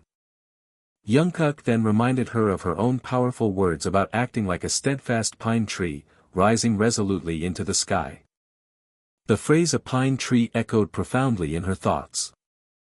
With renewed hope, she asked if they could meet again, declaring her intent to become a truly famous actress and urging him to continue his own acting career. In that moment of clarity, she fully accepted that she truly did want to be an actor. They made a firm promise to each other that they would definitely meet again in the future. The scene shifted, revealing Young-guk standing alone on the train platform as a gentle rain began to fall around him. His mother finally caught up, breathlessly asking him why he had suddenly sprinted away like that. Unprompted, she began to reminisce about their early days setting up their market stall and the kindness Mrs. Yang had shown them with side dishes. Confused by the sudden trip down memory lane, Young-guk asked why she was bringing up that story now. She explained that those difficult times weren't entirely bad, fondly recalling how they used to huddle together for warmth as they slept. He softened, agreeing that he too held cherished memories with her from that period. With unwavering conviction, Young-guk declared to his mother that he was going to pursue acting and live as an actor, vowing to forge new memories and rewrite their hopeless fate. Sometime later, the sharp scratch of a tool against paper marked a new beginning. While working, his mother called out in concern, chiding him for trying to lift all the heavy boxes by himself and warning him not to hurt his back. He cheerfully reassured her that it was perfectly fine, mentioning that they had an extra helper for the day. That helper, Choi Tae-seep, shivered dramatically, complaining about the biting cold of the ice-making station at dawn. Tae-seep explained that he had rushed over so quickly after Young-guk's call that he hadn't brought proper clothing, but his shivering was forgotten as he expressed his sheer happiness that Young-guk was acting again, punctuating it with a loud sneeze. Nearby, some passers-by remarked that a kid who had just walked past bore a striking resemblance to the famous child actor, Kim Ha-jin. Young-guk mused internally that a little Kim Ha-jin was right there with them, reflecting on how much bigger he appeared on camera while wondering about the true popularity of his drama. As if on cue, his agent Kim Sung-hwan appeared, vehemently declaring that the drama wasn't just a big hit, but a colossal, earth-shattering success. To drive his point home, Sung-hwan summarized that the drama, as he had predicted, was an absolute triumph. He elaborated that its popularity was so immense that the handkerchiefs featured in the show had completely sold out in Seoul, a phenomenon Young-guk found hard to grasp in an era without modern social media. Despite his difficulty comprehending the scale of his fame, he could undeniably feel its effects in the growing crowds at Namhang Market, where people now recognized him and asked for pictures. He was still in disbelief at the level of success, even though he had known the original story it was based on was famous. He reflected on the fact that this was his first time ever being in the spotlight as a main character. This leading role was a world away from the minor supporting parts he had played in the past. Sung-hwan launched into an ecstatic tirade, shouting about how other agencies were desperately trying to contact the actor he had worked so hard to discover in Yongdo. Growing weary of the dramatics, Young-guk calmly told his agent that was enough and handed him a script. At that moment, a vendor offered him some roasted grain powder, still calling him by his character's name, Ajin, which prompted Young-guk to gently correct her. Sung-hwan's eyes widened as he looked at the script, asking if this was truly the project Young-guk wanted to take on next. Young-guk simply confirmed that yes, he intended to star in an independent film. The scene shifted to the two of them sitting peacefully on a bench by a sunlit seawall. Sung-hwan expressed his utter confusion, reminding Young-guk that he had once claimed his only reason for acting was money, a statement Young-guk now desperately wished he would forget. Pressing for a real answer, Sung-hwan listened as Young-guk awkwardly explained that he had been moved by a pure heart.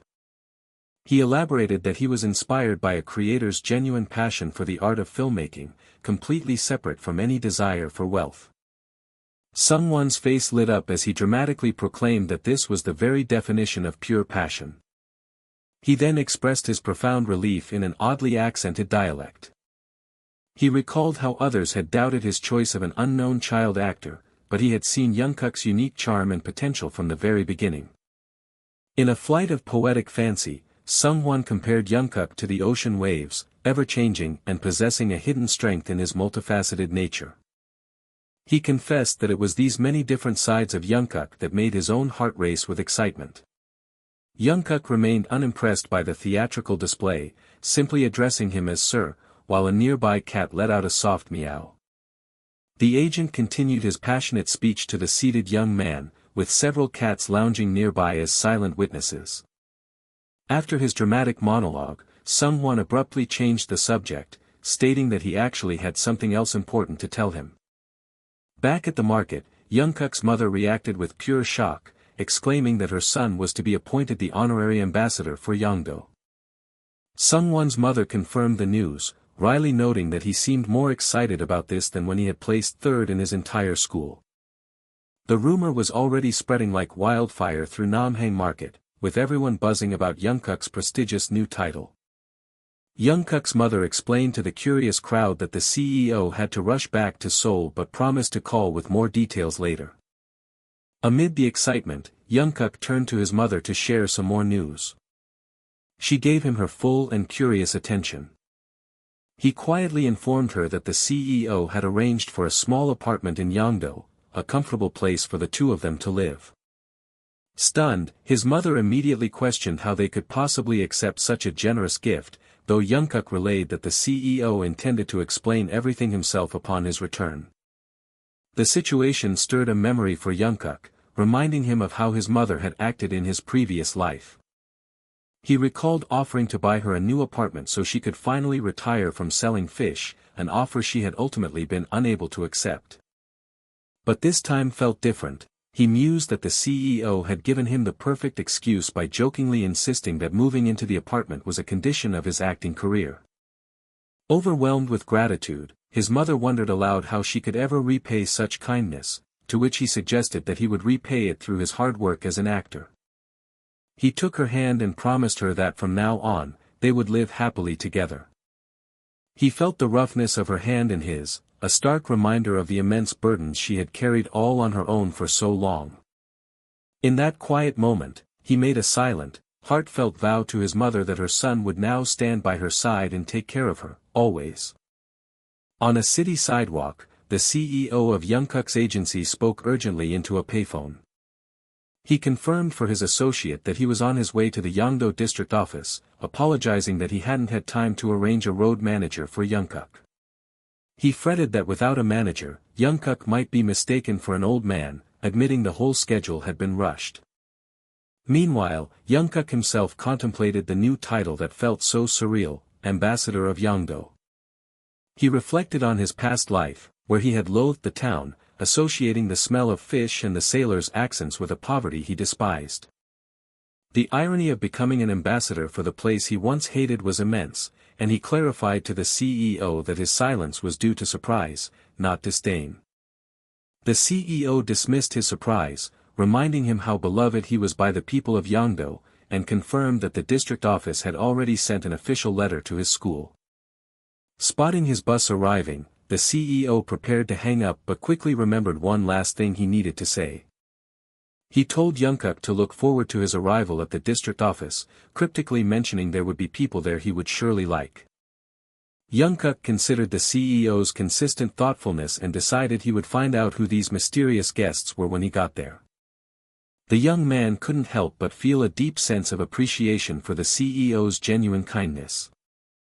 In a flashback to their earlier call, Young-guk recalled using the CEO's playful threat about his acting career as the perfect excuse to convince his mother about the apartment. Young-guk had insisted the offer was something he wanted to do for the CEO, who in turn worried it was an act of pity born from their heartfelt talk in the coffee shop. He had reminded the CEO of his plans to travel all over the country for his own work. Young-guk had reasoned that the CEO would feel more at ease on his travels knowing his mother was living comfortably.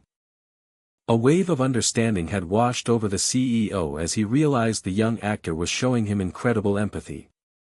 The CEO had finally agreed to speak with his mother, even promising to visit Yangdo later to reinforce the offer himself.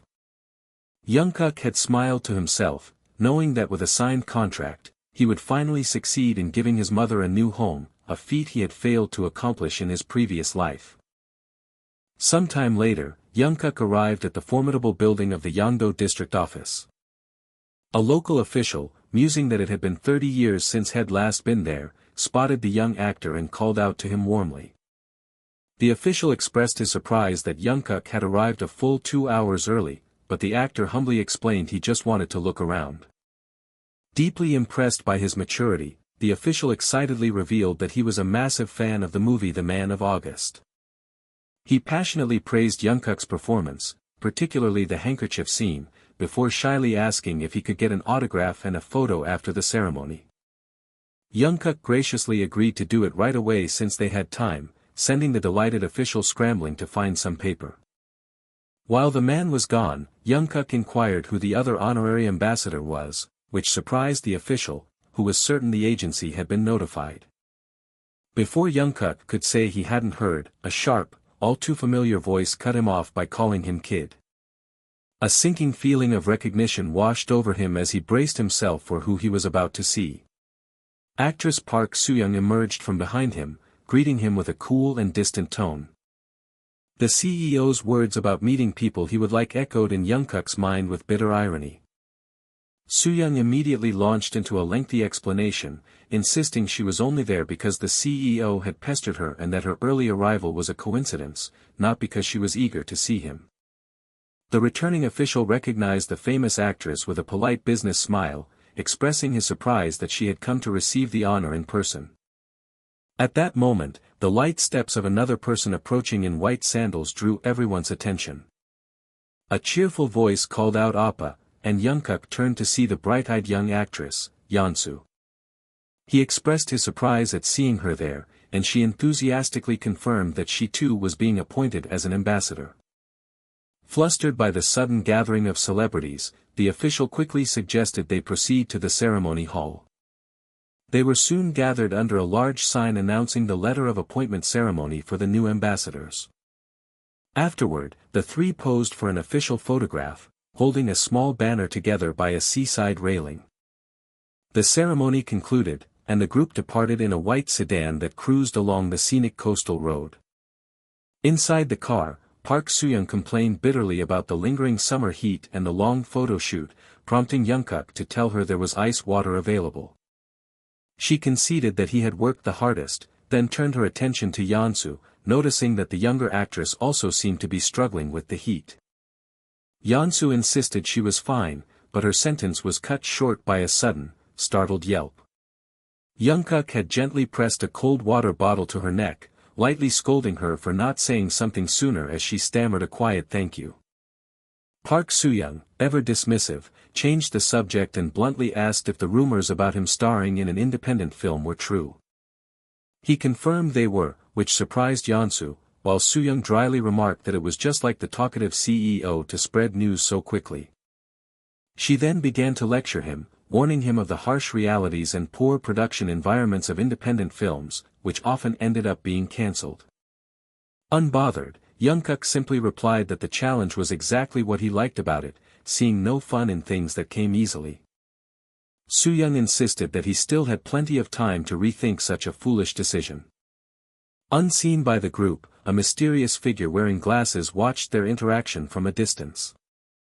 Their conversation was then interrupted by two excited young women who had just spotted the celebrities and were gesturing wildly.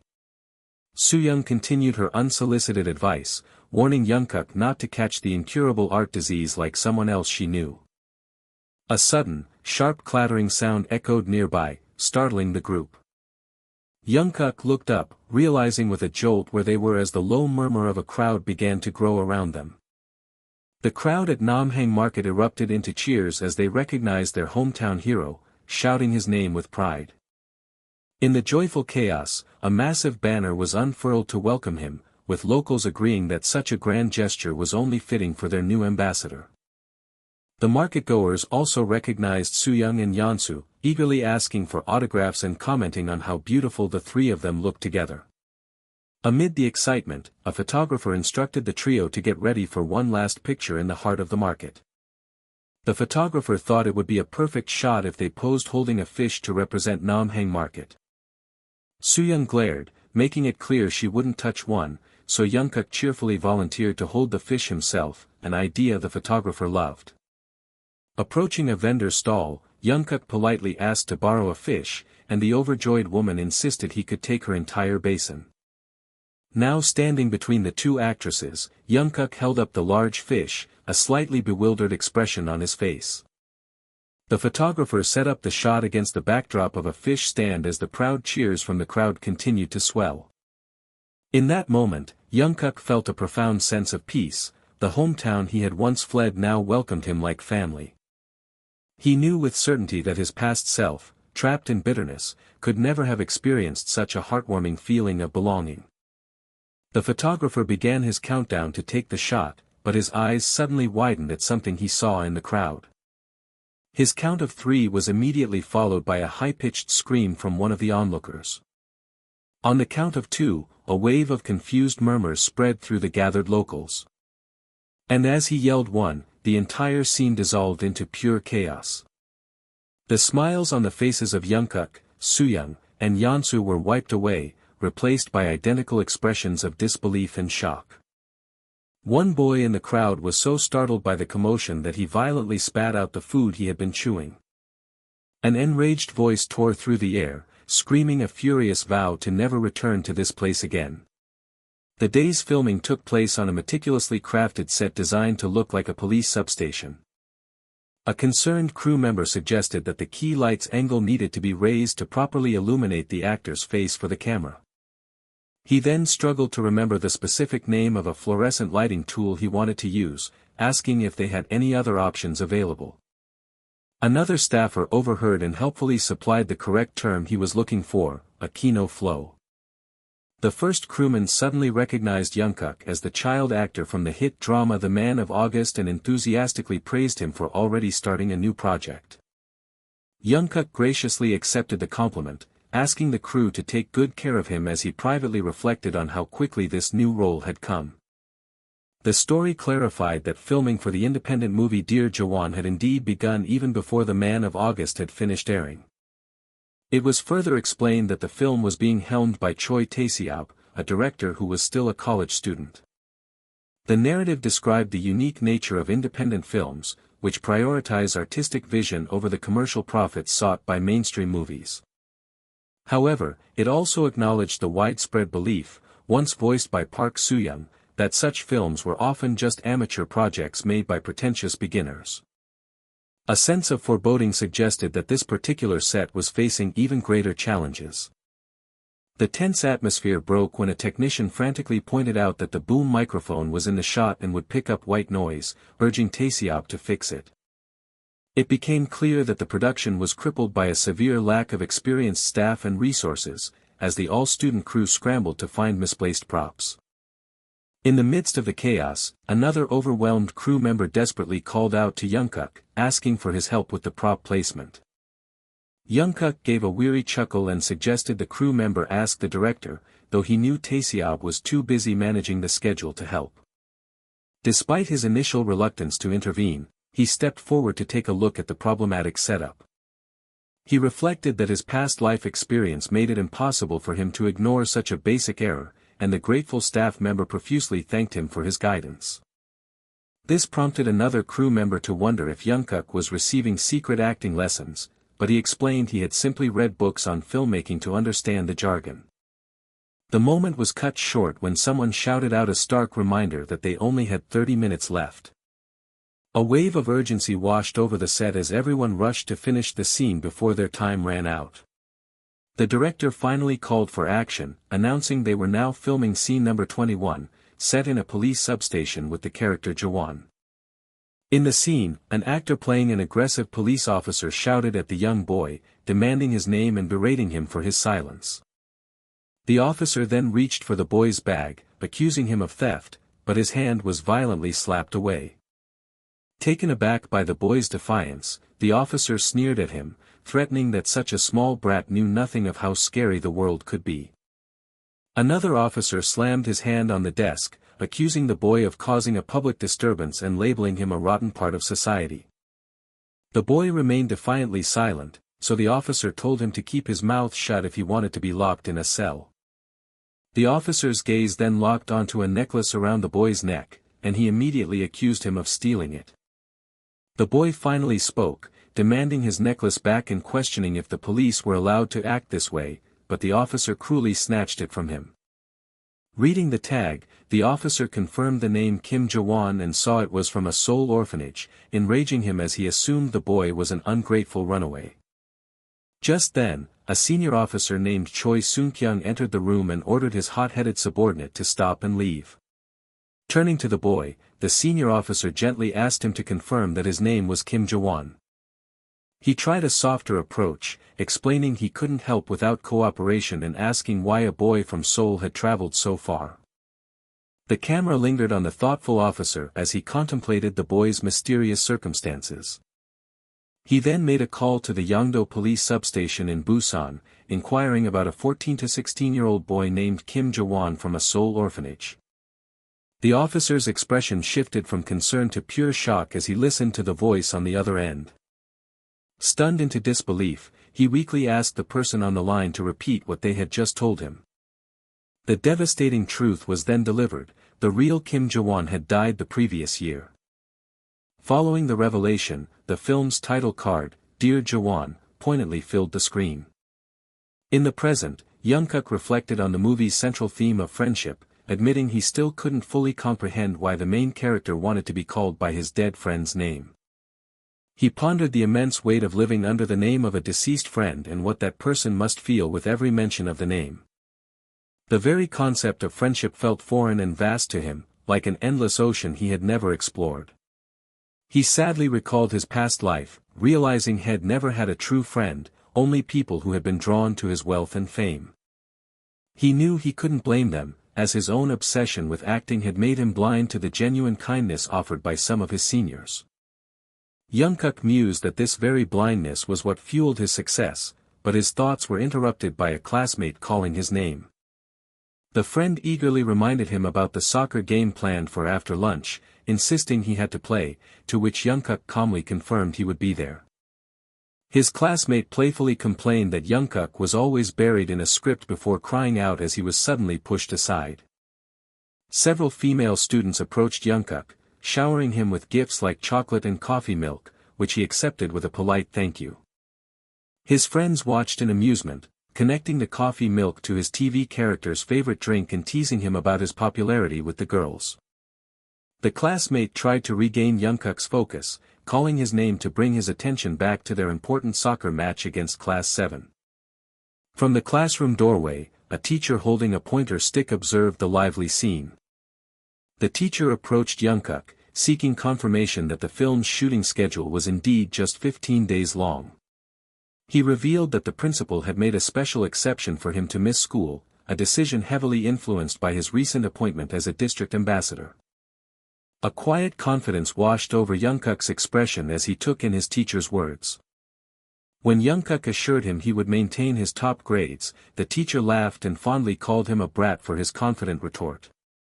The teacher's curiosity then turned to the film itself, asking where an independent movie like that would even be shown.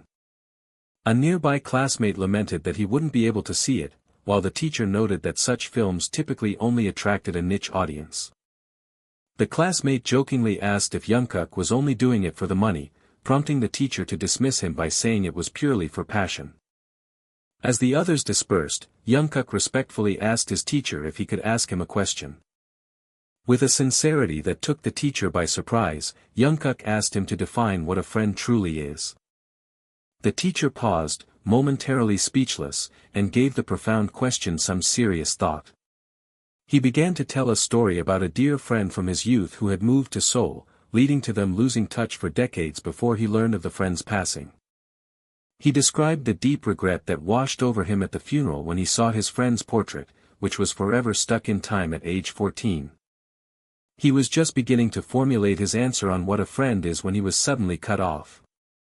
Young-guk's classmates burst back in, declaring that they needed him for their soccer match immediately. They frantically explained that as their main striker, his absence would mean certain defeat in a game they had a bet on with Class 7. The teacher smiled warmly and permitted him to go, and Young-guk promised his teacher he would secure a win before his cheering friends whisked him away. Just as he reached the door, the teacher called out Young-guk's name one final time. Young-guk turned back, and the teacher prepared to share his concluding thought. He finally delivered his definition, stating that a friend is someone you can never forget, a powerful sentiment that hung in the air as Young-guk hurried off to his game. A lone blue truck rumbled down a narrow, winding road, enclosed on both sides by a dense forest. From the back of the vehicle, a piercing scream cut through the mountain air. One of the local boys riding in the truck bed jeered at the visitors from Seoul, calling them scaredy cats and questioning what could possibly frighten them so much. A member of the film crew, pale with fear, frantically pointed towards the cliff's edge, noting the complete absence of a guardrail and pleading for the driver to stop. Young-guk calmly relayed the message forward, explaining to the driver that his friend was worried about the lack of a barrier and wanted to pull over. The driver simply remarked that a guardrail had, in fact, once been there. He elaborated that frequent accidents from people speeding down Sandbach Road had destroyed it over time, prompting the nervous passenger to ask if that meant they could fall off. The driver chuckled, explaining that ironically, no accidents had occurred since its disappearance, as the visible danger forced everyone to drive as slow as a turtle. This explanation did little to soothe the passenger, who screamed for the driver to let him down immediately. Sometime later at their destination, a hand shakily lifted the lid from a large blue storage container on the ground.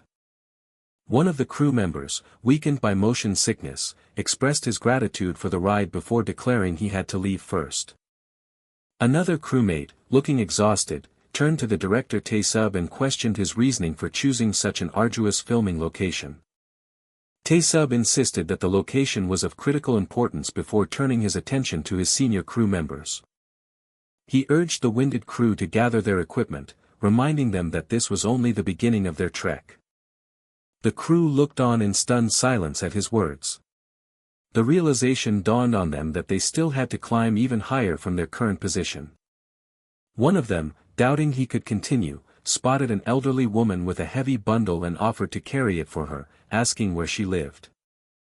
The woman cheerfully refused the offer, explaining the daily walk was her exercise and playfully pointed out that his own friends looked far more exhausted than her. The air filled with the sound of heavy, strained breathing from the weary crew. Each gasp was a testament to the steep and challenging climb they faced. Meanwhile, in a quiet neighborhood nestled by the coast, the early morning sun cast a golden light over brick houses and a shimmering distant ocean. Back at the filming location, a crew member tasked Young-guk with finding Tco and letting him know that the props were all set up. Young-guk found Tco gazing out at the scenery and announced that the crew was ready for him. When Tco remained lost in thought, Young-guk gently called out to him again. Snapping back to the present, Tco acknowledged that he had heard and said he would be right there. Young-guk asked him what he had been looking at, to which Tco simply replied that he was taking in the view. Tco's contemplative mood left Young-guk feeling a little perplexed. The director called for the start of scene 57, a moment between a policeman and a young boy named Jiwa on Sandbach Road. In the scene, the actor playing the policeman warmly invited the boy to come and eat, assuming he was done washing up. The young actor playing Jiwa looked down with an anxious expression, a towel draped loosely around his neck. The policeman actor gently told the boy he wouldn't press for his story, but urged him to stop being so withdrawn and have a bite to eat. He then proudly offered him some egg rice, which he claimed was his specialty, and asked if the boy wasn't hungry. Jiwa let out a barely audible sound of acknowledgement. The policeman playfully threatened to eat the food himself, which finally prompted the boy to declare that he would eat it.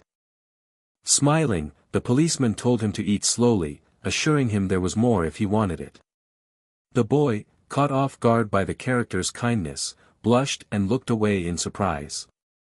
The policeman, now seen from behind in a simple white shirt, looked over his shoulder as he spoke again. He explained to the boy that if he refused to talk, the only other option would be to take him to a youth shelter. He then gently asked if the boy could tell him why he had wanted to climb the rocks on the seashore. The boy offered only silence in response. The policeman reassured him it was okay, but made it clear that he shouldn't even think about trying to sneak away before morning. He reminded the boy just how high up they were and how confusing the paths were. He stated plainly that the boy would almost certainly get lost if he tried. Instead, he promised they would go down to the seashore rocks together the next day, and asked if they had an agreement. The boy finally whispered his thanks, causing the policeman to smile, pleased that he was finally speaking. After the scene, the actor playing the policeman stood outside, having a serious phone conversation. On the other end, a colleague admonished him, questioning if he had lost his mind by bringing the troubled boy home in the story. The actor, in character, explained that he couldn't let the kid sleep on a cold jail floor, nor could he risk him running away from a motel. The person on the phone let out an exasperated sigh, still unconvinced. The policeman insisted the boy wasn't bad and promised he would handle the situation himself. After the call, he mused to himself, wondering why such a young kid seemed to be carrying so many secrets. Later, the crew prepared for the last take of the day, scene number 77. The scene focused on a character named Seong-ti as he stared out at the rocks by the seashore. In the dim light of evening, a hand clenched a cold, metal fence overlooking the turbulent ocean below. A young man in a blue shirt was seen scaling the fence, dangerously close to the crashing waves. He pulled himself up and sat atop the precarious barrier, his gaze fixed on the churning water. His expression was a mask of somber, heart-wrenching pain. The policeman watched from a short distance, his face etched with deep concern. He shouted at the boy, Seong-ti, demanding to know where he thought he was going and ordering him to get down at once. The policeman pleaded with him, reminding him that he had confided everything and that his friend in heaven would never want him to do something so dangerous. Seong-ti cried back that he had to climb up there to show something important to his friend Jaewon. As he spoke, his footing suddenly gave way. The policeman screamed Seong-ti's name in sheer terror. He desperately tried to reason with him, saying his friend would be angry and that his parents were racing from Seoul to see him. Seong-ti yelled back tearfully, asking what good that was for Jaewon, his friend who had passed away without ever seeing his mother's face. He recounted Jaewon's last wish from his hospital bed, to go back to the seashore rock in Busan from a childhood photo with his mom. He cried out that today was Jaewon's birthday, and that he had promised to give him a present. The policeman warned that the waves would carry him away, but Seong-ti retorted that if he waited for the night to pass, the birthday would be over. He struggled violently, screaming for the policeman to let him go. His voice broke as he begged again, pleading for his release. Defeated, he collapsed into gut-wrenching sobs. The raw sound of his grief echoed against the relentless crash of the waves. Through his tears, Seong-ti looked up at the man holding him and asked why it was that his friend was still only 14 years old. As the real-world sun dipped below the horizon, the film crew was seen setting up their cameras and lights on a pier, preparing to capture the profound melancholy of the scene. On a bright, clear day, the story resumed by a rocky shore where a solitary white lighthouse stood as a silent witness to the crashing waves. Amidst the sound of the sea, a man from the film crew enthusiastically called out for 2 more servings of sea urchins, a request the vendor cheerfully acknowledged. The crew member's curiosity was then sparked by a blocked-off seaside rock, and he asked the local vendor about it, who noted his inquisitive nature. The vendor explained that the district office had sealed the area off decades ago after the water, which used to drain out, suddenly and mysteriously stopped doing so. He elaborated that it became a permanent, dangerous pool where people had fallen and even died, prompting the restriction, a fact that stunned another crew member, a Yeongdo native who had never heard of such a place. The man then wondered aloud how their director, Choi Tae-seep, could have known about this hidden spot, while his colleague praised Young-guk for discovering the seemingly endless supply of sea urchins. Young-guk warmly urged his senior, Jong-sik, to eat up, playfully suggesting he move to Busan if he loved the local delicacy that much, which led Jong-sik to muse about the appeal of acting by the sea. Although Jong-sik felt that making a living as an actor was tough anywhere, Young-guk insisted he should remain in Seoul, claiming he could read fortunes and that Seoul was his best path. With surprising confidence, Young-guk predicted that if his senior kept trying, he would eventually find great success and become a famous actor within a few years. Internally, Young-guk knew this as fact, recalling the man's destiny to become the great actor Song Jong-sik, and he carefully chose his words to avoid altering that fated path. This prompted the other crew members to eagerly ask for their own fortunes, leading Young-guk to tell another senior that his talents were more suited for screenwriting than production. He kept the true reason to himself. In a previous life, this man had been a legendary screenwriter whom even the biggest stars had revered. The director, T-Seep, was visibly struck by this insight, admitting he felt the same and had only pursued directing this one time after scraping together funds, as his lifelong dream was to be a writer. When asked why he made an exception for this film, T-Seep hesitated, finding it difficult to articulate his profound motivation. He eventually explained that he felt a deep, personal compulsion to capture this specific story through his own lens. A serene smile touched T-Seep's lips as he sat with his eyes closed, basking in the fulfillment of his vision. After a thoughtful pause, Young-guk spoke up, telling T-Seep that he had a question for him. He inquired about the film's final scene, wondering if it would have been possible for the character Seong-ti to make it to the seaside rock, even if it meant sacrificing some realism for the sake of the story. T-Seep conceded that films could differ from reality, but he stressed his deep desire to portray the story of Tae-jaewon with as much realism as he possibly could. He then posed a grim hypothetical, pointing out that if the policeman hadn't stopped Seong-ti, the boy would have almost certainly died on that rock. He asked them to imagine how heartbroken Jaewon would be in heaven, but before the conversation could continue, another crew member excitedly interrupted. The man announced that the merchant chairman was throwing an after-party for them at the port, a sudden change of topic that left Young-guk feeling a bit disappointed. Nevertheless, his interest was piqued, and he asked for confirmation, surprised that the merchant chairman himself was hosting an event for them at the port. The scene then shifted to the port, now alive with the cheerful and resounding laughter of the cast and crew. The merchant chairman humbly waved off their gratitude, reminding them that he had also lent them his house for filming free of charge, despite their insistence on paying him. He declared that he was happy to help Young-guk's project and, with filming now complete, he encouraged everyone to drink up and celebrate their hard work. The chairman then turned to the young director, T-Seep, proclaiming that he should be the one to lead the toast. T-Seep began his speech hesitantly, confessing that many of his own family members had been against him making an independent film, which made him worry if his stories would ever see the light of day. He continued, however, explaining that all those worries disappeared when he came to Busan and met so many wonderful people, including the chairman. He reflected that their support had allowed him to write the screenplay with the same unbridled passion he had felt back in the old days. He then acknowledged the harsh realities of their production, admitting that he couldn't afford to properly pay the university peers and juniors who had helped bring the film to life. At this, one of his friends chimed in, reassuring him that they did it to create lasting memories of their youth, not for any monetary gain. Tae-seep's voice filled with gratitude as he apologized to his actors, giving special thanks to Young-guk for taking the lead role without accepting a single cent in payment. This revelation sent a ripple of shock and admiration through the other actors, who had been completely unaware of Young-guk's sacrifice. Young-guk quickly clarified that he had accepted the role simply because he loved the screenplay too much to refuse, adding that he was truly glad to have been part of the film, regardless of his agency's potential disappointment. He then told T-Seep that the best way to repay him was to cast him again in his next great project, a sentiment eagerly echoed by the other actors.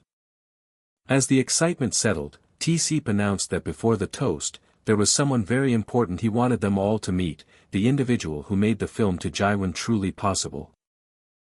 He described this person as a mentor from his past, someone who had essentially been his teacher when he was just a boy. T-Seep mentioned that his guest had traveled from very far away and had luckily arrived just in the nick of time.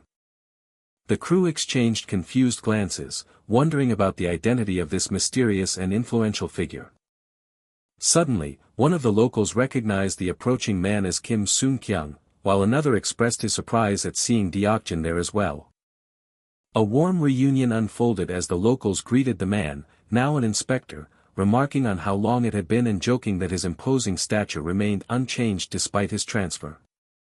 Inspector Kim then formally introduced himself to the crew, explaining he was the former resident of the house on Sandbach Road and had come at Tae-seep's personal invitation. A spark of realization ignited for Young-guk as he connected the inspector's name, Seung-kyung, to the Korean word for policeman.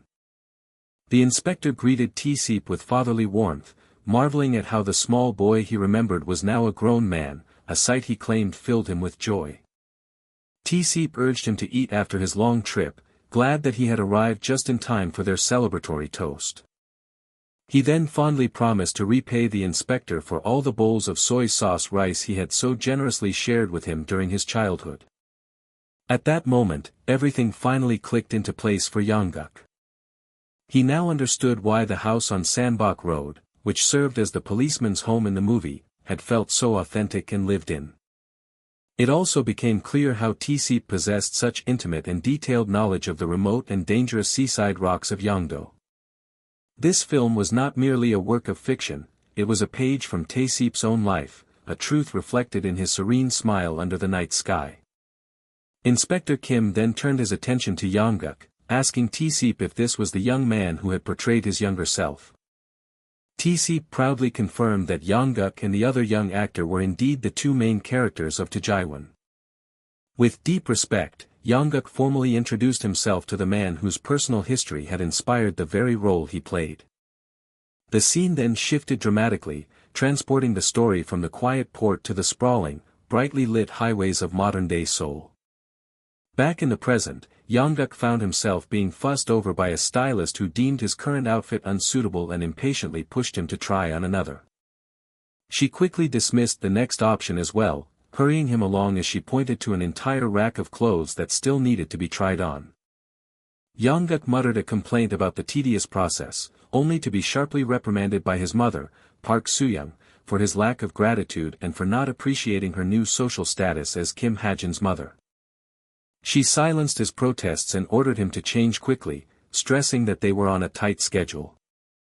Suddenly, the reason for the frantic preparations dawned on Young-guk. He was being fitted for the closing party of his hit drama, August Man, an event he had completely forgotten about amidst his independent film work.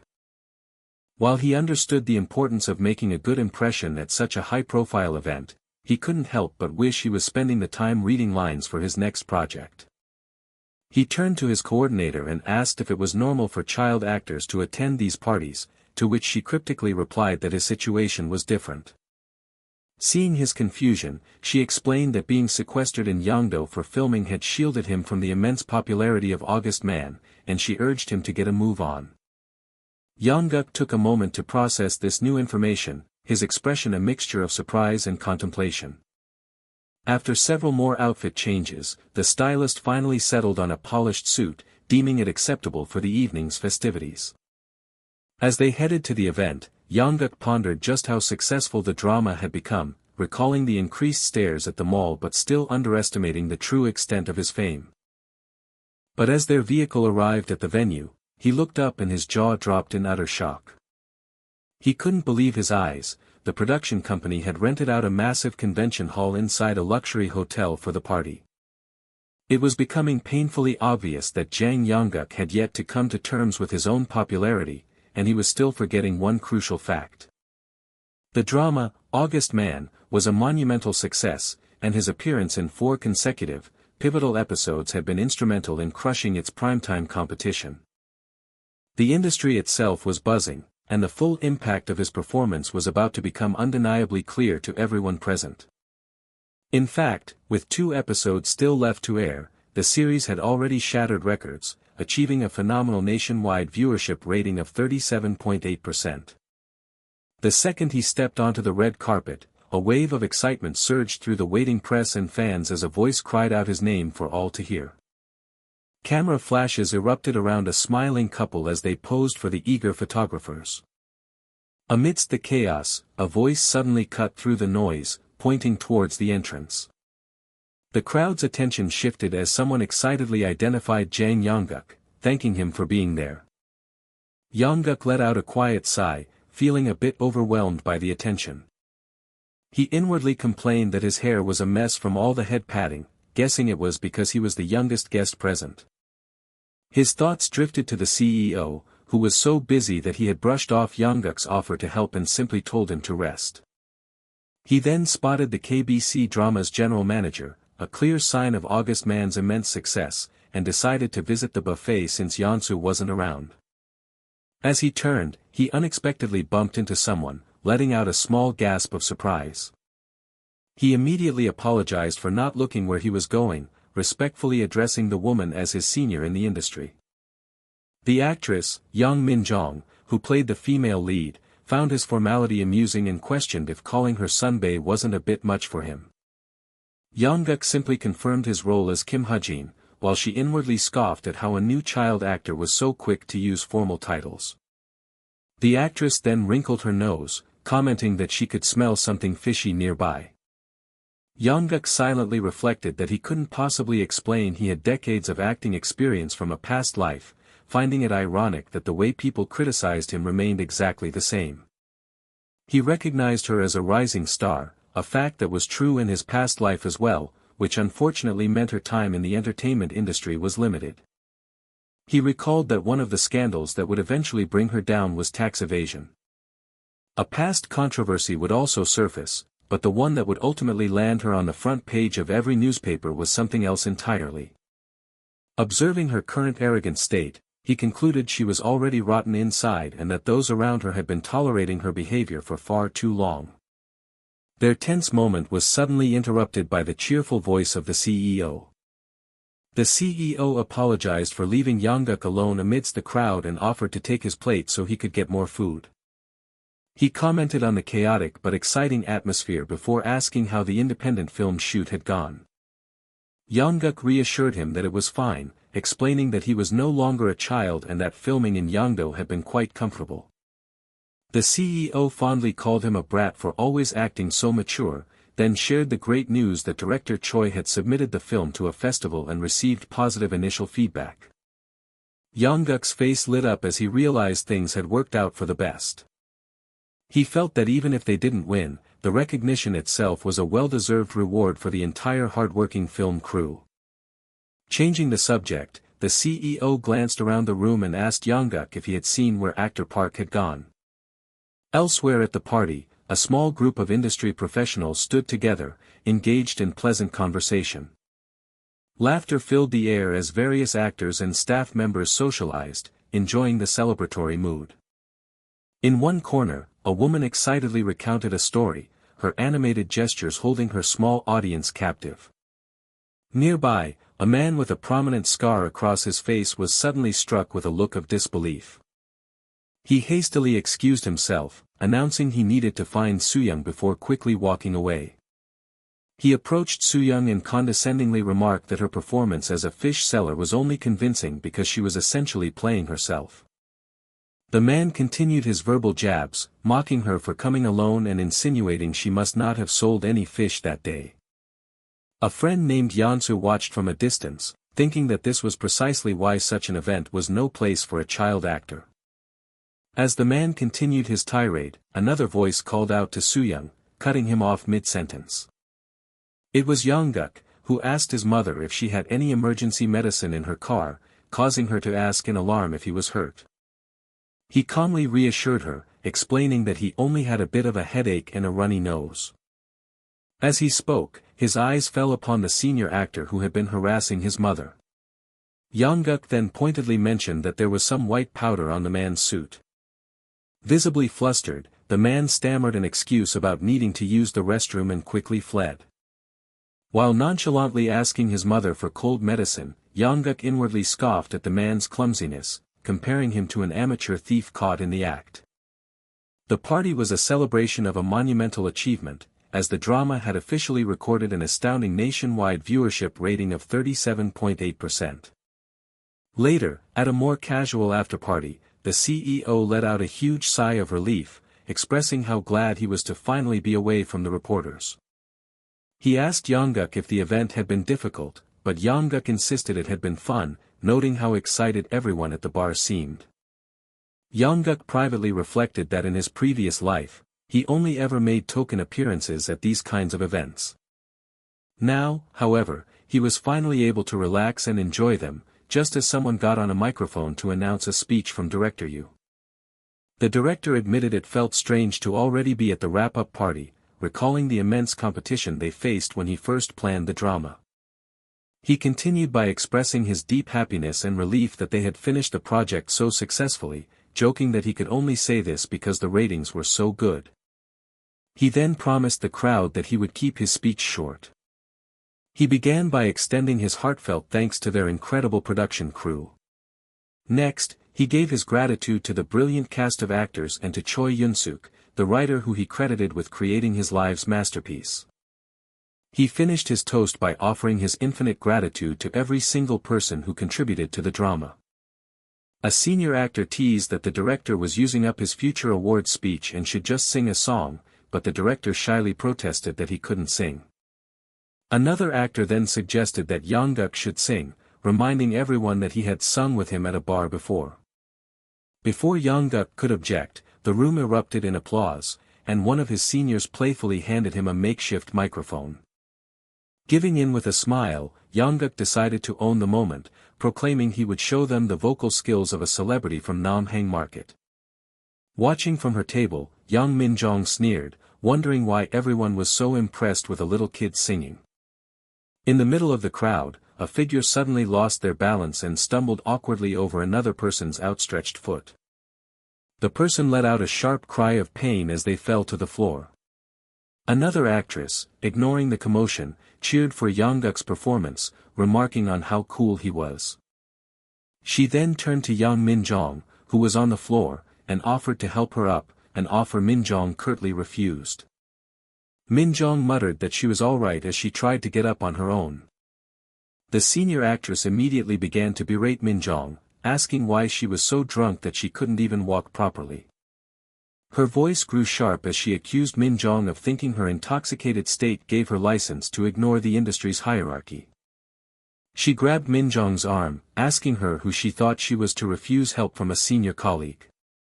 The threat in her voice became unmistakable as she questioned whether Min-jong truly wanted to have a long career in entertainment. She delivered a chilling warning that the brightest flames burn out the fastest, especially those with problematic mouths who say things they can't back up. Her final piece of advice was a cold command for Min-jong to use her tongue to smooth her path forward rather than to cause trouble. On the floor near them lay Min-jong's spilled purse, its contents scattered, including a tube of lipstick and a suspicious-looking packet.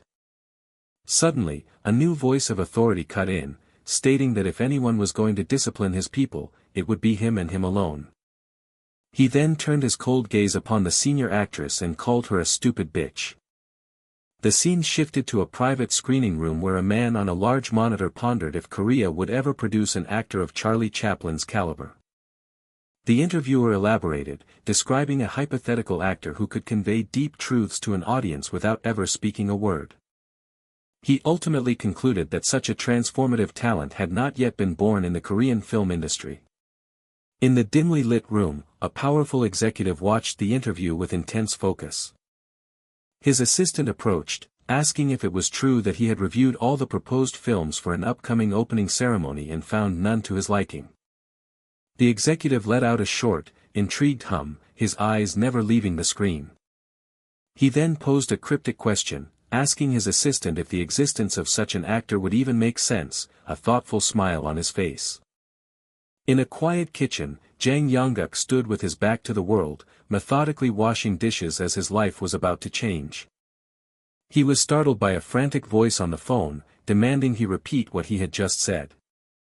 The caller relayed the monumental news that their film, Dear Jaiwan, had been selected for the PIF's opening ceremony, a distinction far beyond a general invitation. The person on the line explained that director Choi Tae-sop had called them directly, unable to reach Young-guk while he was at the market. They then jokingly suggested it was high time Young-guk got a cell phone, to which he cheekily replied he wouldn't refuse one if offered.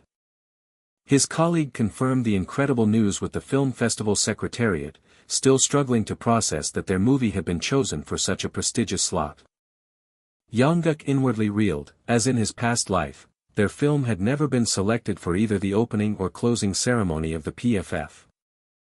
The conversation then shifted, as his colleague asked if he knew of the legendary Mr. Baek Jang-hoon, a name Young-guk recognized with absolute certainty. The narrator's voice explained that while Korea had many outstanding directors, a truly great one was destined to win the industry's 3 most sacred awards. A question lingered in the air regarding how the Korean film industry, once lagging for 50 years, could suddenly produce such greatness. The answer to that profound question was a single, impactful name, Baek Jang-hoon. Young-guk recalled that Baek Jang-hoon was considered a pioneering force in Korean cinema, but had passed away before he ever got the chance to meet him in his previous life. He puzzled over this new development, wondering why director Baek Jang-hoon, a relatively minor figure in his past, was now playing such a significant role. Meanwhile, in a separate interview, a film critic mused on the genius of Charlie Chaplin, noting how his movies could evoke not just laughter but also deep sorrow. The critic elaborated on Chaplin's mastery, describing how he could convey a film's entire meaning with a simple gesture, captivating audiences without a single word. He concluded with the somber assessment that an actor of such transformative talent had not yet emerged in Korea. An aspiring actor beside him playfully asked if he wasn't enough, prompting the critic to laugh and concede that while talented, he was not what he meant. The critic then explained the clear distinctions between film, theater, and broadcast acting, noting how rare it was for an actor to overcome the inherent limits of each medium. In a screening room, an assistant asked director Baek Jang-hoon which of the opening film candidates he had chosen, but the director simply told him to ask the secretariat for more time. Baek Jang-hoon clarified that his indecision wasn't from a lack of quality, rather, he found it troublesome to have to choose just one from a field of such outstanding productions. His eyes then fell upon a different stack of films, and his assistant informed him that those were the submissions for the independent movie category. The director's interest was immediately piqued by the mention of independent films. He decided to look through them, and his assistant astutely guessed he was gravitating toward a film titled Dear Jaiwan. The director confirmed this and noted the unfamiliar director's name, correctly deducing it was a debut film. His assistant provided more detail, explaining that the director was a fresh university graduate and that the film uniquely featured a child actor in the lead role, with a script the judges found outstanding. The detail about the lead being a child actor gave the seasoned director pause. He considered the likely shortcomings of a debut film, from inexperience directing to the limited production quality inherent in independent cinema. He reasoned that such flaws were excusable for recent graduates, but what he was about to witness would defy all expectations. As the film played, director Baek Jang-hoon could only stare at the screen in utter disbelief, completely captivated by the performance unfolding before him. The actor who had stunned him was none other than Jang Young-guk. The scene then shifted, showing someone rushing to Young-guk with the thrilling news that the legendary director himself wanted to meet him. Sometime later, an overhead view captured the vibrant chaos of a red carpet event, with photographers and crowds buzzing in anticipation. A group of reporters huddled together, discussing the surprising opening film Dear Jaiwan and its completely unknown director, Choi Tae-sop. One reporter who had done his research shared that the director had only graduated a year prior, making this independent feature his very first movie. The press corps reacted with shock that a debut film had secured such a prime spot, until they reviewed the list of judges, which included international heavyweights and the committee director, Baek Jang-hoon. The mere mention of Baek Jang-hoon's name seemed to validate the decision, and their curiosity immediately shifted to the film's lead, a completely unfamiliar child actor named Jang Young-guk.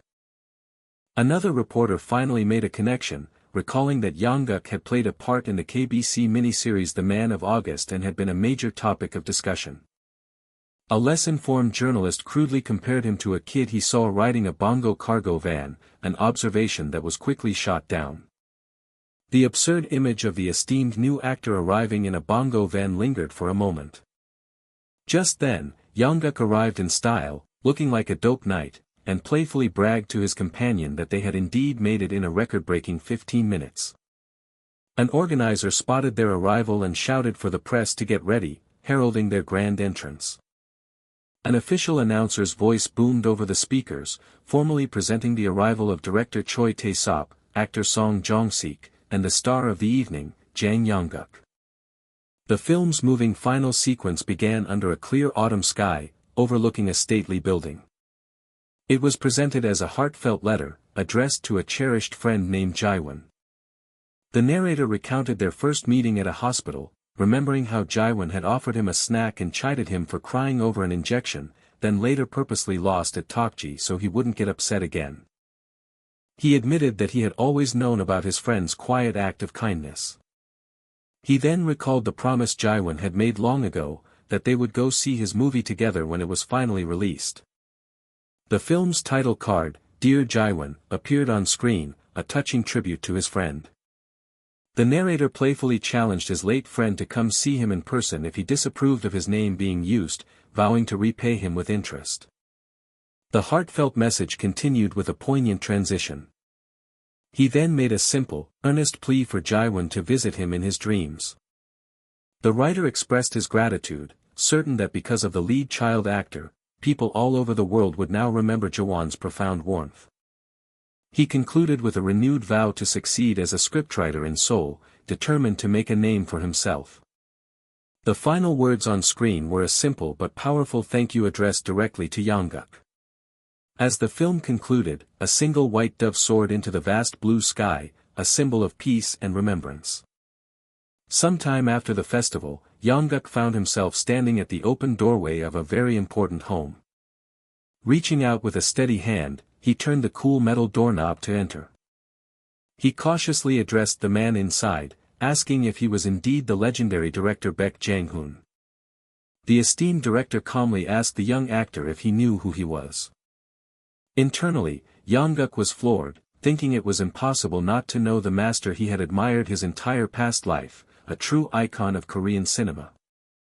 The director began his assessment, explaining that while independent films could be alienating, it was Young-guk's performance that had erased any such rejection for the audience.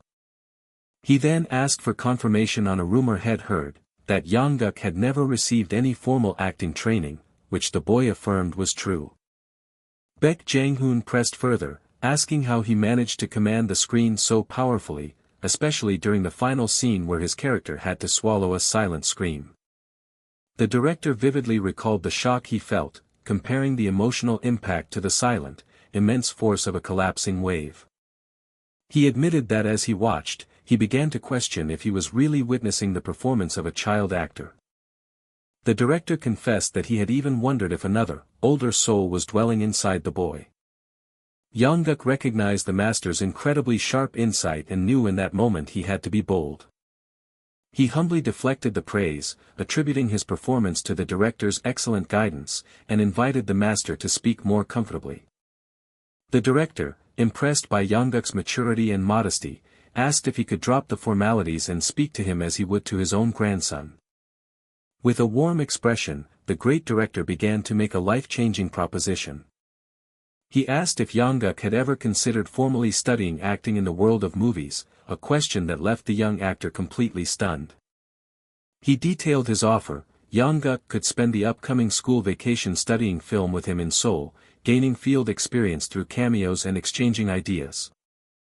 Though incredibly honored, Young-guk politely raised a practical issue about not having a place to stay, but the director swiftly offered his own house. Young-guk's mind raced as he tried to process the surreal opportunity to learn directly under a living legend. He reflected that in his past life, he would have abandoned everything for a chance to study with the godfather of the Korean film industry. To the director's surprise, however, Young-guk calmly stated that he had a condition of his own. His thoughts turned to his mother, knowing he couldn't leave her to manage her work alone during the winter. He reasoned that for him to accept, the offer had to be truly worth his while, a form of equivalent exchange. He silently reaffirmed the vow he had made in this new life, to never abandon his mother for his acting career. Furthermore, he remembered the promise he had made to her that he would never sacrifice his own happiness. With unwavering confidence, Young-guk made his counteroffer, asking to be cast not as a cameo, but as the star in a future film. The scene later shifted, showing another man staring intently into a cup of tea on a wooden table. Across from him, director Baek Jang-hoon sat in thought, quietly uttering Jang Young-guk's name. His guest, a veteran actor, complimented the complex flavor of the tea, noting that it sparked old memories. He began reminiscing about a film he had shot decades ago on Yuri-san, recalling how the director had repeatedly criticized his acting until he finally confronted him. He remembered arguing about the constant retakes, only for the director to cut him off and ask why he was bringing up the past when they were supposed to be discussing Young-guk. The actor, Ahn Jung-hyun, continued, reminding the director how he had taken him, a rude rookie, into his own home to personally mentor him, an unprecedented act of kindness. He remarked that he could still recall the exact taste of the ginger tea his mentor had prepared for him back then. He then asked pointedly if Jang Young-guk was that same kind of actor, one deserving of such special treatment. Ahn Jung-hyun pressed on, wanting to know if this child was now the one deemed worthy of the director's unique affection. Interpreting the director's silence as confirmation, he felt a pang of certainty. The director teased him for being jealous, but Ahn Jung-hyun admitted it freely, reminding him he had been the only actor in Korea to ever receive such personal instruction. He then posed a direct question, asking the director to compare the young Ahn Jung-hyun to the child actor, Jang Young-guk. Baek Jang-hoon simply pointed out that Ahn Jung-hyun had also seen the independent film at the festival. The actor confirmed he had, adding that this was precisely why he was asking for the comparison. He was desperate to know what the director had truly thought of his own potential back in his youth. The director offered a stark metaphor, describing Ahn Jung-hyun as a sprout on fertile soil, while Young-guk was a sprout fighting to grow in a barren wasteland. He continued, stating that Ahn Jung-hyun's talent had already reached its full bloom. In contrast, he acknowledged that Young-guk's future was uncertain, he could easily dry up or break before ever blossoming. But for the old master, his own personal preference was clear. He confessed that he had always liked wildflowers better. The scene flashed back to his bold negotiation with Young-guk, as the director recalled the boy's ambitious demand for a starring role. He remembered the promise he made, if Young-guk could successfully take root in this difficult industry, he swore he would cast him as the lead in his film. Returning to the present, Baek Jang-hoon reflected that once he became known as a master, no one had ever dared to stand up to him. No one, that is, until the boy he had met that day. He glanced toward the door with keen anticipation, knowing the boy would be arriving soon. His thoughts were singularly focused on that extraordinary child. While a banner celebrating Young-guk as the pride of Namhang appeared, the director wondered if this boy was the one he had been searching for his entire career, his true artistic persona. He felt a growing conviction that he had finally found him after all these years. At that very moment, a voice called out from the entrance, announcing that the owner's son was here. The final frame captured this turning point, marking the beginning of a legendary new partnership.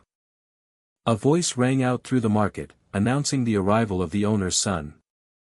The market chairman greeted Young-guk warmly, prompting the boy to wonder why such a large crowd had gathered. The merchants joyfully explained that they were celebrating the monumental opening of his mother's new shop. The men proudly discussed plastering Young-guk's posters all over the market walls, showing just how famous their local boy had become. Young-guk took a moment to absorb the reality that his mother's new fish store officially bore his name. He knew this was all possible because of the down payment from CEO Kim Sung-hwan and the overwhelming, selfless support of the neighboring merchants. His thoughts then shifted from the celebration to the journey that lay ahead of him. One of the merchants suggested they should all watch his film together before he had to leave for Seoul. A month before winter vacation, Young-guk remembered accepting director Baek Jang-hoon's offer to come and stay in Seoul. His mother called his name, her voice laced with the gentle concern of a parent. She urged him to be careful in the big city and warned him not to carelessly accept anything from strangers. Another merchant laughed, telling her not to worry so much and teasing Young-guk about whether he would still acknowledge them once he became a huge star. Young-guk passionately swore that he would be less than human if he ever pretended not to know the people who had supported him. A week before his trip, a reporter attempted to interview him, but he politely excused himself, saying he had to get to his mother. As he walked away, tourists recognized him from the drama, and the crowd buzzed with his name, a testament to his growing fame. He found his mother and offered his assistance, but she confidently told him that she was now skilled enough to handle it all on her own. Customers passing by admired the beautifully prepared fish, remarking how delicious the sashimi looked. His mother had become a natural, expertly recommending the seasonal fish to her new patrons. Seeing his mother so capable and surrounded by kind people, Young-guk felt a wave of relief as he prepared to depart. When winter vacation finally began, Young-guk arrived in Seoul and stood in absolute awe before a residence as grand as a palace. Inside, director Baek Jang-hoon kindly offered him a warm drink. Young-guk recognized the familiar, comforting aroma of ginger tea. The director confessed he had been worried the tea wouldn't suit the boy's taste but was relieved to see him drinking it so well. Just then, another man in the room introduced himself as An Jung-hyun and asked if Young-guk knew who he was. Young-guk confirmed immediately, stating that every person in Korea knew the name of the legendary actor who pioneered Korean cinema. Internally, he acknowledged that Jung-hyun's legacy in this timeline was even greater than that of the famous national actor from his past life. He recalled how the man was a living legend whose acting videos were used as textbooks, and who had mysteriously retired after director Baek Jang-hoon's death in the original timeline. The boy was struck by the surreal realization that the Jang Young-guk of his past life could never have dreamed of being in this room. He felt a profound sense of disbelief at getting the chance to stand shoulder to shoulder with these two industry titans. Young-guk belatedly introduced himself, but An Jung-hyun brushed it aside, saying the director had already told him all about the boy. The veteran actor then insisted Young-guk call him Ajusi in private, playfully dismissing the more formal title of master. An Jung-hyun then decided to test the boy, asking if he was familiar with any of his specific films. Young-guk immediately named Yuri-san, which impressed the actor, who noted it was a classic and his first project with the director. Jung-hyun teasingly pointed out that the movie wasn't for teenagers, causing a flustered Young-guk to claim he'd found an old videotape, which drew a hearty laugh from the men. The actor then revealed that a certain producer Yu from KBC Broadcasting had recently mentioned Young-guk to him. He recounted how the producer, over drinks, had exclaimed that he felt like he had just seen a young An Jung-hyun at a recent script reading. The director's gaze sharpened with a knowing look, understanding the weight of such a comparison. Changing the subject, the director apologized for not picking Young-guk up from the station himself, blaming his friend's sudden arrival. Young-guk quickly reassured him, saying the car sent for him was perfectly comfortable and that he had already informed his CEO, who was nervous about him making a mistake. The director scoffed at the idea of mistakes, declaring that having such a cute and energetic friend around was invigorating. An Jung-hyun chimed in with a joke, asking the director if he was hiding a secret grandson and pretending to feel left out. Later that night, the traditional estate rested silently under the soft light of a crescent moon. Tucked into his bed, Young-guk felt an unfamiliar warmth he could only describe as a grandfather's affection, certain the new bedclothes were prepared just for him. The director found him standing by the window and invited him to sit, asking if the pajamas he'd picked out were comfortable. Young-guk praised their warm lining, and the relieved director offered him a small bowl of perfectly cooked ginkgo nuts. As snow began to gently fall outside, the director posed a profound question, asking Young-guk what he thought acting truly was. He elaborated, admitting that even after a lifetime in the industry, he struggled to define it and was curious to hear the perspective of a young actor. Young-guk looked up, his expression turning serious as he pondered the monumental question. He answered with a single, unexpected word, describing acting as a trip. The boy explained that he saw the path of an actor not as a destination, but as a continuous journey of exploration down an endless road. He believed every moment an actor spent delivering their lines was precious and fleeting. Young-guk concluded that the true purpose of an actor wasn't to find an end to their craft, but to continuously layer the joys and sorrows of life onto the written words of a script. The old master listened with a calm and deeply serious expression, absorbing every word. A subtle, Confident smile then graced the director's features as he processed the boy's wise answer.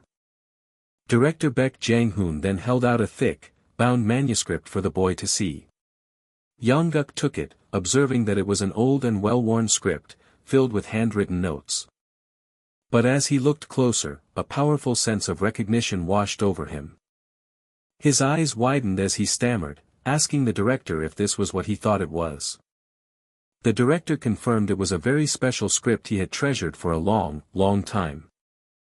Young-guk was floored, realizing he was holding the legendary unreleased script that, in his past life, had only been discovered after the director's death. The old man gently reminded Young-guk of the condition the boy had given him during their first fateful meeting. Young-guk tried to protest, pointing out that the main character was a young man and he was still far too young for the part. The director clarified his offer. It was a promise for the future, contingent on Young-guk continuing his acting journey, and he asked if such a prospect appealed to him. In his heart, Young-guk knew it would be a lie to say it didn't appeal to him. He had yearned for this very work in his past life. A knowing smirk spread across the director's face, as if he could read the boy's innermost thoughts. He told Young-guk that he was immensely looking forward to the trip they would take together that winter. The scene then transitioned to a sweeping aerial view of a busy city, marking the beginning of their work. The director's voice confirmed their arrival, signaling that it was time to begin. As they approached a building, the reality of the situation fully sank in for Young-guk. He was truly with the master now. The director urged him to head inside, and Young-guk knew with absolute certainty that this single month would become the defining turning point of his entire life. Through the large window of a city high-rise, the faint silhouettes of several people were visible against the urban glow. Young-guk reflected that while he had seen this exact view countless times in his past life, he felt no particular nostalgia for it. As the elevator doors opened on the 5th floor, he was startled to see the chief waiting for him. Chief Kim rushed forward, expressing how incredibly worried he had been about the boy. Young-guk quickly apologized for the delay, but the chief warmly assured him it was no problem at all.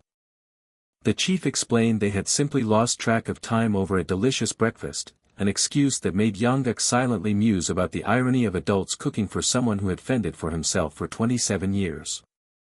Stepping inside, Young-guk was immediately taken aback by the sheer magnificence of the office space. He thought to himself that the interior had the grand and opulent atmosphere of a palace mansion. After being served ginger tea, Young-guk watched someone gulp it down and internally noted that it would surely be both hot and bitter. A moment later, he concluded that his unspoken warning was far too late to be of any use. Director Baek Jang-hoon then asked Chief Kim if he was aware of the work he was preparing for the winter, to which the chief replied that the entire film industry was likely buzzing with the news. The chief added that every actor at his agency was practically dying for a chance to star in one of the director's works. Director Baek regretfully informed him that auditions were still a long way off, as he had not yet found actors who matched the specific vision he held. Deeply touched, the chief flattered the director, suggesting that his kind-hearted nature was the reason all the truly great actors flocked to him. The director then steered the conversation toward his true purpose, stating that since the chief was already here, he might as well tell him directly. He formally requested that Young-guk make a cameo appearance in the film he was currently preparing.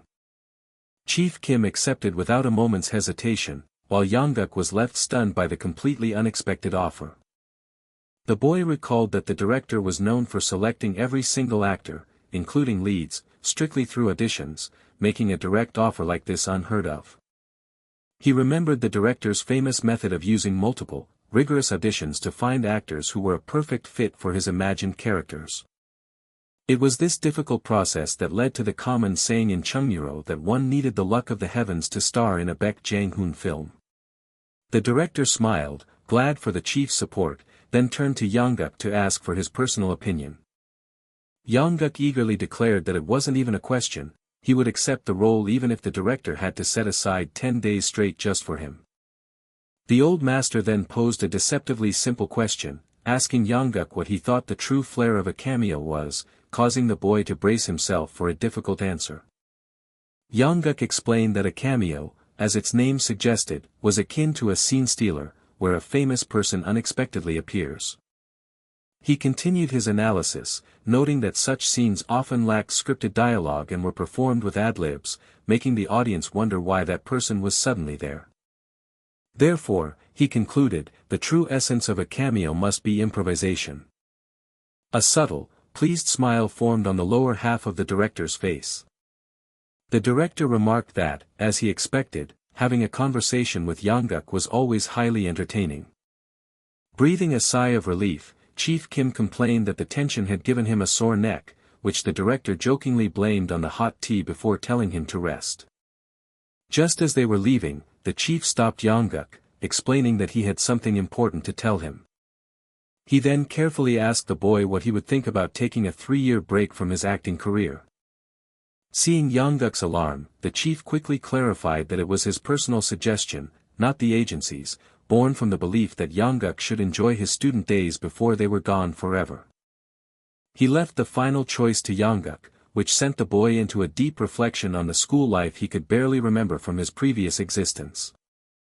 He recalled that his middle school, high school, and even university years had been consumed by scripts and acting, leaving no room for the simple joys others experienced. Overcome with gratitude, Young-guk thanked the chief for the chance to reclaim the precious student life he had already lost once before. The scene then shifted to the sprawling campus of Hanyang University. Young-guk was in complete disbelief, wondering how he had suddenly materialized at his old university right after reminiscing about his lost student days. When the director casually asked if he had ever been there, Young-guk knew he had to hide his shock from the perceptive man and quickly denied it. The boy then asked why they had come to a university, but the director simply answered with a thoughtful, non-committal hum. The master explained that he was scouting for someone suitable for a minor role and also wanted to observe the flair of a cameo firsthand. As they continued walking, Young-guk was left completely bewildered by the director's cryptic words. They entered a large auditorium where students were sparsely seated, their attention focused on the empty wooden stage at the front. A murmur spread through the room as students began to recognize Jang Young-guk, the young star of A Man of August, and wondered who he had come with. Their curiosity was palpable, as they couldn't fathom why a child actor would be attending director Baek Jang-hoon's special lecture. Unseen by the students, the director watched the scene unfold with a thoughtful smile, his chin resting on his fist. He began his lecture, expressing his hope that the single lesson would remain forever in the hearts of the aspiring filmmakers. Young-guk was captivated by the director's powerful aura, his voice filling the hall effortlessly, a clear product of immense experience and wisdom. The director posed a question to the audience, asking them what an actor's role was if a director's ability lay in creation. After listening to their answers, he offered his own view, stating that the most important thing for an actor was to maintain composure and uniquely interpret the director's desires. He confessed that he was a director who loved adventure and that an actor's established career was far less important to him than it was to a producer. This was because, as he explained, great films required not only established talent but also the raw energy of new and pure actors. He then presented a scene from his current project, offering an uncast acting role on the spot to any student in the audience who could successfully perform it. A wave of excitement and ambition surged through the students, with many eagerly declaring their intent to try. The director calmly observed the sea of raised hands and determined faces. At that moment, Young-guk had a flash of insight, realizing the minor role the director was scouting for was meant for these very students. His mind then raced, connecting this revelation to the director's earlier comment about wanting to see the flair of the cameo. The director then deliberately cleared his throat, drawing everyone's attention back to the stage. He announced that to make it easier for the students to perform, they would first need someone to act as their counterpart. The final piece of the puzzle clicked into place for Young-guk as he understood this was the test of improvisation the director had orchestrated for him. From the side, two men watched intently as a small figure walked with purpose onto the stage. One of them marveled internally at the boy's complete lack of nervousness, finding his leisurely and confident appearance almost inexplicable. A close-up revealed a pair of hands gripping a tightly rolled-up paper that served as a prop script. Now fully in character, Young-guk sharply challenged his scene partner, demanding to know why they were just staring blankly instead of acting. He had instantly transformed into a temperamental, middle-aged film director, a role completely opposite his own age, and was tasked with improvising based only on a few written notes about mood and action. He relentlessly berated the student actor for their poor positioning, warning them that if they couldn't even stay in frame, they would be cut from the final film entirely and had no right to call themselves an actor. The university student stood frozen on the stage, completely stunned by the sheer intensity of the young boy's performance. In his mind, he felt an overwhelming sense of dread, realizing he was about to be completely devoured by a mere middle schooler. The vast, quiet auditorium bore witness to the tense standoff between the two figures on the brightly lit stage. As the scene concluded, Young-guk's thoughts returned to the conversation he'd had with the chief. He came to a profound realization: although he cherished the idea of having a normal student life, the exhilarating joy of acting was an inseparable part of his true nature. Still deeply immersed in his role, Young-guk roared for another take. His commanding voice echoed once more, demanding they repeat the scene from the top. He furiously questioned if the student actor intended to let all the film's money go down the drain, warning they would be stuck there all night if things continued and wondering who had recruited such an actor. The young actor's tirade continued as he threatened that if the student failed to pay attention, he should never dream of standing in front of his camera again. From their seats in the audience, a man and woman watched the intense scene unfold with visible apprehension. Young-guk delivered a final ultimatum, declaring this was the student's last chance before he would be forced to pack his bags and leave the set. Beads of sweat formed on the university student's brow as he stared down at his script in a state of utter shock. His shoulders grew tense as he anxiously tried to focus on the lines, the pressure becoming almost unbearable. Finally overwhelmed, the student shot up from his position, letting his script fall to the floor in front of the real director who observed the scene. Unrelenting, Young-guk's character bellowed for yet another attempt. A black sneaker then firmly planted itself on the discarded script, signaling the end of the improvised performance. The chief turned to the film director beside him, commending him on a job well done. The director, still processing what he had just witnessed, stammered that it was far beyond simple improvisation and that Young-guk was no mere diamond in the rough. He marveled at how the boy was already exhibiting the qualities of a fully perfected acting style, finding it nearly impossible to comprehend. A powerful desire grew within the director to immediately discover the full extent of the young boy's talent. The narrative shifted back in time, recalling the moment the chief had addressed Young-guk by name. The chief had explained that he wanted to introduce someone who could help Young-guk prepare for the cameo, leaving the boy to wonder what kind of role would necessitate such an arrangement. In a different conversation, film director Jang Young-guk respectfully addressed the chief as his senior. The director asked where on earth the chief had found a kid like that, prompting the chief's standard joking reply about picking him up from the Yongdo Bridge.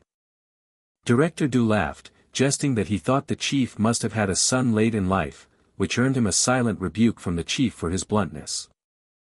The director defended his candor by citing their long friendship before asking seriously if Young-guk had much experience filming movies. The chief dismissed any worries about the boy being sloppy, confidently stating he could make anyone look impressive, and pointed out that the director himself rarely took interest in ordinary people. Director Du then admitted that he had been having a strange feeling ever since Young-guk first started appearing on the film set. He recalled his initial impression 2 weeks ago, likening the boy to a young squirrel following a tiger, and remarked on how the normally strict set could make people anxious. However, he described Young-guk as a kind of social lubricant who significantly eased the tension and lightened the atmosphere for everyone. As an example, the director explained how the boy would thoughtfully give staff members honey water for their throats, even holding up a bottle Young-guk had just given him. He added that the boy also distributed hot packs for their cold hands, calling his actions quite impressive. The chief agreed, noting that most actors with little experience were usually too preoccupied with their own parts to think of others. In stark contrast, Young-guk moved around the film set as if it were his personal dressing room, all while actively taking care of the staff. Director Du then directly asked the chief if he truly intended to cast the boy in the specific cameo role. When the chief questioned his doubt, the director raised a significant concern regarding the role's requirement to perform a traditional song. He argued that a child would surely be unable to perform it, which would necessitate a voiceover, a compromise he knew the chief, with his demanding personality, would never accept. The chief calmly dismissed these worries, revealing that the legendary Bong Deok-soo had already given his approval. Director Du was stunned into silence for a moment, asking for confirmation that he meant the renowned master of cultural arts. As if on cue, a distinguished older man appeared, clearing his throat and playfully asking if someone had been talking about him. Young-guk's eyes widened in surprise at the master's sudden appearance. The boy respectfully greeted his teacher, who then inquired if he had been practicing diligently. Young-guk confirmed that he had been following the master's instructions, practicing his vocalizations and rinsing his nose and throat with salt water every morning and night. The master mused that if he could, he would train the boy to become a singer instead of an actor, but added with a laugh that the old geezer was too frightening to cross. Young-guk's mind flashed back to the chief's words about introducing someone to help him prepare for the cameo. He recalled being taken to Myeongdong right after that conversation for 2 weeks of training with Master Bong Deok-soo, and his initial shock upon realizing the cameo involved traditional singing. The boy considered that perhaps it was all just a remarkable coincidence. After all, his past lives' experience in musicals had given him in-depth knowledge of vocalization, and his time in plays had taught him traditional percussion. This was born from his old philosophy that having one more skill could always lead to another role, a belief that was now proving its worth. It was likely for this reason that one of the nation's most acknowledged singers, Bong Deok-soo, had been so incredibly impressed. Because of this, Young-guk had to repeatedly endure the master's questions about whether he had truly never learned to sing before. He reflected that while he had been called a good singer many times in his past life, he had never received praise of this magnitude, suggesting his singing had somehow improved. Back in the present, the chief greeted Deok-soo, teasingly reminding him of his well-known hatred for appearing in a film's final cut. The master retorted that he only came because his disciple Young-guk was starring, and as his mentor, he felt it was his duty to be there, putting heavy emphasis on their new titles. He then turned his attention to Young-guk, asking the boy what he believed he should focus on during the day's filming. Young-guk paused for a moment, thoughtfully composing his answer. He astutely noted that the sunlight was coming mainly from the right, which meant the ideal placement for the cameras would be facing the left. He continued by suggesting that he should exaggerate his movements as if in a real performance, arguing that any resulting noise would only enhance the scene's authentic and cool feel. The master's face lit up with pride as he declared how much he enjoyed their conversations, praising the boy for always being so perceptive. In the distance, a great shout was heard from the director, who, in his usual fashion, had found the perfect spot for the scene. The chief noticed a tremor in Young-guk's hands and asked if he was shaking, to which the boy replied that he was just so happy. The master reassured Young-guk that he had his complete trust, before admitting with a smile that he couldn't help but feel the same excitement himself after so many years. Surprised by the admission, the chief asked his old friend if he was really shaking from the anticipation. The master confirmed it without hesitation, explaining that the thrilling excitement of a performance was something that never truly went away. With all the preparations complete, the assistant director's voice finally called out the command to begin. Getting into character, Young-guk looked to his on-screen grandfather and asked why they had to come all the way out there to perform. The grandfather character replied that it was better to make a voice where many people could listen, prompting the boy to point out their lack of a human audience. The old man poetically countered that the absence of people did not mean an absence of ears, explaining that the forest was filled with the small wildlife. He described how the rushing waterfall had become calm and the wings of hummingbirds had ceased their beating, all to listen. With a wise smile, he concluded that everything in the clearing around them had now become their audience. On the sidelines, a crew member internally questioned director Beck's decision to film a sudden cameo without any rehearsals. They knew the director was aware of the high stakes, and that a failed scene would be a huge waste of effort, which made them wonder if he was counting on something special. A close shot captured the master's hand, holding a mallet poised just above the surface of a large drum. With a wide, eager grin, the grandfather declared that it was time for them to have some fun. The mallet then descended, striking the drum's skin with a deep, resonant beat. Young-guk's powerful voice then erupted, filling the forest clearing as he began to sing the traditional song of the Jangsan Cape. The story opened with the logo for Songwon Entertainment. A junior confidently assured someone that he would guide them well, telling them to search thoroughly because they were all destined to become one big family. He then noticed a familiar face among the crowd, expressing his surprise that the kid was there too. Staring at a poster for Man of August, he mused that seeing the heartfelt story advertised this way gave it a completely different feeling. An actress then asked Young-guk about his plans for the year-end award ceremony, which left the boy confused as he hadn't heard anything about it. She explained that Man of August had broken viewership records, so he was required to attend, and an invitation had already been sent to their agency. She then playfully chastised him, asking if he planned to wear the same clothes she bought him or arrive in his old van, warning him she'd drag him through the mall for a week if he did. Suddenly, Chief Kim appeared, and she greeted him, asking why he was hesitating to come inside. The chief then turned to Young-guk, inquiring if he was comfortable staying at director Baek Jang-hoon's house. Young-guk replied warmly that the director always made him feel at home, so much so that he would lose track of time discussing films and learning from the master. The chief was surprised to hear Young-guk call the famed director grandfather, but the boy explained it was what the director had asked to be called. At that moment, another man approached them, greeting Chief Kim and dismissively referring to Young-guk as that kid. Chief Kim immediately corrected the man, whom he called Chief Hwang, chiding him for his lack of respect towards the actor who was destined to make Songwon shine, before formally introducing him as the co-chief, Hwang Kyolsu. Young-guk politely introduced himself but inwardly felt a strange sense of offense, noting that he never cared when he was called a kid as Park Soo-young. Chief Hwang curtly acknowledged the introduction, confirming he was indeed the co-chief of Songwon Entertainment. He then sized Young-guk up with a skeptical gaze, wondering aloud if the boy was truly worth the life savings Chief Kim had scraped together, and questioned if they'd ever see a return on that investment. Hwang's attention then shifted to the actress, noting he had a golf game with her father, President Park, the next morning and inviting her to join. The actress coolly declined, stating she already had plans with her junior, Young-guk. Hwang clicked his tongue in annoyance, remarking that she'd be prettier if she were more compliant, which prompted Chief Kim to angrily tell him to stop. Brushing it off, Hwang simply told Chief Kim to let him know once his guests had departed. After Hwang left, the actress erupted, questioning why the chief allowed that man to do as he pleased, dismissing him as someone who did nothing but drink.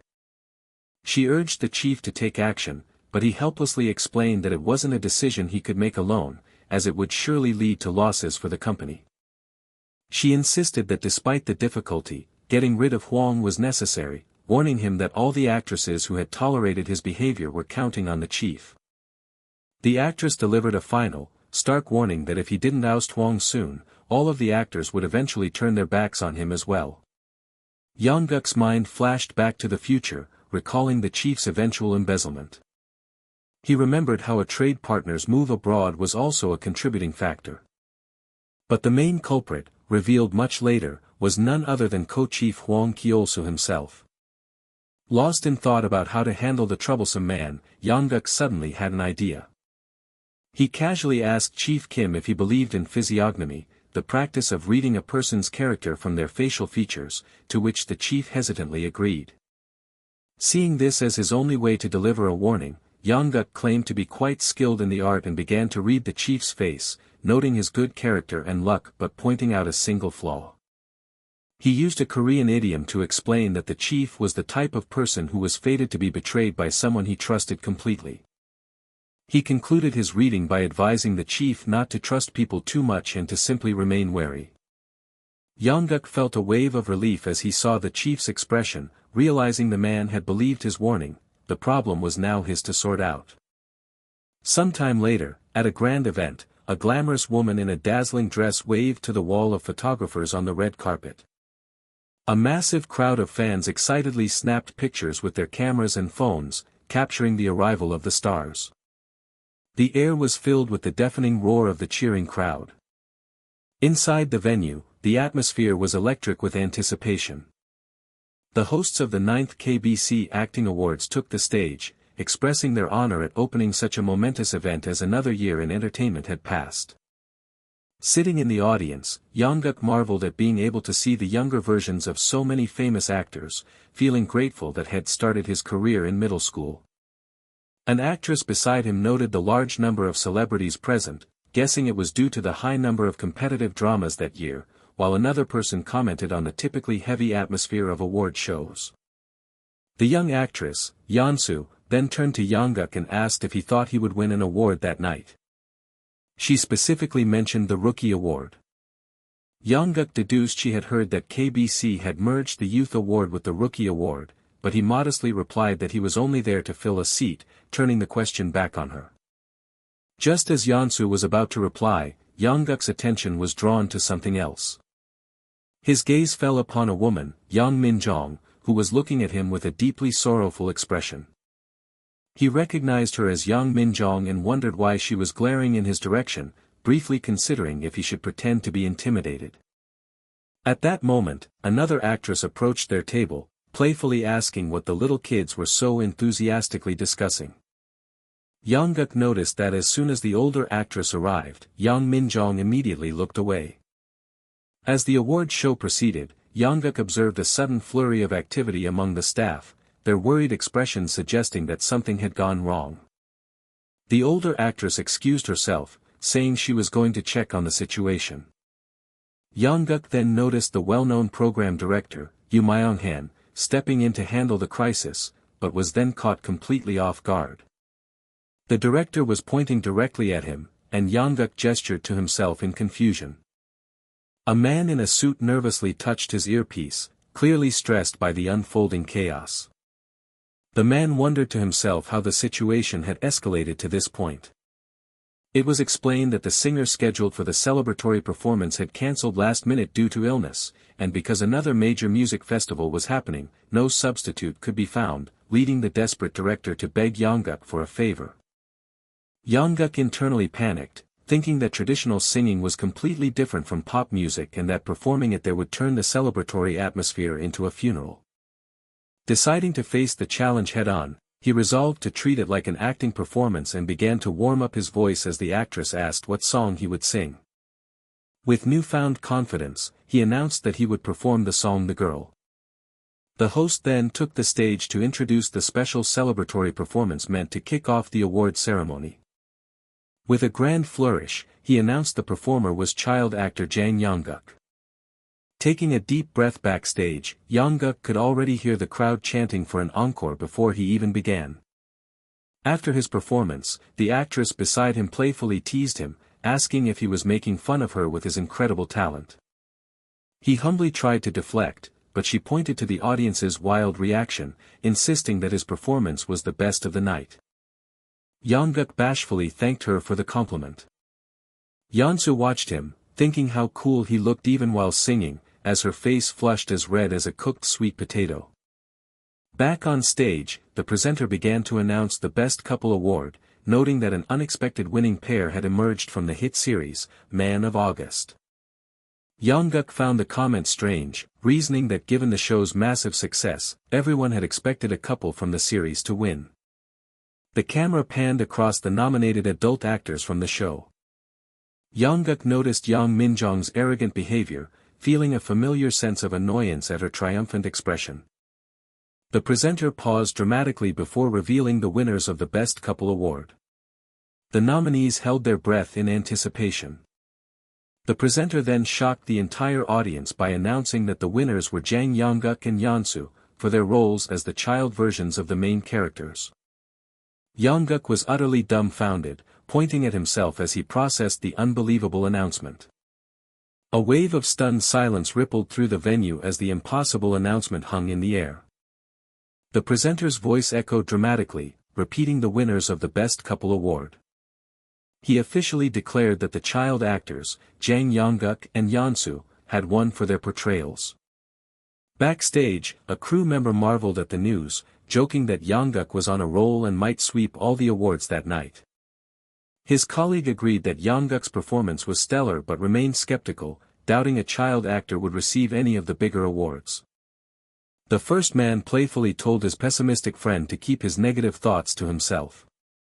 A memory surfaced of Young-guk's past, where he had once proudly introduced himself on stage as his character, Kim Hajin. In that moment, he had passionately promised all the viewers that he would grow into a truly great actor. The recollection included a vision of the crowd looking upon him with pure adoration. Back in the present, the ceremony was already moving on to the next category. As he accepted the trophy, Young-guk observed that the adult actor for his role was clapping, but he felt a petty satisfaction that Yang Min-jong was not. He then turned to Yeonsu, playfully teasing that her expression gave away how much she had wanted this specific award, a claim she quickly denied. She began to explain that her joy wasn't about the award itself. With a heartfelt blush, she confessed that her real dream was simply to stand on the award stage alongside him. Flustered by her sincerity, Young-guk grabbed her hand and abruptly pulled her along, leaving her momentarily confused. He silently questioned the frantic beating of his heart, wondering if his personality had regressed, as the nearby actress jokingly asked if they were dating.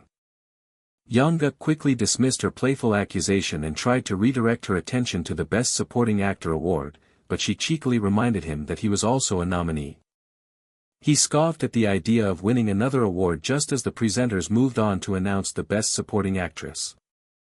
The winner was revealed to be Park Soo-young, his on-screen mother from Man of August, prompting a delighted shout from Young-guk. The camera focused on Park Soo-young, who wore a look of utter astonishment in her elegant blue dress. Stumbling over her words, she expressed her genuine shock and offered her heartfelt thanks to everyone.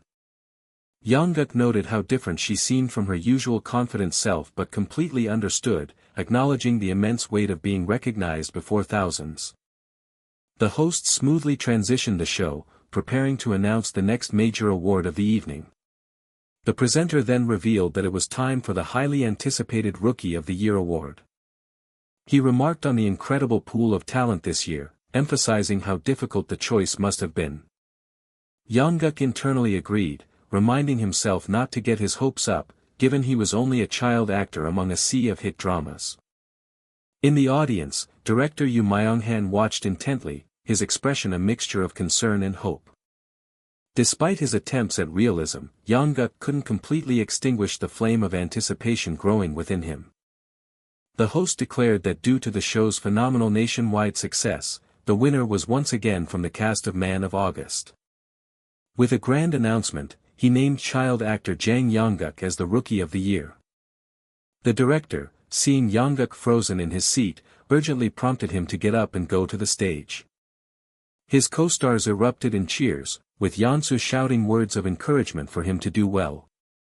Young-guk's mind struggled to process the reality of the situation. He wondered if it was truly him receiving the one award that had forever eluded him in his past life. He recalled the stark loneliness of his first award in that other life, where no one had cheered as he walked to the stage. The painful label of trashy rookie echoed in his memory, a stark contrast to his current triumph. But he pushed the thought aside, realizing with overwhelming clarity that this life was fundamentally different. Taking the microphone, he began his speech, humbly stating he felt undeserving and had so many people to thank. As the audience roared with support, he specifically thanked the director, the writer, and the entire crew who had believed in him. He expressed that the amount of support he'd received was beyond words, but noted there was one person who was foremost in his thoughts. Acknowledging his upbringing, he explained that he was more accustomed to speaking in a regional dialect. He then decided to drop the formal Seoul accent to speak comfortably from the heart, as he prepared a special message for his mother. A wave of approval washed over the crowd, with fellow natives from his hometown swelling with pride. He started his message by declaring that his mother was someone whose world had always revolved solely around him. A painful memory from his past life surfaced, of coming home after an award show to find his mother gone, leaving behind only an album and articles about him. He remembered the sinking feeling of finality, the devastating realization that it was too late to go back.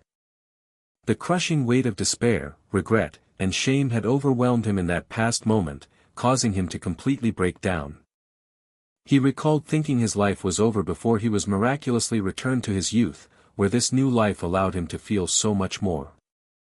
Bolstered by the love and encouragement he had since received, he found the courage to finally say everything he had left unsaid. He looked into the camera and sincerely thanked his mother for raising him, admitting that words failed to capture the depth of his feelings. Knowing she must be watching, he made an emotional plea for her to live a happy life. He then made a tearful and resolute vow that, this time around, he would make everything up to her. His composure finally broke as he confessed just how much he missed her. He let out one last emotional cry, his voice filled with love and longing as he called out for his mother. Far away, an elderly woman in a hospital bed watched the television, a gentle and proud smile gracing her lips. In another home, a woman in her pajamas lovingly called out Young-guk's name. She gently held the face of a man in a white suit who sat beside her, both of them captivated by the broadcast. The man thoughtfully remarked on how touching the boy's acceptance speech had been. The woman agreed, expressing her excitement for his future and comparing him to a resilient wildflower, the very type of talent the man admired. She pointed out that this child possessed the exact kind of raw potential he had been searching for. The man grew contemplative, musing on the incredible heights the boy could reach once his talent was in full bloom. Meanwhile, in a lavish office, a powerful chairman scoffed dismissively at the news of a child actor winning the Rookie Award. He then recognized Young-guk as the boy his subordinate, Chief Kim, had scouted, and couldn't help but be impressed. Turning to another chief, the chairman's mind began to churn with possibilities, already plotting how to best utilize his company's new asset. The whirlwind of the award ceremony faded as the narrative shifted, marking the arrival of the last day of the year. As snow began to blanket the city, a radio host wished listeners a happy new year and announced the final song would be The Girl. Outside the venue, Young-guk was stopped by the actors who had presented an award earlier. They recognized the song playing nearby and warmly congratulated him. They gushed about being huge fans of his work in Man of August and promised to cheer for him in the future. Young-guk humbly deflected their praise, insisting he was a much bigger fan of their decades-long careers before thanking them for their encouragement. Just then, Yeonsu ran up to him, excitedly telling him he had to make a wish, a suggestion that he found puzzling. She clarified that he should make a wish because the falling snow signaled a fresh beginning. Her words resonated with him, and he stood quietly for a moment, contemplating the profound idea of a new start. The scene panned out, showing the quiet beauty of the city as people walked peacefully under the gentle snowfall. In that moment, Young-guk made a silent promise to himself to dedicate his life to being an actor, and just like that, 3 years passed. 3 years later, the story shifted to the coastal town of Southport. An old fisherman was being commended by a young man for his bountiful catch that day. The fisherman questioned why Young-guk was only just coming out, but the boy replied that since he wasn't leaving for Seoul until nighttime, he had plenty of time left. Young-guk then noticed his uncle had renamed the boat, prompting the older man to proudly ask if he liked the new name. He was utterly mortified to see it was named after him, confessing that it made him want to die of embarrassment every time he saw it. His uncle insisted it was the name of a future great actor and nothing to be shy about, before changing the subject to ask where Young-guk's mother was. Young-guk explained that his mother was busy with Auntie Yang because the store was doing very well, when a sharp voice suddenly called his name. He flinched, startled by the sudden call. His mother appeared, chiding him for not resting at home, but he insisted he only wanted to help her before he left, despite feeling unwell. He inwardly worried about his mother, reflecting on the 3 years that had passed since his award and his subsequent decision to attend high school in Seoul. Though he was supposed to spend his time with Baek Jang-hoon, he had already made many new friends in the city. He recalled his friend's dramatic declaration of loneliness at his departure and felt a wave of gratitude for the new life he had grown so accustomed to. However, His concern for his mother led him to decide he would visit her in Yangdo every weekend, and he called to let her know he was on his way. Seeing his mother's store bustling with customers, he felt reassured that she was doing very well with Auntie Yang by her side. His visit concluded, and soon he was aboard a train destined for Seoul. While Young-guk was enjoying a fresh start as a high school student, a certain writer had locked herself in a room, agonizing over a new drama. Her thoughts were consumed by a singular, desperate need to find her protagonist. Her assistant pleaded with her to get back to work, but the writer could only let out a scream of pure frustration. She bitterly recalled her own bold declaration in a past meeting, where she had insisted that she alone would choose the lead actor. This was, after all, the work of the famed writer Hwang Suk-young, who had earned a legendary reputation for her string of box office hits since her early debut. She despaired at her writer's block, wondering how someone with her acclaimed talent could be so utterly stuck. She vented that her synopsis was useless without a lead actor in mind, prompting her assistant, Lee Soo-jin, to suggest Park Si-woo while mentioning that PD Kim was calling relentlessly. Writer Hwang immediately shot down the idea, declaring that a man in his 30s was too old for her high-teen drama, but her assistant warned that the press was already in a frenzy. Soo-jin added that even the broadcasting station had suggested casting a vocalist from a popular idol group. The writer refused to cast someone based on fame over skill, declaring she would never use an ill-fitting actor, which made her assistant notice she was suddenly getting up. Her confused assistant asked if she was going somewhere. With a sudden surge of inspiration, writer Hwang announced that she was going to find her protagonist herself. Her assistant called out in a panic, trying to stop her long enough to point out she was wearing two completely different shoes. The scene shifted to a schoolyard, where a young girl appeared to be calling out Jang Young-guk's name. Other students greeted the girl, whose name was Minji, as they chattered amongst themselves about how cute someone was. In a stark transition, water cascaded from a shower head in a steamy spray. While showering, Young-guk mused that while his new life felt similar to his past one, something was definitely different this time. He noticed that a pockmark he used to have at this age was now gone, and his body felt stronger and more well-proportioned. He even thought his face seemed brighter than before, but his self-reflection was abruptly cut short by a startling intrusion. Young-guk cried out as his uncle barged in, but the older man simply dismissed his protest, stating that he couldn't wait to use the upstairs bathroom. Later, his uncle asked how school was, and Young-guk replied that it was fun but that CEO Kim Song-won had told him to focus on his studies when asked about girlfriends. Another man, a grandfatherly figure, remarked on his growth and confirmed that he was a high schooler now. Young-guk affirmed this, and the man smiled, commenting on how famous he had become. With his brief visit home over, Young-guk bid his grandfather and uncle farewell. The two older men exchanged a respectful farewell as they watched him leave. As Young-guk returned to his life in the city, the season shifted, and the warmth of spring arrived. Back at his high school, Young-guk was captured mid-air, fully focused as he aimed a basketball at the hoop. His classmates cheered his name, erupting in excitement over his impressive shot. A friend jokingly chided him, asking why the class president was playing basketball when he should be making them study during a free period. Young-guk just laughed it off, retorting that it was PE time, so playing was perfectly fine. Another classmate teased him for trying to seduce the girls with his skills, a jab Young-guk cheerfully accepted as a compliment. The friend marveled at how someone could be so goofy yet still rank first in their class, decrying the unfairness of the world as everyone else worried about the mock test. Young-guk insisted that he was trying his best too, then remembered he was supposed to meet someone at the bench near the court after lunch.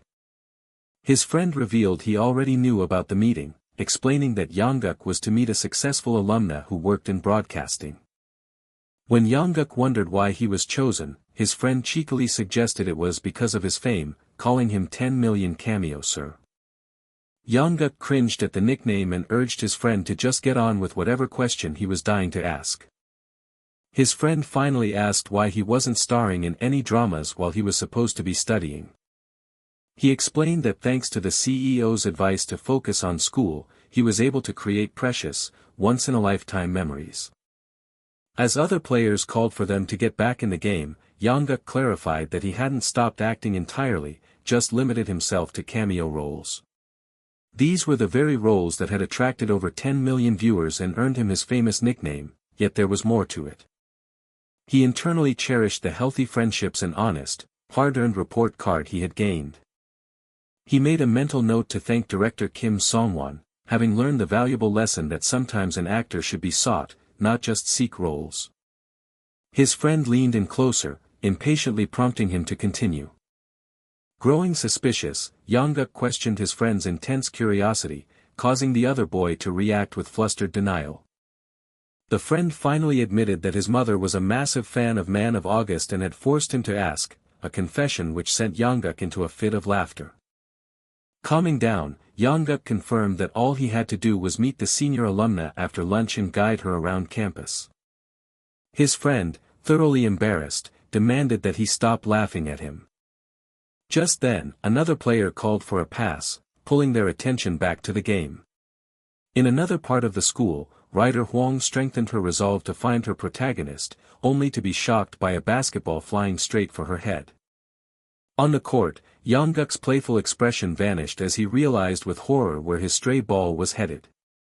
The writer let out a sharp shriek as the ball was about to make impact. An adult's voice cut through the air, sternly telling the boys to be more careful.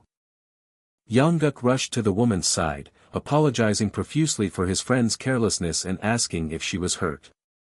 The other students quickly surrounded them, their faces filled with shock and concern for her safety.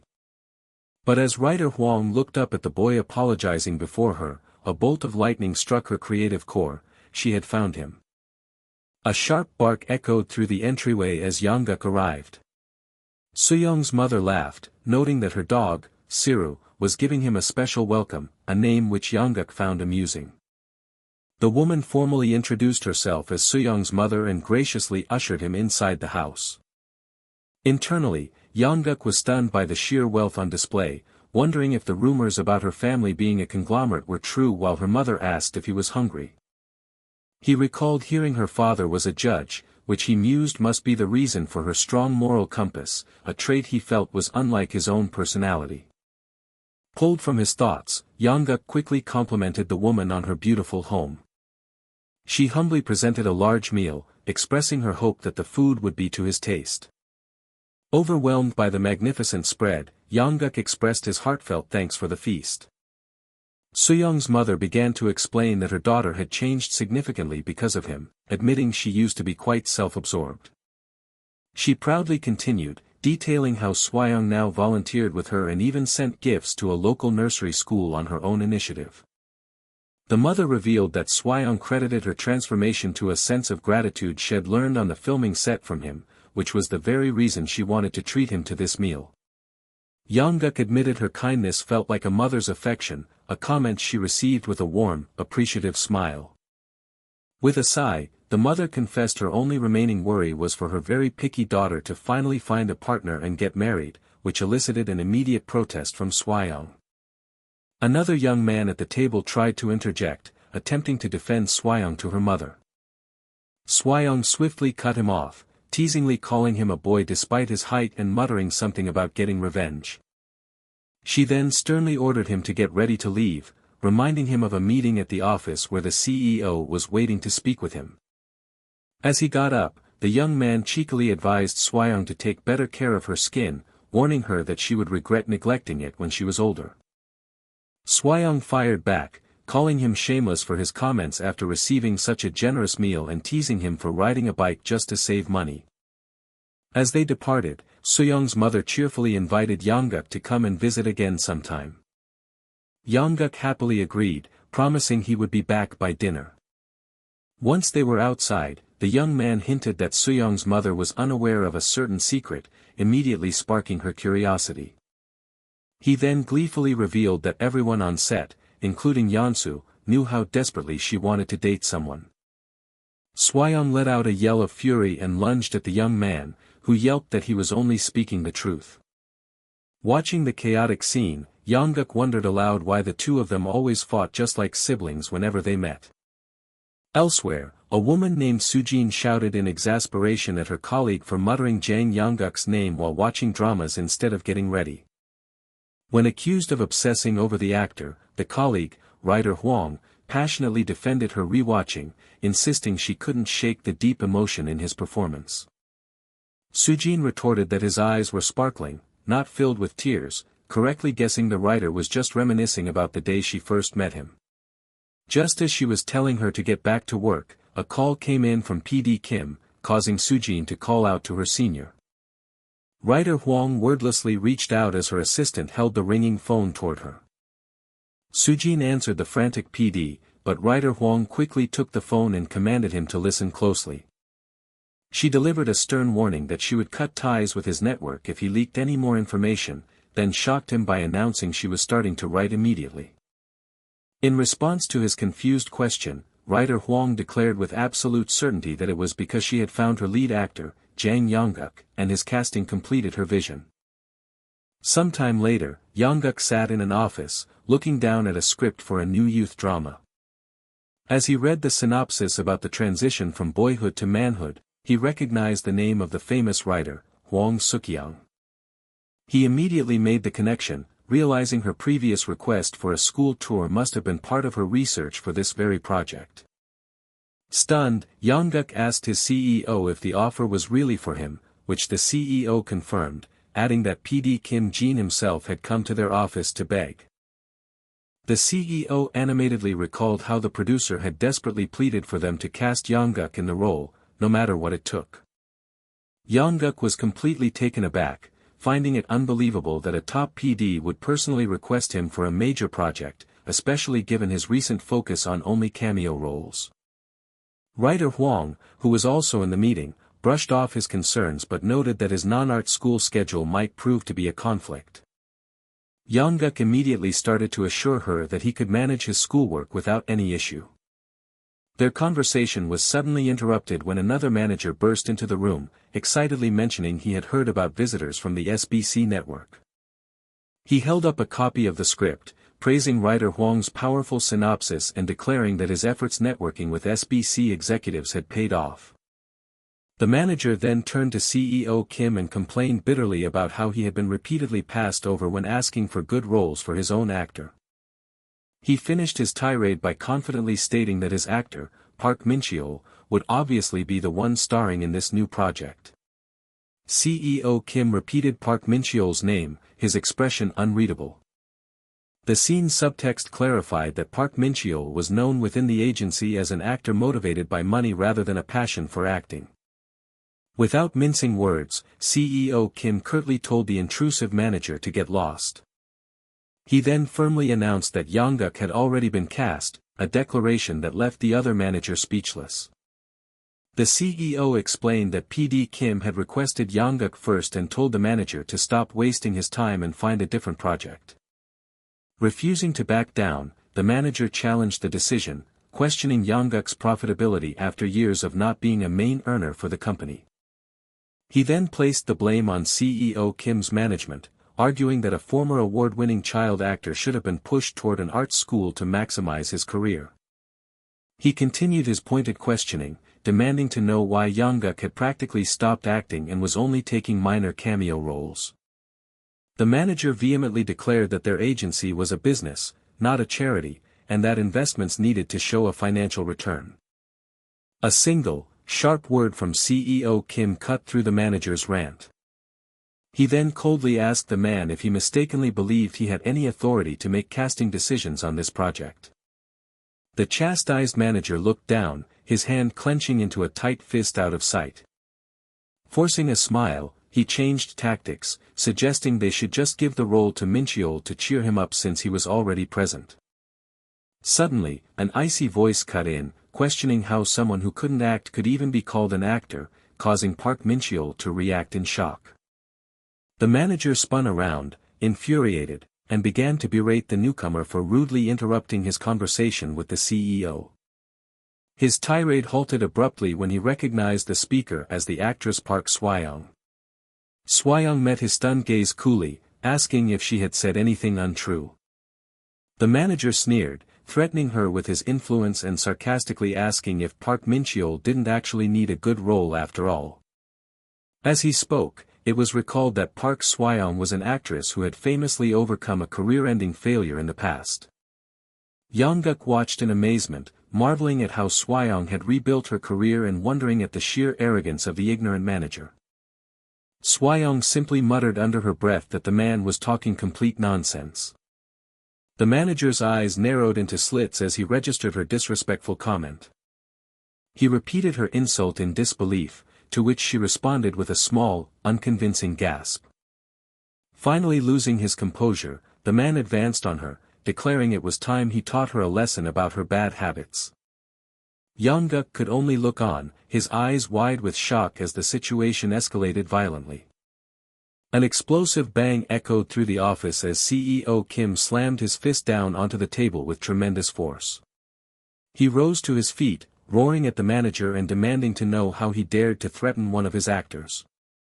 With utter contempt in his eyes, the CEO looked down at the cowering man and called him vermin.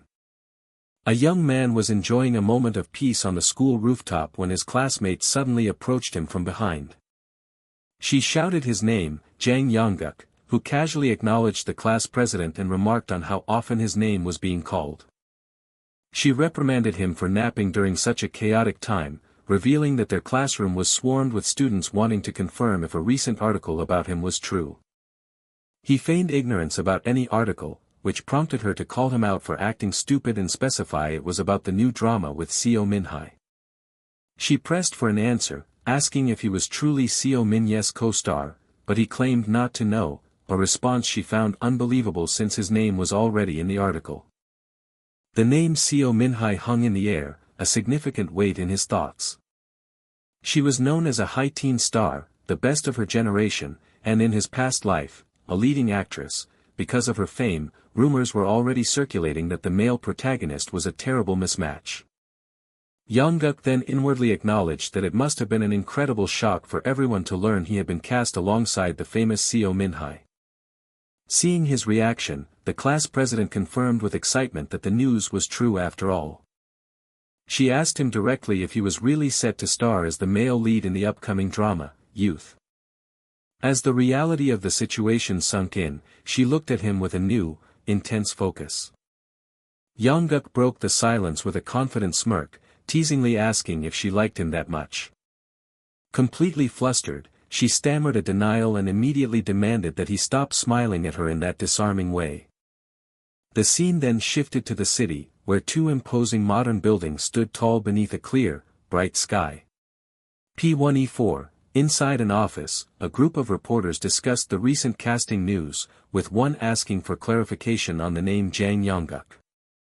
Narration transition. A colleague quickly filled him in, explaining that Young-guk was the child actor who had starred in KBC's hit miniseries, The Man of August, 3 years ago. The first reporter confessed his ignorance, stating he had been covering current affairs at the time, but was told Young-guk had been the youngest to ever win the Best Rookie Actor award.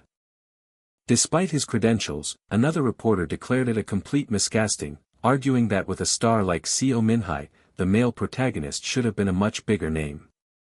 Someone else pointed out that Seo Min-ye's name alone guaranteed a drama success, while adding that Young-guk was only known for his child roles. A more informed journalist clarified that Young-guk was actually quite famous in the film industry, having earned the nickname 1 Million Cameo for his memorable appearances. The skeptical reporter scoffed, emphasizing the vast difference between a cameo role and the responsibility of a main character. Just then, a senior reporter named Gwak Young-han approached the group, confronting a junior reporter, Young, for not attending the script reading session. As reporter Young fumbled for an excuse, his senior berated him, telling him to work harder in his new entertainment beat and to stop writing ridiculous articles. Gwak Young-han then quoted a famous KBC producer who had once dismissed the media's chatter about another writer's work as laughable. He continued the quote, mentioning the rumor that writer Hwang was now considered to be above even the so-called king of writers. He finished by stating that the producer had also said that actor Jang Young-guk was still a talent coveted by many in the industry. The other reporters murmured among themselves, noting how unexpectedly strict their senior was being. Young-han then warned the entire group to stay on their toes, reminding them that a long line of reporters was waiting to take their place. He gave them one last piece of advice, telling them that even if they couldn't be the best, they should at least avoid being third-rate. Meanwhile, at the script reading, the session began as writer Hwang Suk-young cheerfully introduced herself as the creator of the drama Youth. She offered a warm smile to the cast as she prepared to begin the meeting. Next, the lead actress, Seo Min-hye, brightly introduced herself to everyone present. Seated at the table, a character with her hair tied back shot a sly, assessing smile in someone's direction. As Jang Young-guk gave his own introduction, he privately wondered if his co-star was already sizing him up, thinking the battle of wills had already started. A staff member called the room to order, announcing they would be starting their reading with scene number 37, the basketball court scene. Seo Min-hye immediately dove into character, delivering her lines as she questioned why the other character was still playing basketball at that hour. She continued her dialogue, referencing the character's top rank on the midterm exams and remarking on how easily he seemed to achieve success. The room was captivated, as onlookers noted Seo Min-hye's deep immersion in the script and her excellent grasp of the emotional nuances. She then delivered a teasing line, asking if the other character had received another confession and playfully questioning their taste for not dating anyone. The scene being read imagined a young man sitting in a chair, facing an unseen group as if in an interview.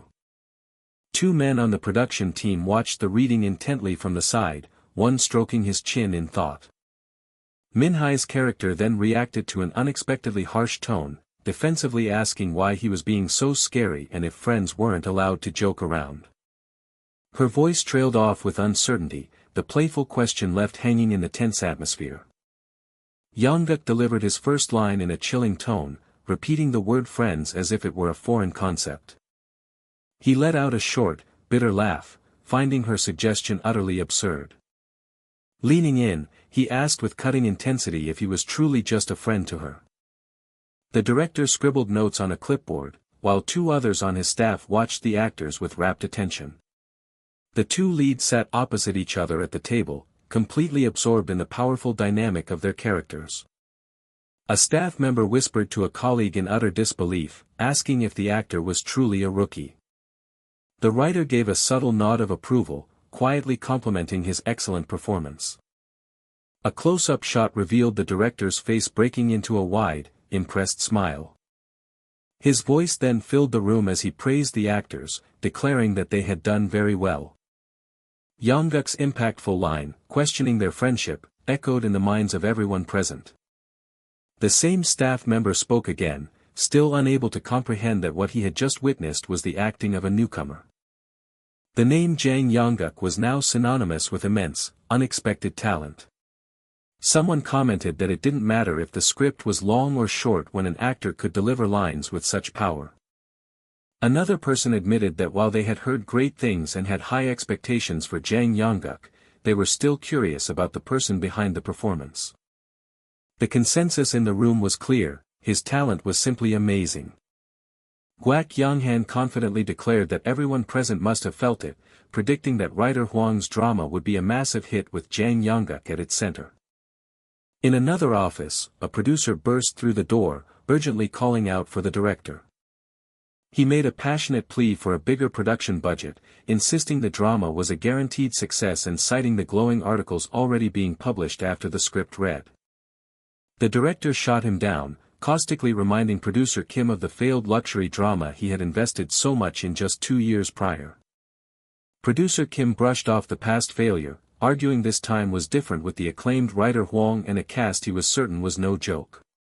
The director skeptically questioned Seo Min-hye's staying power, but the producer countered that the true key to their success was the male lead, Jang Young-guk.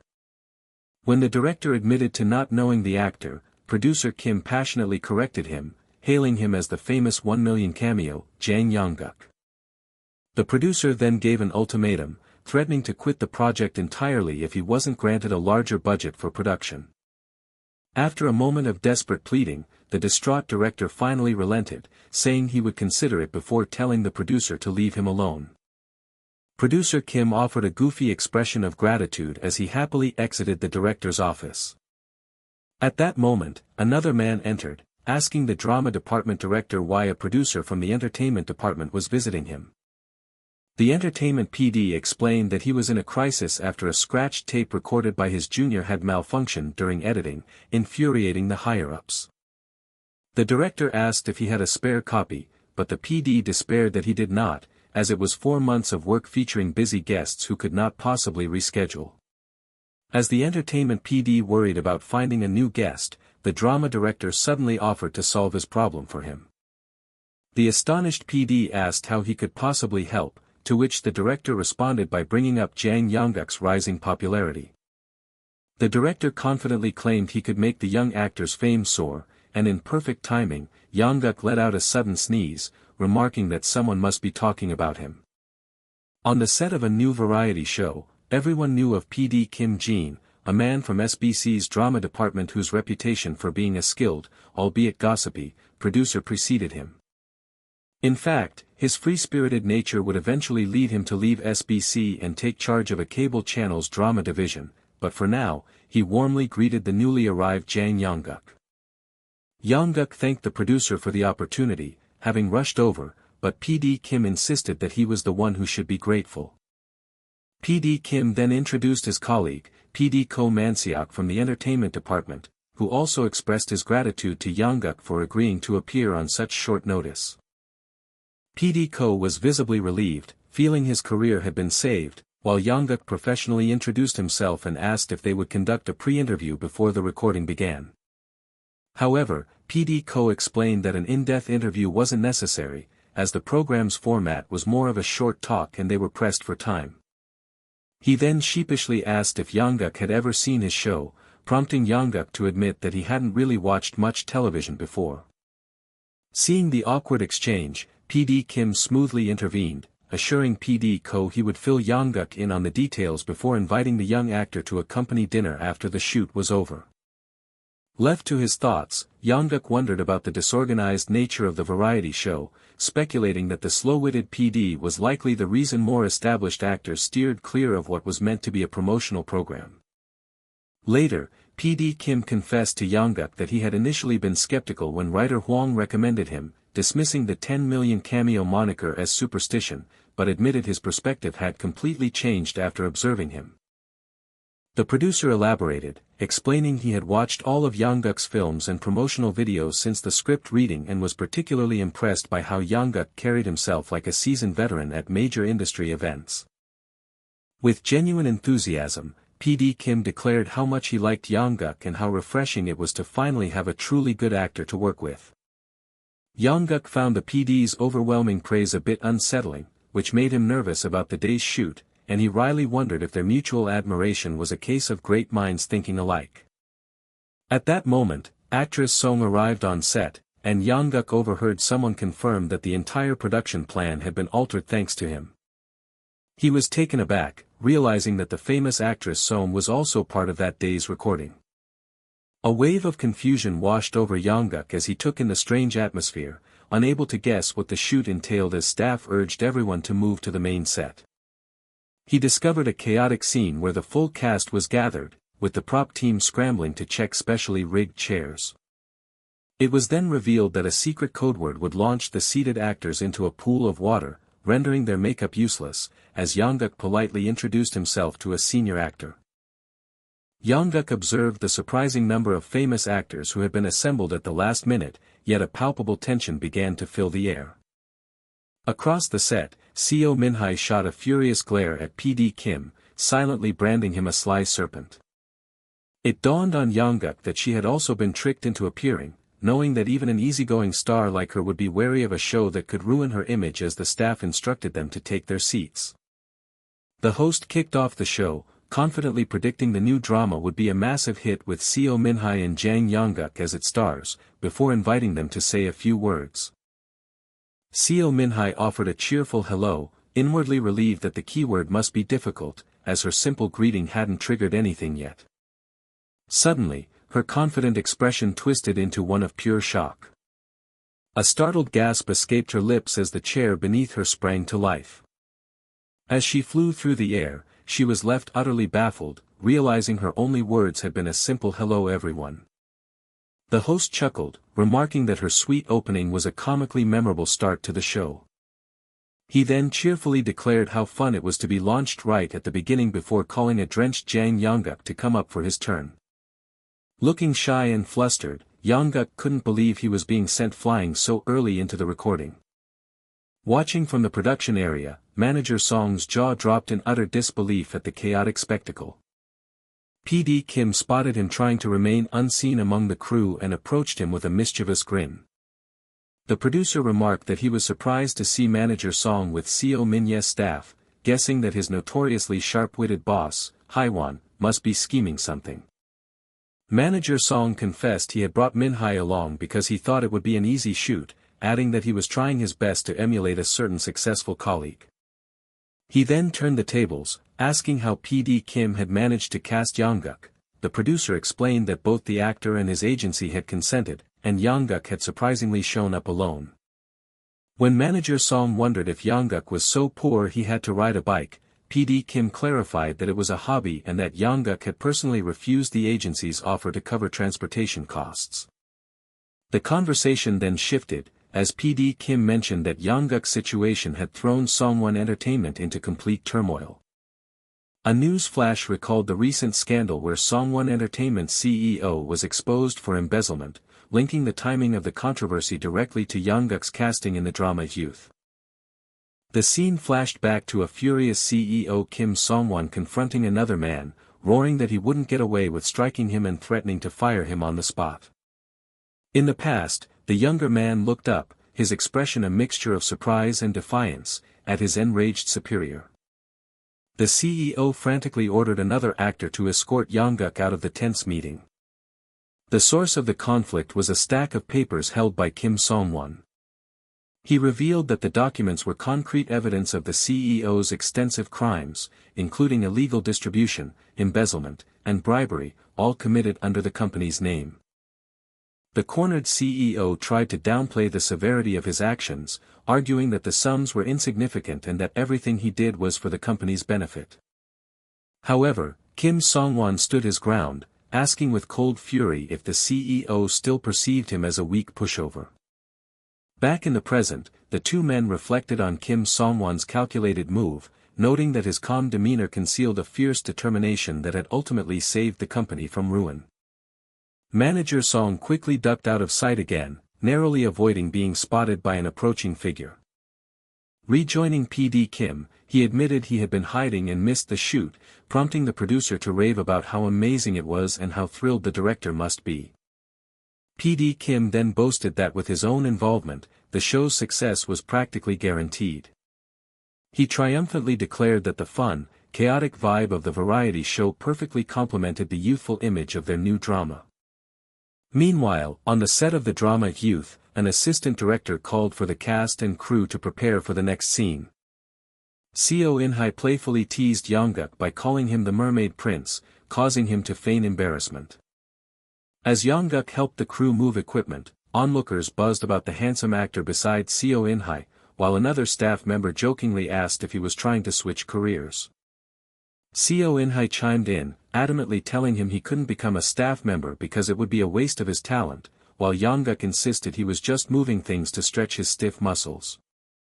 Nearby, a nervous PD Kim was giving meticulous instructions to a cameraman, desperate to perfectly capture a scene where the female lead touches the male lead's shoulder.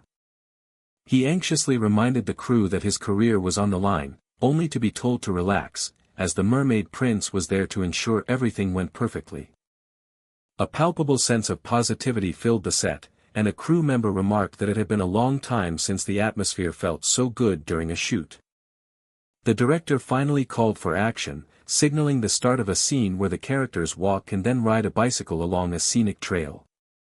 In character, Seo In-hae's persona, Choi Yuri, called out to Kim Dojin, demanding to know why he had gone on ahead without her. She chided him for not slowing down, but he coolly replied that she herself had told him to go first. Her frustration boiled over as she lamented that another tardy punishment would mark her third in a row. He casually advised her to simply leave for school earlier, which prompted a desperate plea for him to give her a ride on his bike. The camera focused on Young-guk's character, Kim Do-jin, as a gentle, knowing smile spread across his face. He commented on how light the bicycle felt without her, before finally inviting her to hurry up and hop on the back. Yuri let out a small, triumphant cheer as she climbed on. The production team watched from the monitors, noting how Seo In-hye, an actress known for her bubbly energy, was masterfully portraying her character's shyness. The director called for a temporary halt, asking the actors to reset for another take. Once again in character, Do-jin felt Yuri's hesitation and warned her to hold on tightly unless she wanted to fall off. Flustered, she yelled at him not to tease her and to ride slowly and carefully. The camera zoomed in on a close-up of her hand, which was now gripping his shirt with surprising force. The crew watched in admiration, captivated by the subtle but powerful chemistry unfolding on screen. In the scene, Kim Do-jin glanced back over his shoulder at her, his expression softening. Immensely pleased with the performance, the director enthusiastically yelled "cut," signaling the successful completion of the take. The entrance sign of a bustling market arched overhead, hinting at the commerce within. A woman, addressed as Young-guk's mother, inquired about his impending trip to Seoul and his current activities. She exclaimed at the abundance of food prepared, comparing it to preparations for a grand feast. She then presented a container of seasoned cockle and salted shrimp, mentioning Young-guk's fondness for the latter. The recipient expressed gratitude, questioning how she could ever repay such generosity. The woman insisted it was a simple gesture of neighborly kindness, offering to look after Nam-hang while the other was in Seoul. She then remembered something of utmost importance. She produced money saved from Nam-hang, intended for his travel expenses and to provide pocket money for Young-guk. The recipient demurred, unwilling to be a constant recipient of favors and urging her to focus on her packing. An offer to help with the packing was extended to alleviate her worries. Profound thanks were conveyed for the generous support. The daughter of the woman had expressed a desire to meet Young-guk, and a playful suggestion was made for the mother to join Young-guk in Seoul as a future mother-in-law, despite the age difference. A peculiar sensation of an itchy ear suggested that Young-guk might be the subject of conversation. The call for the commencement of filming echoed, urging readiness. The director's energetic command to ready, action dash, signaled the start of the scene. A young man, refreshing himself, splashed water onto his face from an outdoor tap. The director expressed satisfaction with the performance, noting its excellence. A towel was offered to Do-jin by an enthusiastic admirer, who then expressed her adoration for his coolness. A polite acknowledgement and acceptance of the offered towel followed. The take was deemed perfect, with no room for complaints. Kim Do-jin was questioned about his actions, with a playful accusation of being a dummy for not waiting or offering a ride. A man's pleased expression was visible as he wiped his mouth with a light blue cloth. Do-jin responded that he acted to correct her attitude, questioning why she would need to fix his. He then posed the rhetorical question of who would correct her attitude if he did not. A mock scolding ensued as Do-jin was told not to throw his towel on someone, with the suggestion that he should have dodged it. The director's decisive call of cut brought the scene to an end. The director offered words of encouragement, though he sounded somewhat weary. The young woman, distressed, questioned her own thoughts, wondering why she couldn't stop thinking about him. A title card appeared, indicating the memory of Jang Young-guk belonging to Seo Min-hee. Min-hee was called by someone who informed her of the production team's dinner plans, but her distraction was evident. A proposition was made to bring actor Jang Young-guk to their side, which finally garnered Min-hee's attention. An observation was made about Jang Young-guk's remarkable talent and his compatibility with the environment, having impressed even the most stubborn directors. A point was raised about his current contract with Songwon Entertainment, suggesting it didn't preclude him from joining another group. The prospect of being affiliated with Jang Young-guk was contemplated. Min-hee was encouraged to practice with someone, and a cup of coffee was offered to uplift her spirits. A blushing young woman looked away with a surprised expression. Minhee was asked if she had a cold due to her flushed face, which she denied, urging them to head to the group dinner. Instructions were given regarding a dissolve effect and the reflection of a sunset on a classroom window, with the location identified as the SBC editorial room. A request was made to rewind the footage, highlighting a scene with a basketball sound and detailing the use of frame-out and frame-in techniques, with an impatient plea to slow down. The teen was urged to endure a little longer, with a promise of beef after completing the current task and receiving tapes from B team. A complaint was voiced about being overworked. The question was posed about how all other episodes would be handled if so much effort was put into editing the first episode. An indignant retort was made about knowing others who could afford to buy cow meat, followed by a polite greeting to the arriving director. The director stated his purpose was to check on progress and asked for the first episode's feel, complimenting the blue necktie. A highly enthusiastic but exaggerated description of the episode's impact was given, which was met with a stern dismissal and a challenge regarding the other director's complaints and the series' potential for failure. The notion of the series failing was immediately dismissed as nonsense. A bold assurance was given that the director would be wearing a blue necktie daily after the drama aired, symbolizing his good mood. A prediction was made about the actor on screen. The actor was predicted to become universally beloved. The company name Songwon.ent appeared. Young-guk was welcomed as he arrived, and his dedication to studying, even at the company, was noted. Young-guk explained his need to study for upcoming finals due to missed school for filming, and the extensive problem sheets were observed. A sense of relief was described after a period of trouble at Songwon passed, allowing him freer access to the president's office. Admiration was expressed for his dedication to achieving first place in all his endeavors, with a question about his aspirations for Hanguk University. Young-guk reacted with surprise and disbelief to the mention of Hanguk University.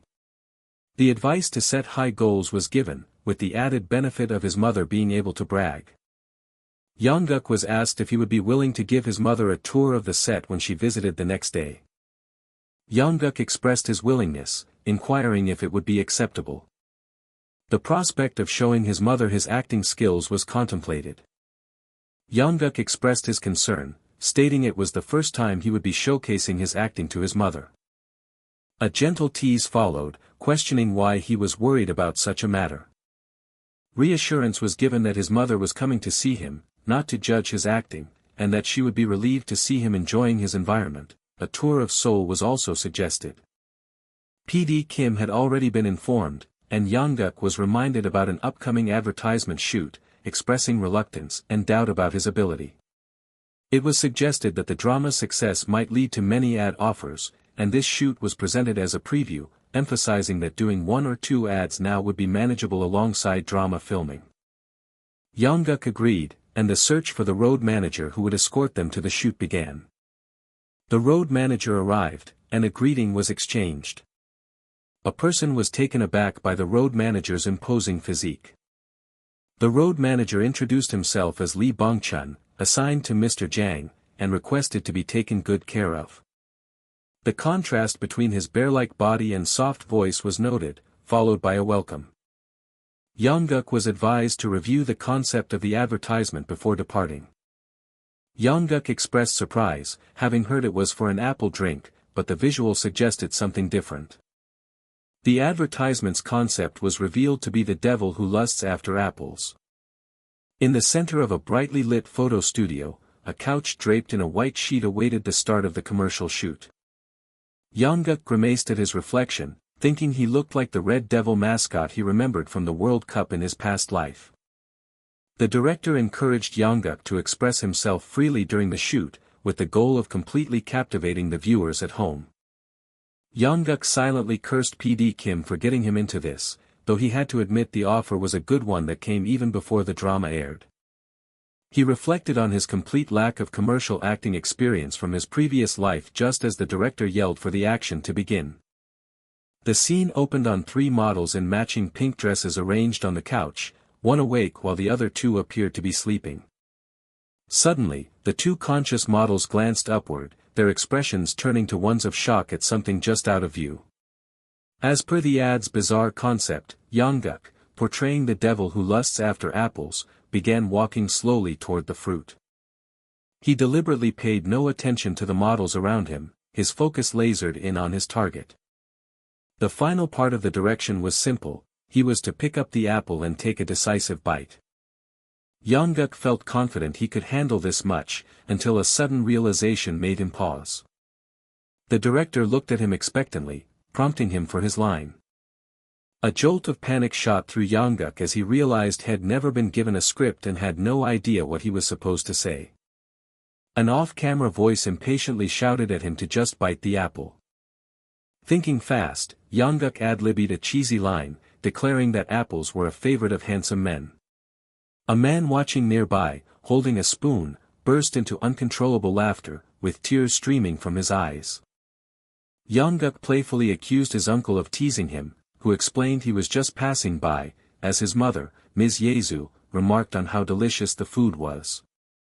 Young-guk's mother asked if he was okay, her attention quickly shifting as she wondered if a nearby man was the famous actor, An Jung-gyeon. Ms. Yezu shyly asked the actor if he remembered her, and he warmly confirmed that he did, recalling she'd been a fan since she was a girl. Jung-gyeon was genuinely surprised she was such a dedicated fan who had even treated him to a meal, and offered a special photo, as Young-guk watched on, happy to see his mother making such a wonderful memory. As they posed, the photographer asked if Young-guk planned to take his mother to the drama set, which he confirmed he would. The man graciously told Young-guk to go ahead and take his mother on a full tour of the set. Ms. Yezu was welcomed warmly into the home, expressing how happy she was to see such a warm atmosphere, while also apologizing if her son had caused any trouble. She confessed her profound relief at seeing her son surrounded by such kind people in a wonderful place. Young-guk turned to their host and offered his sincere thanks for the hospitality. As he prepared to leave for his own shoot, his mother wished him the best of luck. He promised her that he would be right back.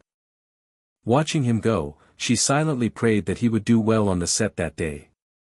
Young-guk suddenly stopped in his tracks and turned back to face his mother. He looked at her and told her how incredibly pretty she was. He thought proudly about his beautiful mother, feeling an urge to show her off to the world, which made her blush just as someone called her name. A large man approached and offered Ms. Yezu a polite good morning. He formally introduced himself as Lee Bong-chun, the transportation manager. Soon after, their vehicle joined the steady flow of traffic on a wide, multi-lane road heading out of the city. In the car, Ms. Yezu asked Bong-chun to look after her son, but Bong-chun humbly insisted that Young-guk was so mature that he felt more like an older brother to him. Young-guk noticed the man's distinct manner of speaking and asked if he happened to be from Busan. Bong-chun let out a small laugh, admitting his accent had slipped out and confirmed that his hometown was indeed Nampodong in Busan. Curious, Young-guk then asked if his family also resided in Seoul. Bong-chun explained that his family was back in Busan selling eel at Jigaoki Market, and that he himself had farmed eel until 3 years ago, which caught Young-guk's attention. He began to tell a story about a drama that filmed in Jigaoki 3 years prior, recalling how furious the merchants were until one of the actors began yelling. The actor's voice was so commanding it silenced the entire market, and in that moment, Bong-chun felt a powerful surge of inspiration. He decided right then that he wanted to work with that same level of passion and made it his goal to one day join that very actor's agency. Bong-chun described himself as a man who had taken on random jobs for 3 years, all while repeatedly petitioning the agency's CEO to make him a manager. A look of dawning realization spread across Young-guk's face as he began to put the pieces of the story together. With some embarrassment, Bong-chun finally confessed that the passionate actor from his story had been Young-guk himself. He explained the CEO had told him to keep this a secret, but he couldn't help but feel their meeting was fate, a notion Young-guk found astonishing. Young-guk's mind flashed back to that chaotic film project in Jigaoki from 3 years ago. He became emotional thinking of all the people who had smiled for him, cried for him, and cared for him along his journey. It felt like a kind of magic, how all of these important people had somehow converged in his life at this very moment. Upon their arrival at the filming location, Young-guk's mother worried aloud that her presence might be a bother to the crew. A staff member quickly reassured her that family often visited, praising Young-guk as the set's moodmaker and inviting her to enjoy her son's performance. The director kindly told Young-guk not to be nervous with his mother watching and challenged him to complete the upcoming scene without any mistakes. Another crew member then noticed the container Ms. Yezu was holding, and she shyly explained that she had steamed some tteok for everyone. The simple mention of tteok sent a wave of joy through the set, as crew members eagerly shouted their desire for a piece. His mother found a place to observe from, giving him a final, supportive look before he began. An unexpected wave of intense nervousness washed over Young-guk, a feeling he hadn't experienced since his very first time on stage. The pressure was magnified exponentially by the presence of the mother whom he had so deeply neglected in his previous life. He took a deep breath, steeling himself against the anxiety and commanding himself not to be nervous. He resolved to deliver the coolest and most natural performance he possibly could. This act was not just for the camera, but for the most important audience member he had ever had. The director called for the start of scene 61, and the characters Dojin and Jisoo were depicted in a valley, with Jisoo exclaiming over a big fish. His character, Dojin, playfully dismissed the fish's size, retorting that there were even smaller ones to be found. As part of the scene, Dojin gestured for the others to look around the area. Suddenly, his character was struck by an off-screen event, his face frozen in shock. Another actor in the scene jokingly called out, asking if anyone wanted to buy Kim Dojin's shirt. Dojin good-naturedly chased after the pranksters in retaliation. The playful mood shattered when someone screamed that Jisoo had just been bitten by a snake. Overcome with panic, Dojin's character desperately wondered what he should do to help her. He rushed to her side, frantically asking where she was bitten and checking her leg for the wound. A sudden, comical sound effect cut through the tension of the scene. The actress playing Jisoo broke character slightly, revealing to the stunned Dojin that it was not real. She confessed with a small smile that it had all been a joke. His character, still catching his breath, admitted that her prank had truly made his heart skip a beat. From a distance, his mother stood in a field, her gaze fixed on the crew as they worked. A single, powerful thought filled her mind as she watched him act: her son was absolutely astonishing. At long last, the SBS drama Youth began its broadcast, and while its primetime slot and media buzz were significant, Young-guk found himself seeking refuge on the rooftop for an entirely different reason. His peaceful respite was shattered when his friend burst onto the scene, demanding to know how he could sleep so calmly after causing such a commotion in their classroom. The friend frantically explained that students from the nearby girls' high school had come looking for him and playfully threatened to shout his location to the crowd below. He then questioned why Young-guk, a seasoned child actor, still found it so difficult to face his admirers, reminding him that they were fans, not enemies. Internally, Young-guk reflected on his previous life where, as a supporting actor, he was rarely recognized, a stark contrast to his current overwhelming fame which he still hadn't adjusted to. He mused that his character, Kim Dojin, had an unexpected public appeal, and while he was grateful for PD Kim Jin's excellent work, he was still shocked by the drama's immense success. Elsewhere, the class president discussed the drama with a friend, remarking that he had watched it and found certain lines to be particularly memorable. His friend's curiosity was piqued, prompting him to ask which specific lines had caught his attention. The class president then dramatically recited a cheesy catchphrase from a commercial within the show about apples being a favorite of handsome men. His friend immediately began to mockingly imitate him, leading the class president to exasperatedly demand that he stop. The scene transitioned to the bustling city, where a modern skyscraper crowned with a radio tower stood tall against a bright sky. Inside a corporate office, a senior executive greeted Young-guk warmly, calling him their treasure, though Young-guk wryly asked to be treated with their usual casual demeanor. The executive jokingly denied ever treating him poorly before eagerly bringing up the drama's phenomenal viewership ratings from the previous night, which had even prompted a call from the chairman himself. PD Kim Jin chimed in with a proud smirk, boasting that the excellent outcome was a given since it was his baby who had directed it. The impressive 20.7% rating had surpassed even the most successful drama from the previous year, and the executive's formal necktie signaled to Young-guk that the higher-ups were thoroughly pleased. Sensing the opportune moment, PD Kim Jin cheekily inquired about a salary increase, citing the principles of commercial ethics for their short airing time. He argued that producing such outstanding results warranted a proportional reward, a move that earned him a compliment from his boss on his sharp negotiating skills. P1T, the executive then revealed that they had already prepared his salary increase and secured additional production funds even before the ratings were officially released. Narration transition. He confirmed that the chairman had approved everything, teasing that the pay raise was so substantial it would make other producers envious, before lamenting a drama that was ended abruptly 3 years prior.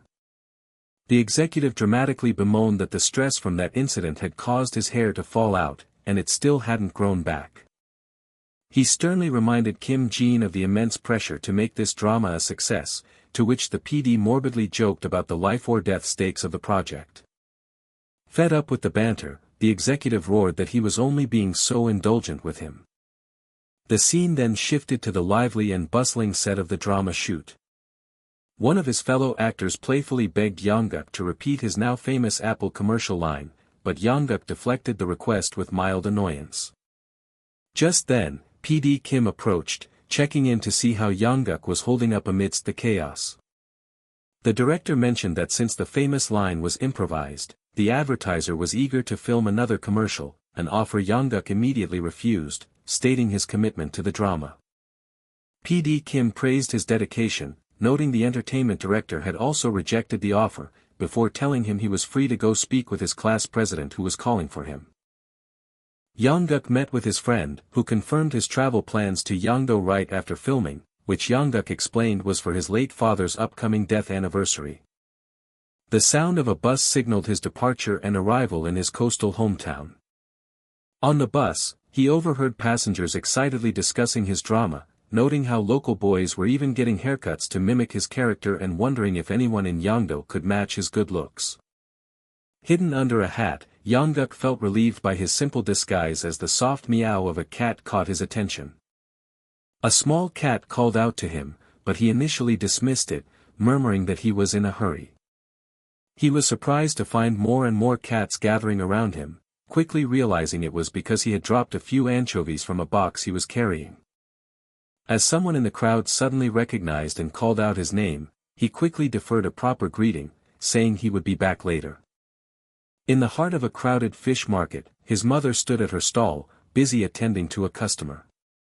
Young-guk, his voice slightly disguised, approached her stall and asked which of her fish was the most delicious, prompting her to recommend the seasonal horse mackerel and sea urchins. Another customer nearby excitedly asked if this was indeed the store belonging to the famous actor Jang Young-guk's mother, a fact she confirmed with a proud smile. The woman who had asked the question stared with a look of utter shock and recognition. Young-guk finally dropped his act, playfully scolding his mother for not recognizing her own son's voice, which made her gasp his name in surprise.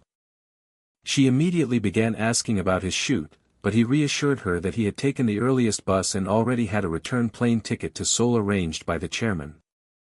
He then gently reminded her that the following day was his father's death anniversary, hoping she hadn't forgotten. Suddenly, his name was shouted aloud by an excited fan, instantly drawing the attention of everyone in the market. Overwhelmed by the sudden mob, his mother frantically tried to organize the throng of fans, telling them to form a line if they wanted an autograph. Young-guk stepped in calmly, asking the crowd to please form a line so as not to disturb the other shops and promising to sign an autograph for everyone there. His mother watched him, a warm and immensely proud smile spreading across her face as her eyes closed in pure happiness. Later, he and his mother stood together on a cliff, gazing out at the vast, serene ocean.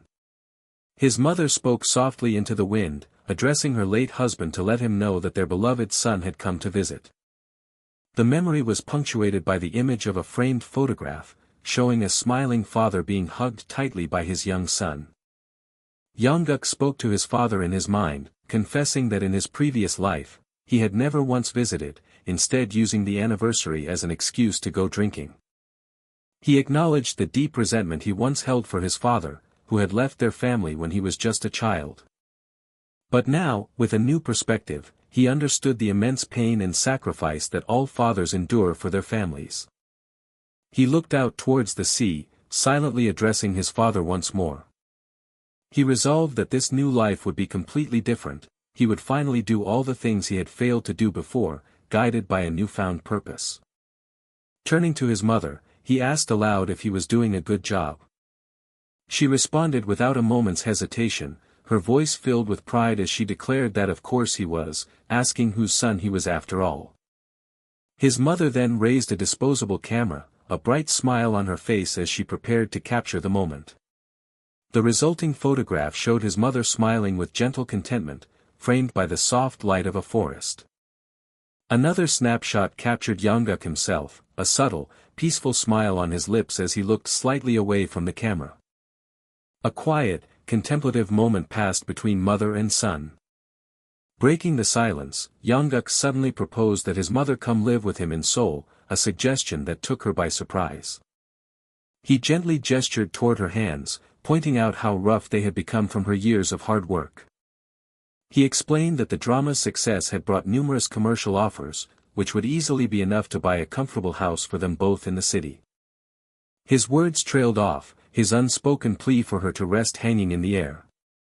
His mother, however, gently declined his offer, telling him that she was perfectly fine. She lovingly described her deep affection for Young-do, the daily chirp of the seagulls, the constant smell of the sea, and the warmth of the community. She confessed that the smell of fish was now so ingrained in her that she felt weak without it and that she genuinely loved the noisy, vibrant life of the market and the friends she had there.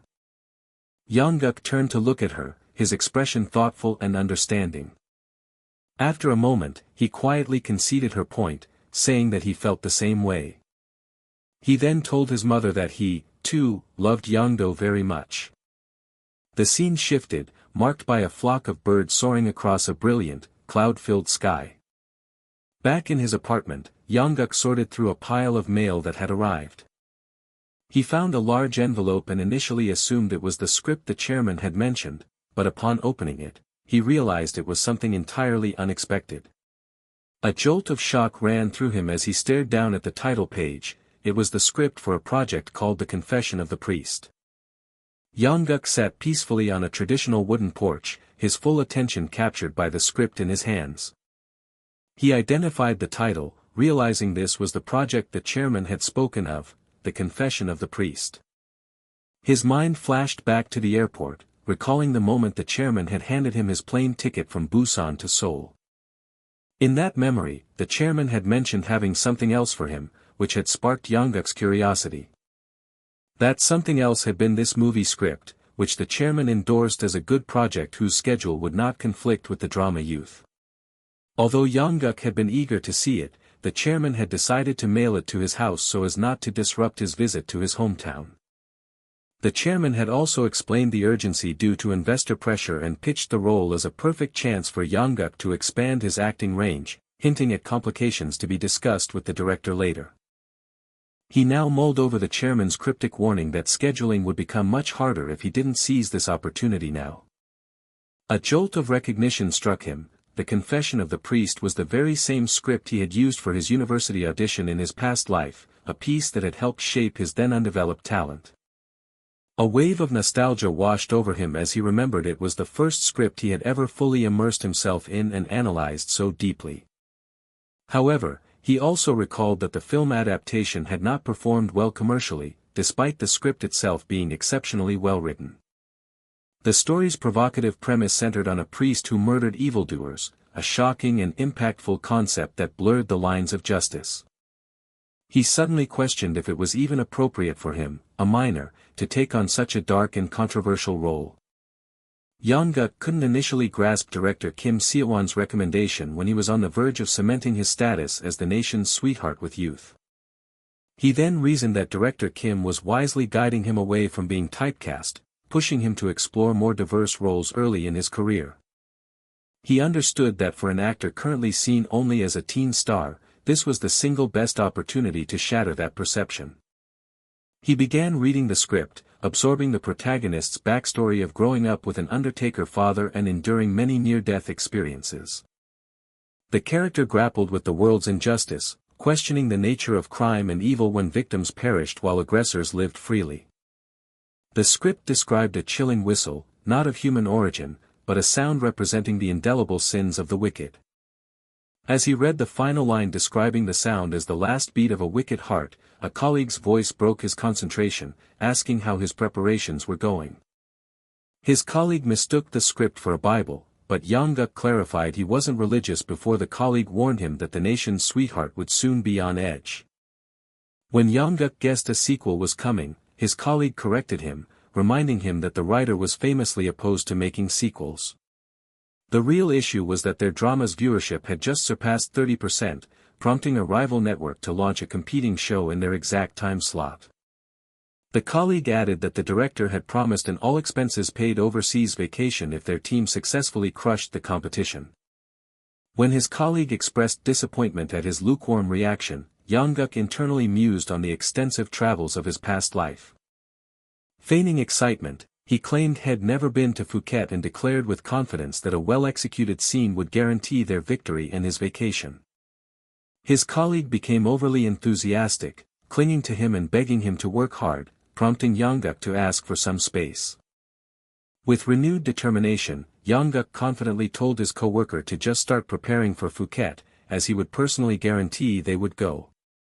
Moments later, the director's voice announced the start of Scene 37, the basketball court romance scene. The scene began with the female lead calling out to Young-guk's character, Dojin, on the court. She approached him, asking why he was still playing basketball so late when he was the only one left. She playfully chided him for placing first in the midterm exams yet again, calling him a lucky and selfish person who made it look too easy. Changing the subject, she then mentioned hearing a rumor that another girl had just confessed her feelings to him. She noted the girl's beauty and good personality, then jokingly questioned if the reason he wasn't dating was that he preferred men. In response, Young-guk's character held a long, stoic silence, his expression unreadable. He finally broke the silence by quietly asking her if any of that was truly important. His serious tone unnerved her, and she defensively asked why he sounded so scary when she was only making a joke between friends. Dojin let out a short, bitter laugh at her use of the word friends.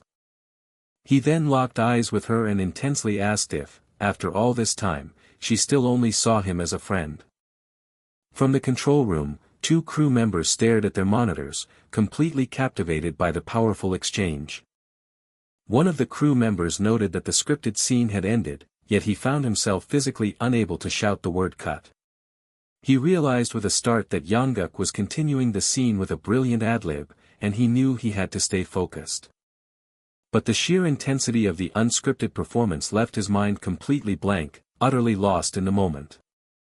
Leaning closer, Young-guk's character confessed that she had no idea how much this moment truly meant to him.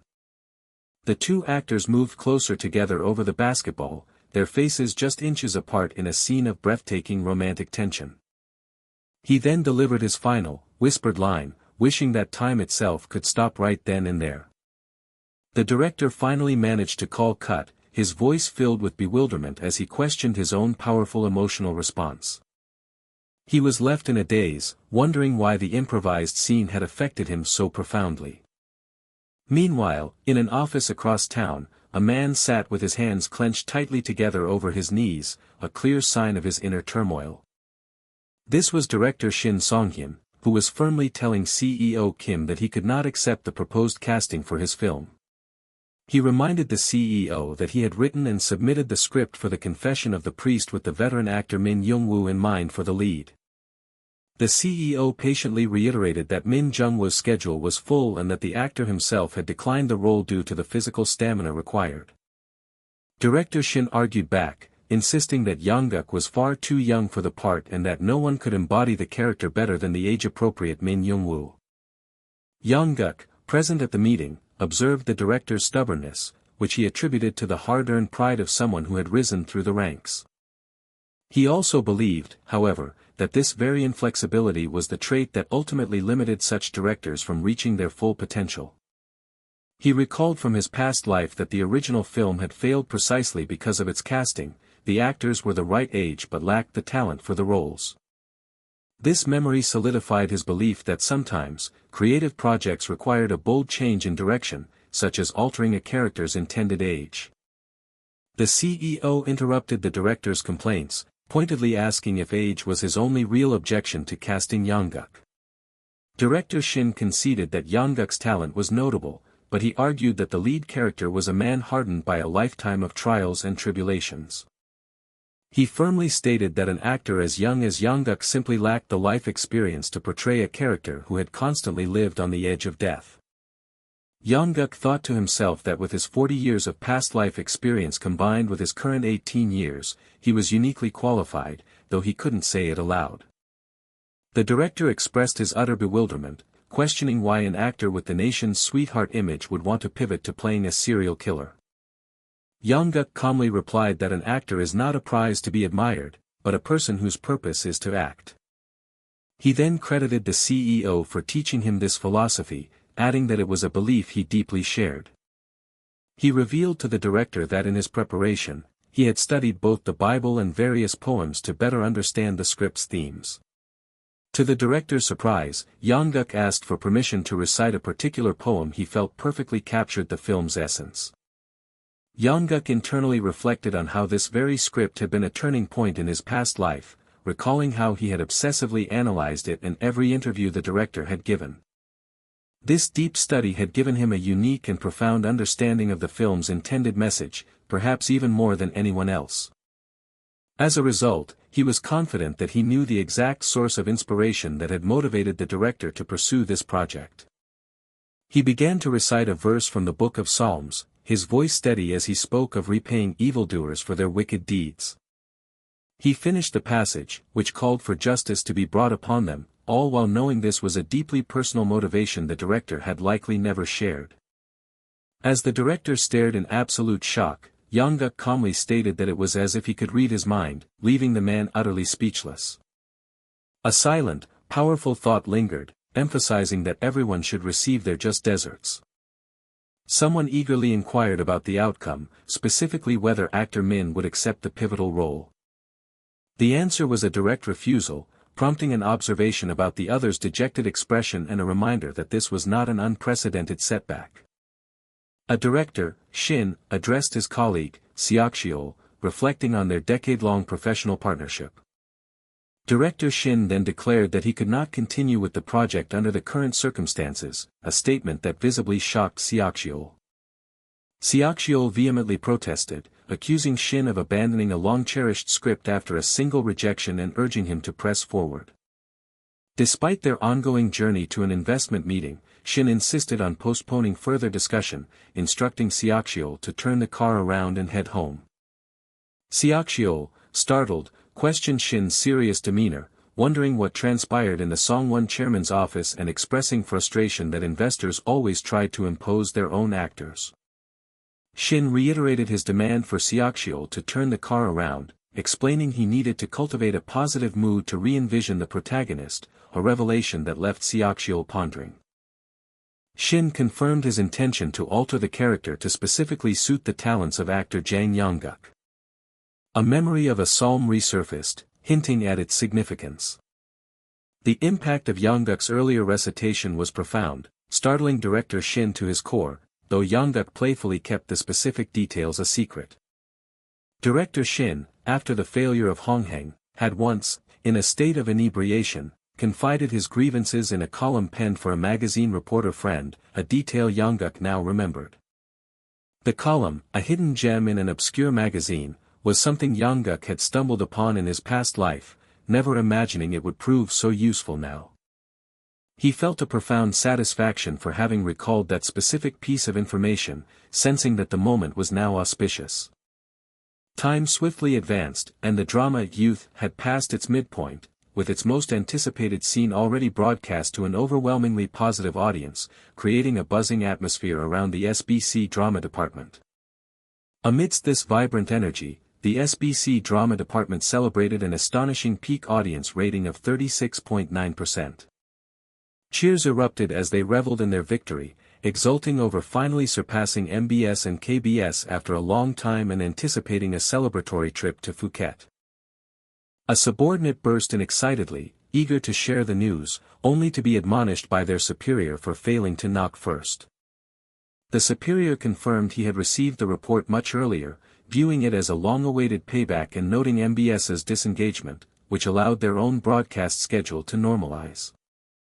The superior expressed his gratitude, accepting the praise for a job well done, and revealed that the chairman had bestowed another gift upon the drama department, which was to be used for a gathering with the top contributing actors.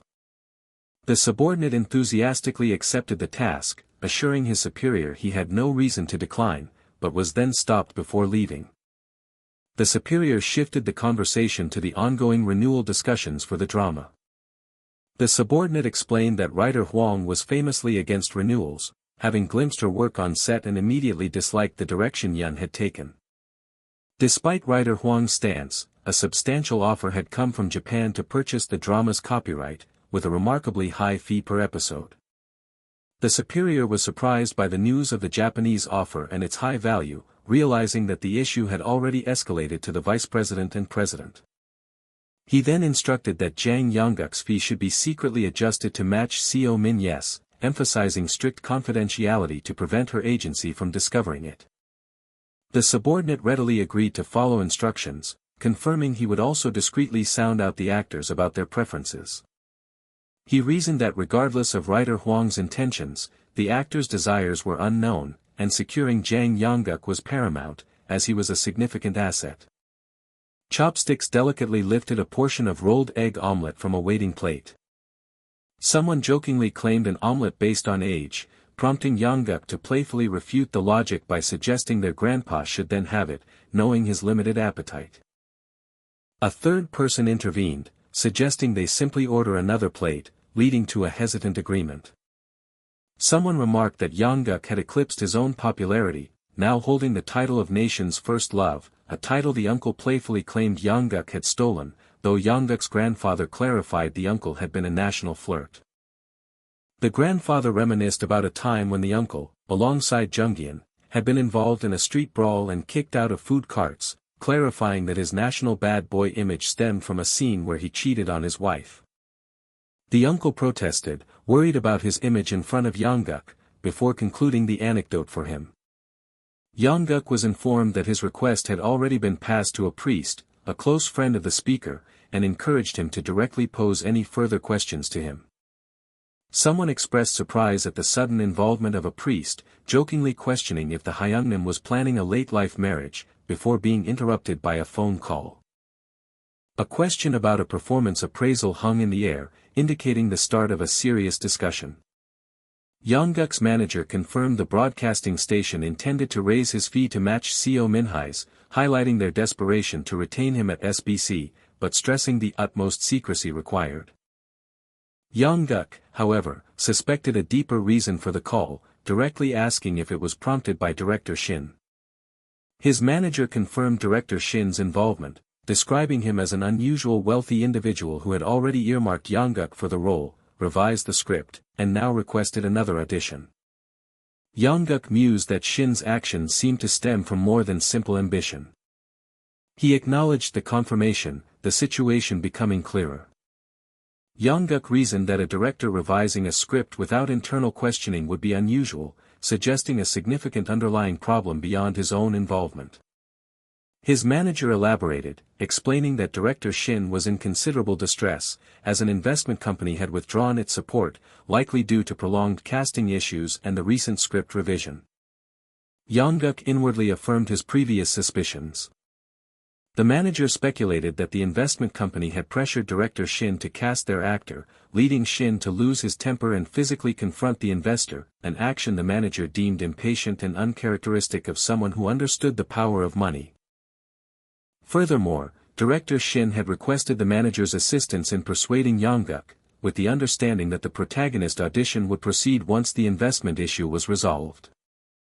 Young-guk then abruptly inquired about the number of commercial offers he had received, prompting his surprised manager to reveal the company was overwhelmed with such proposals. Young-guk stated his willingness to accept any necessary commercial work, contemplating the combined value of his commercial guarantees and drama fees. He then proposed an astonishing idea, investing all his earnings into director Shin Seong-gin's film, leaving his manager utterly stunned. His manager reacted with disbelief, emphasizing that Young-guk's combined earnings were substantial enough to purchase a house in Seoul. Young-guk acknowledged his manager's concern but calmly asserted that he had no intention of incurring a financial loss. He firmly declared his commitment to the project, contingent only on avoiding financial detriment. Young-guk recalled that in his past life, despite its recognized artistic merit, the confession of the priest had been severely outmatched by Hong-hang, primarily due to the protagonist's poor acting and pressure from the investment company. He pondered the potential ramifications of his direct intervention in these past problems. Young-guk envisioned that his involvement would fundamentally alter the confession of the priest, transforming not only the role but the entire directorial approach, a decision he believed would ripple through the project like a typhoon, far exceeding any other investment. The resonant chimes of a bell echoed softly. A solemn prayer sought divine cleansing for a body and soul burdened by sin. The priest kindly inquired about Young-guk's grandfather's recent well-being. Young-guk confirmed his grandfather was thriving, noting that the priest had been a connection made through him. Young-guk expressed surprise at discovering the priest was an archbishop, while the priest reminisced about their 60-year friendship, dating back to their mischievous youth. The archbishop mentioned having heard that the young man before him was a renowned actor, to which Young-guk humbly responded that the priest was too kind. The archbishop then invited Young-guk to voice his concerns, specifically referencing the theme of sin depicted in the confession of the priest's script. Young-guk, taking the opportunity, earnestly asked the archbishop to define evil. The archbishop chuckled, admitting he hadn't anticipated such a question, and proposed discussing evil from a secular, rather than a purely priestly, viewpoint. He suggested that evil was discernible not just abstractly but also visibly in one's surroundings, pointing out that many malicious individuals commit wicked acts yet live without remorse. These individuals, he posited, could be more malevolent than the devil, though he acknowledged that they would eventually confront their sins. He then referenced a psalm that spoke of compensation for an evil life, explaining that such compensation implied that actions, whether good or bad, received their due rewards based on cause and effect. The archbishop concluded that an evil life would invariably receive its deserved recompense, prompting a further thought. Young-guk then posed a profound question: if that were true, wasn't the protagonist, who committed ruthless murders under the guise of judgment, also inherently evil? Meanwhile, the archbishop's friend, the grandpa, pointed out a handsome young man nearby, identifying him as a theology student and disciple who might one day become an apprentice deacon in their parish. The grandpa, surprised by the archbishop's comment, clarified that he was referring to the young man being actor Jang Young-guk, to which the archbishop playfully retorted that good looks weren't exclusive to actors. The archbishop expressed his eager anticipation for something yet to unfold. The image of the young man, specifically Young-guk, clad in a priest's uniform, remained in their minds. The archbishop inquired if Young-guk also dedicated time to studying foreign languages.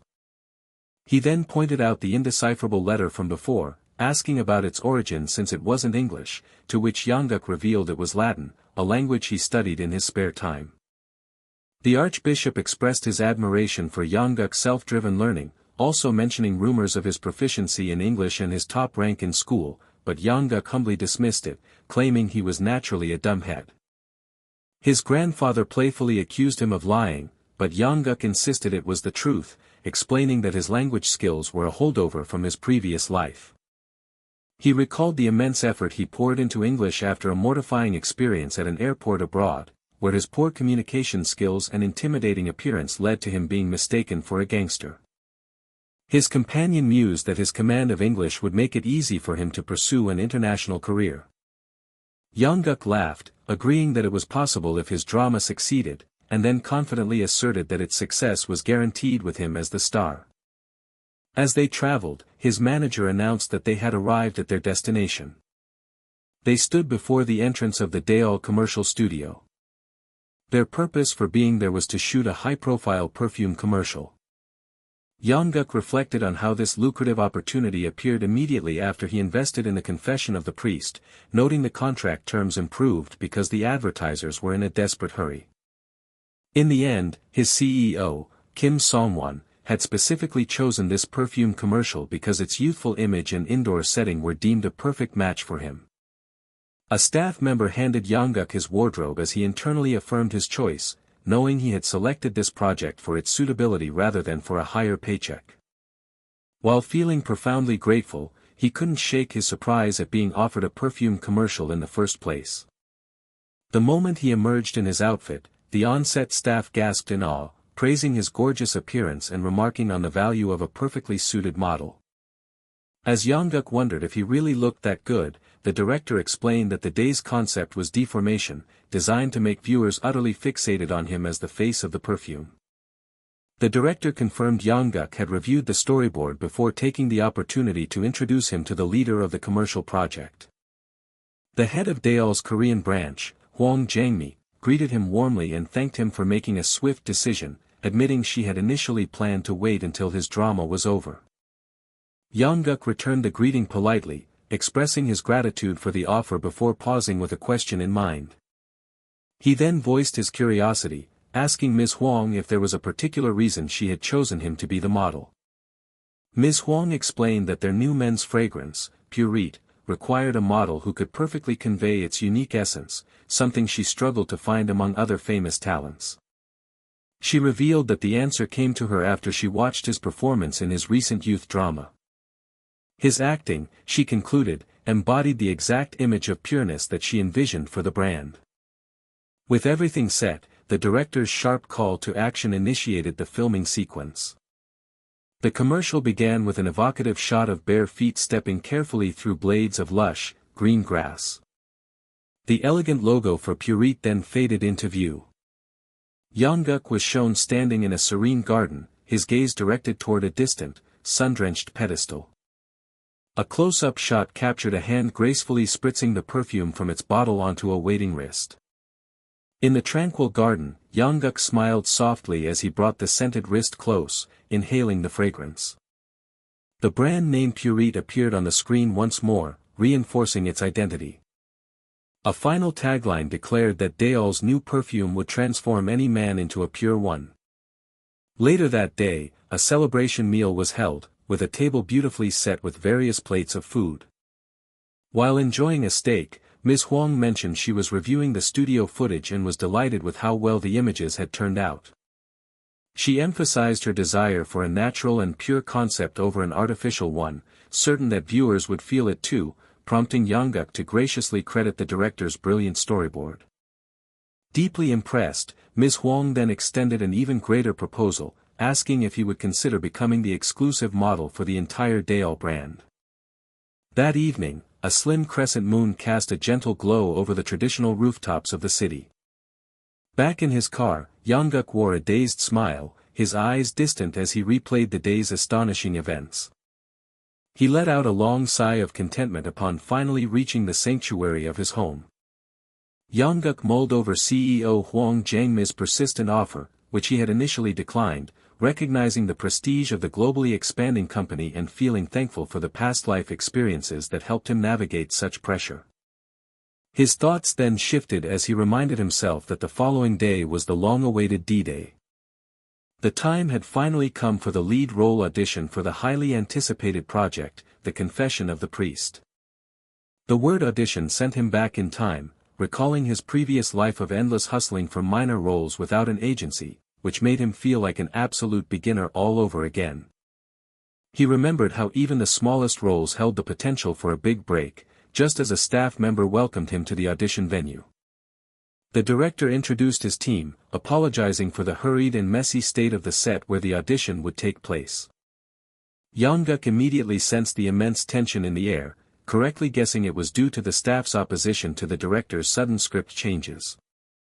To break the heavy silence, he addressed the room with a bright and energetic greeting. He formally introduced himself as actor Jang Young-guk and declared his intent to win them over with nothing but the strength of his acting. A staff member asked him to start with scene 37, offering him a printed script in case he didn't have one. Young-guk confidently declined the script, stating it was improper to read in an audition, and then boldly requested permission to perform the scene with his own unique interpretation. Though surprised, the director agreed to his request and officially called for the start of scene 37. In character as the priest, Young-guk asked a nun for permission to pray for his son in Orthodox Latin, suggesting it would help the others rest more comfortably. He began a chilling recitation from a psalm, linking the concept of evil conceiving trouble to the visceral image of a victim's family bleeding out on a cold floor. He continued the verse about a sinner falling into their own trap, sharply contrasting the scripture with the sinner's current comfortable life in a luxury hospital room. His performance drew a line from the mother who killed innocents to the cries of her own suffering child, pointing out the irony that she couldn't understand the Latin prayer describing her own karmic punishment. He delivered the final line of the scripture, stating that her violence had come down on her own head, and her son was not seeking rest but a final, divine judgment. Raising his voice in a solemn plea, he addressed a higher power. He concluded his prayer by beseeching his Lord to inflict eternal punishment upon the sinner. His powerful acting conjured the grim image of a dying man in an oxygen mask, a cross hanging nearby like a final verdict. Breaking character abruptly, Young-guk announced he was finished, leaving the entire room stunned into silence. Outside, his manager stuttered in disbelief at his quick return, but Young-guk simply suggested they go for lunch since he had finished a bit early. The manager fretted that the audition had gone poorly, but Young-guk calmly brushed off his concerns, assuring him that he had already seen the outcome. Meanwhile, the production team remained in a state of shock, questioning if what they had just witnessed was real and frantically urging the director to secure a contract immediately. The director, roused to action, declared they had to go to Songwon at once, prepared to do whatever it took to cast actor Jang, even if it meant confronting their new investor. An assistant quickly intervened, stopping the director and explaining that there was no need to go anywhere, as the very person he sought was Young-guk. The final, shocking truth was then revealed: actor Jang Young-guk was, in fact, their new investor. Just after the audition concluded, a man called out for PD Kim Jin. He urged the producer to speak with Young-guk directly, stressing that the actor's opinion was the most important factor in the discussion. Approaching the actor, PD Kim got straight to the point, asking for Young-guk's thoughts on a potential extension for the drama. Young-guk playfully feigned ignorance by misinterpreting the word extension as a request for a tool, forcing the producer to clarify he meant extending the drama's run. The producer marveled at Young-guk's sharp intuition, questioning if he was just pretending to be obtuse, and Young-guk cheekily confirmed he had understood the entire time. Cutting to the chase, Young-guk asked who had first proposed the idea of an extension, but the producer attempted to downplay the question's importance. Young-guk pressed on, insisting that the source of the proposal mattered greatly, as the producer wouldn't be speaking to him personally for a trivial matter. Finally relenting, PD Kim admitted the main director had initiated the talks and emphasized that the matter was highly confidential, known only to them and the lead actress. Young-guk immediately understood the significance, realizing that the director's personal involvement meant the idea had already gained traction with the higher-ups. The producer then explained the reason for the sudden proposal: their youth drama had become a sensational hit in Japan, with its premiere shattering the local network's viewership records. Young-guk noted the surprising speed of the international broadcast, which happened less than a month after the copyright deal, but the producer seemed unconcerned.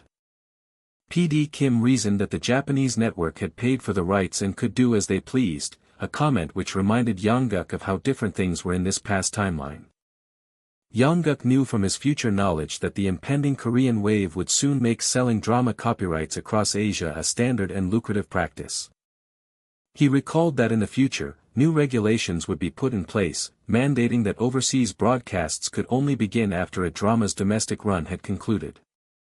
The reasons for this future policy were clear to him: to manage the chaos of overseas fans flocking to filming locations and to prevent actors from being overworked with overlapping schedules.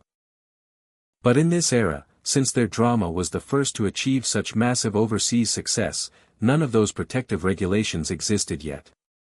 PD Kim elaborated that the executives were in a frenzy because the Japanese broadcaster offered to double the copyright fee for an extension, seeing a guaranteed profit. With uncanny foresight, Young-guk correctly guessed that the show's writer would have refused instantly, once again surprising the producer with his sharp intuition. The producer confirmed that while actress Seo's agency was on board, she had pledged to follow whatever decision Young-guk made, a level of trust that caught Young-guk by surprise.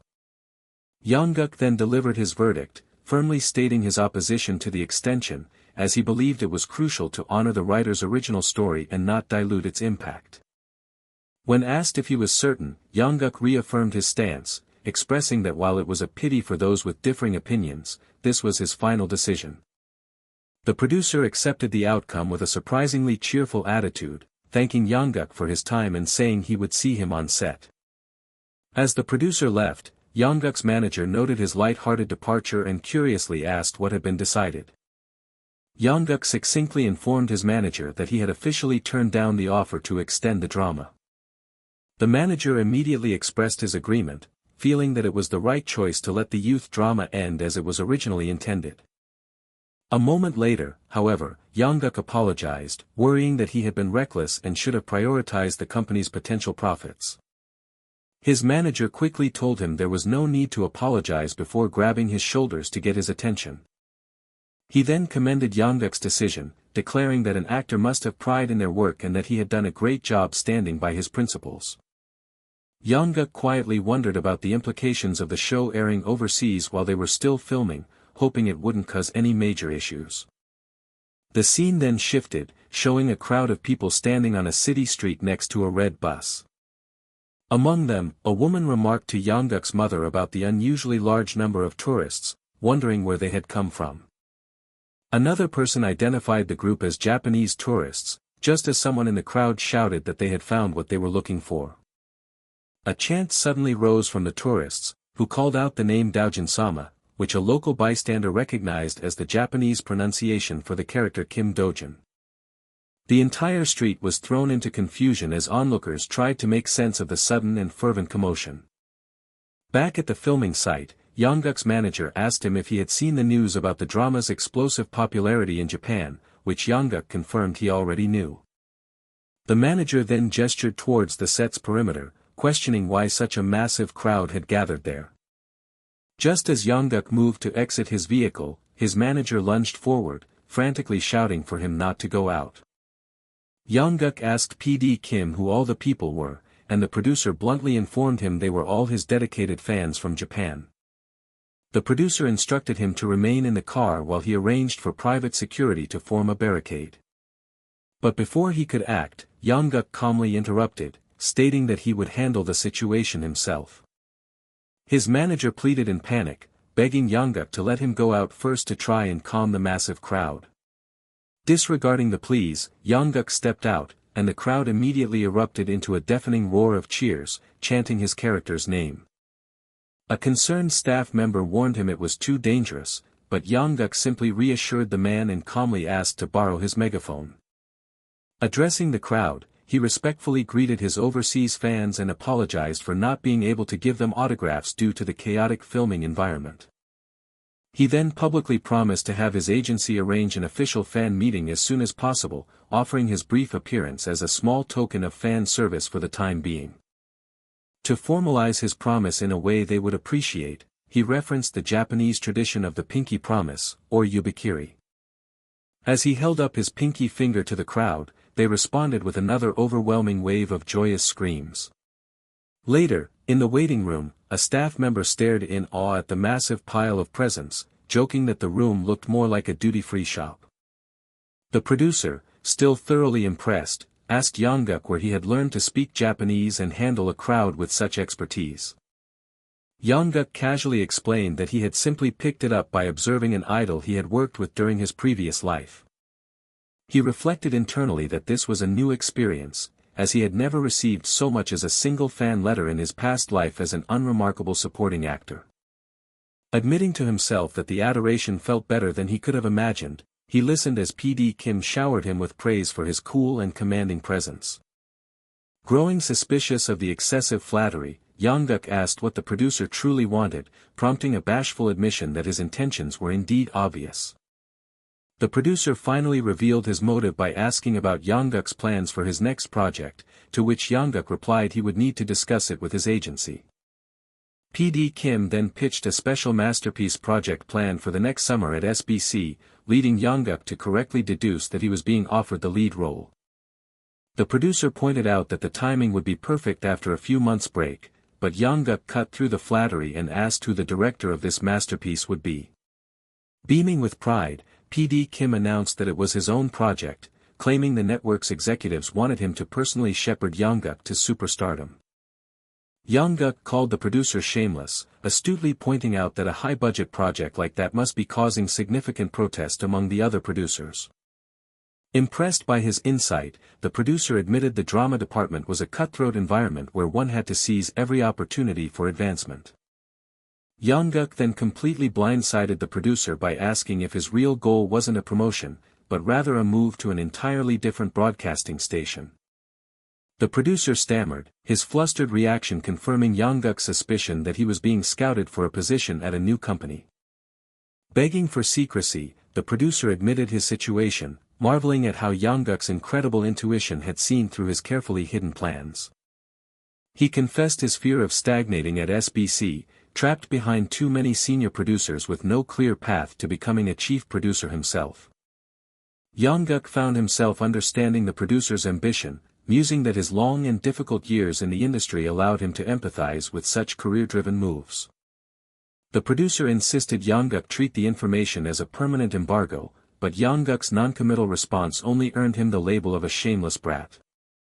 Grumbling that his own loose lips were his biggest problem, the producer suddenly realized that Young-guk now held all the cards and asked what it would take to secure his cooperation.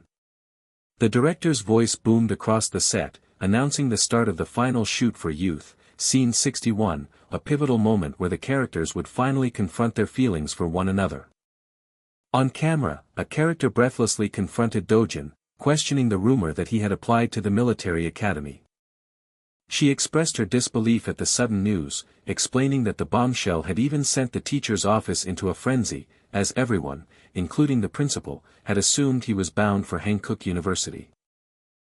Dojin, played by Young-guk, callously retorted that she looked ugly from his angle and questioned why his choice of academy was such a significant matter to her. She stammered, trying to explain her concern stemmed from the fact that the military academy was so strict they would barely be able to see each other anymore. Flustered, she immediately tried to backtrack, realizing the unintended confession her words had just revealed. Seizing the opportunity, Dojin leaned in, a smirk playing on his lips as he asked if she was sad about the prospect of not meeting him. She boldly turned the question back on him, asking if he was truly okay with them not seeing each other. With quiet confidence, he made the simple declaration that she liked him. Her voice barely a whisper, she abandoned all pretense and begged him not to go. The camera closed in as their faces drew nearer, the space between them shrinking until a kiss was imminent. Just before their lips met, Dojin confessed that he supposed he liked her too. The spell was broken as the director's voice shouted the final cut of the shoot. Young-guk immediately broke character, turning to his co-star with a bright smile and thanking her for her hard work. She returned the thanks, though her expression seemed distant and slightly dazed. Another staff member watched the actress, noticing her peculiar and thoughtful mood. The observer then commented that Manhwa, the actress, looked genuinely disappointed that the scene had ended. Meanwhile, Manhwa reflected on how truly desirable Young-guk was, marveling not just at his acting but at his effortless handling of foreign fans, a skill that solidified her desire to recruit him at any cost. Seeing the almost feverish look in her eyes, her colleague advised her to just forget about it. The staffer then added a pointed remark, suggesting she focus on treating the talent she already managed with more care. Elsewhere, PD Kim was on the phone with Young-guk, exasperatedly calling the young actor a little brat. He vented his frustration, reminding Young-guk of all the praise he had lavished upon him in front of the director, all in the hopes of securing his participation in next year's drama. Unfazed, Young-guk countered that PD Kim was the one who should be worried about the director's ire, subtly reminding him of the embargoed secret he now held. He then smoothly changed the subject, making a casual observation about the director's somber black necktie before asking if it was true that his next movie was suitable for teenagers. Before the producer could respond, Young-guk mentioned an article he read about playing a killer role, then abruptly announced he would share details later as the production presentation was about to begin, hanging up despite the producer's protests. In the waiting room, a stylist expressed her apprehension, confirming she had prepared the requested outfit but questioning if he was sure, as it was highly unconventional for a production presentation. Young-guk confidently reassured his director that it was just a movie presentation, not a formal hearing, so there was no need for such stuffy conventions. He then added with a smirk that their goal was to be shocking anyway. At the press conference venue, two reporters gossiped amongst themselves, speculating that Songwon CEO must have lost his mind to cast an actor with a nation's first love image in a killer role. They theorized that the actor was either being fickle or had a major falling out with his CEO, acting childishly as a result. Their conversation was cut short by a senior reporter who berated them for spreading baseless nonsense, sarcastically asking if they had decided to switch careers to become fortune-tellers. She sharply questioned if they had even read the pre-interview materials distributed by the director, telling the unruly juniors to sit still and stop disgracing their profession. A quiet giggle escaped her as she watched the younger reporter grimace in embarrassment. Nearby, another, more seasoned reporter reflected on Young-guk's upcoming role as a priest, recalling his various cameos as a child actor in Chungnyeol. He remembered observing Young-guk during the script redirection for youth and feeling an unexpected firmness from the young actor, like that of a huge, ancient tree. He silently wondered whether Young-guk, whom he considered a true actor's actor, would manage to convince him once again with this new, challenging role. Suddenly, a collective gasp rippled through the assembled press. A flowing black sleeve glided into view, capturing everyone's attention. Young-guk strode onto the stage, not in a suit, but in the full, solemn cassock of a priest, his expression serene. He glanced to the side, a subtle, knowing smirk playing on his lips, the stark white of his priest's collar framing his face. The audacity of his entrance sent another wave of shock through the reporters. The host, momentarily flustered, quickly apologized for the distraction and officially began the press conference for confession of the priest, prompting a mad scramble as journalists fumbled for their cameras. As the flashes began to pop, the host proceeded to introduce the film's production team and its principal actors. Young-guk silently observed the chaotic reaction, concluding that his bold entrance had successfully left the powerful first impression he was hoping for. He glanced at the film's director, who still looked incredibly anxious despite his earlier reassurances, just as a reporter stood up to ask him a question directly. The reporter launched his query, demanding to know why Young-guk chose such a dark role as a murderer in Confession of the Priest, a film not even suitable for teenagers, as his next project. He continued his aggressive line of questioning, suggesting the choice was too extreme for a simple image transformation and openly asking if it stemmed from friction with his agency, dissatisfaction with his CEO, or other industry conflicts. Young-guk mentally noted the reporter's aggressive tone, realizing the man had come with the clear intention of tearing him down from the very beginning. Before Young-guk could respond, however, the film's director interjected, asking the reporter if he might answer on behalf of the young rookie. The director then turned the reporter's logic back on him, sarcastically asking if his own messy clothes were the result of a domestic dispute, or if his tired appearance meant Head had a difficult journey to the conference. Utterly flabbergasted, the reporter sputtered in outrage, questioning how the director could dare speak to a member of the press in such a disrespectful manner. The director calmly explained that actors prioritize the script above all else, and suggested the reporter should think of the main character not as a murderer, but as a judge. A different journalist watched the exchange in awe, marveling at how the director, who had been a bundle of nerves just moments before, had delivered such a sharp and eloquent defense. Just then, another reporter gracefully stood up, signaling his intent to ask Young-guk a question. This new questioner began by praising Young-guk's promising future and complimenting the bold decision-making that set him apart from other young actors. He astutely pointed out that successfully pulling off this role would allow Young-guk to finally shed his long-standing image as a child actor. Young-guk instantly recognized the man as reporter Kwak Myung-hwan, a well-respected journalist he remembered from the youth script redirection, and realized a significant presence had entered the conversation. After referencing the pre-interview materials, the reporter posed a thoughtful question. According to the script, how did the main character, a priest who acts as a judge, define the concept of evil? Young-guk internally commended the inquiry, thinking to himself that this was what a proper question sounded like, while casting a brief, pointed glance towards the first reporter. A hush fell over the room as Young-guk paused, gathering his thoughts before delivering his answer. He began his response by stating that before sharing the main character's view, he would first borrow someone else's words to explain that evil is not just some invisible, supernatural force. He continued, elaborating that evil could often be found right in our own neighborhoods, embodied by people who commit terrible deeds and live their lives entirely without remorse or regret.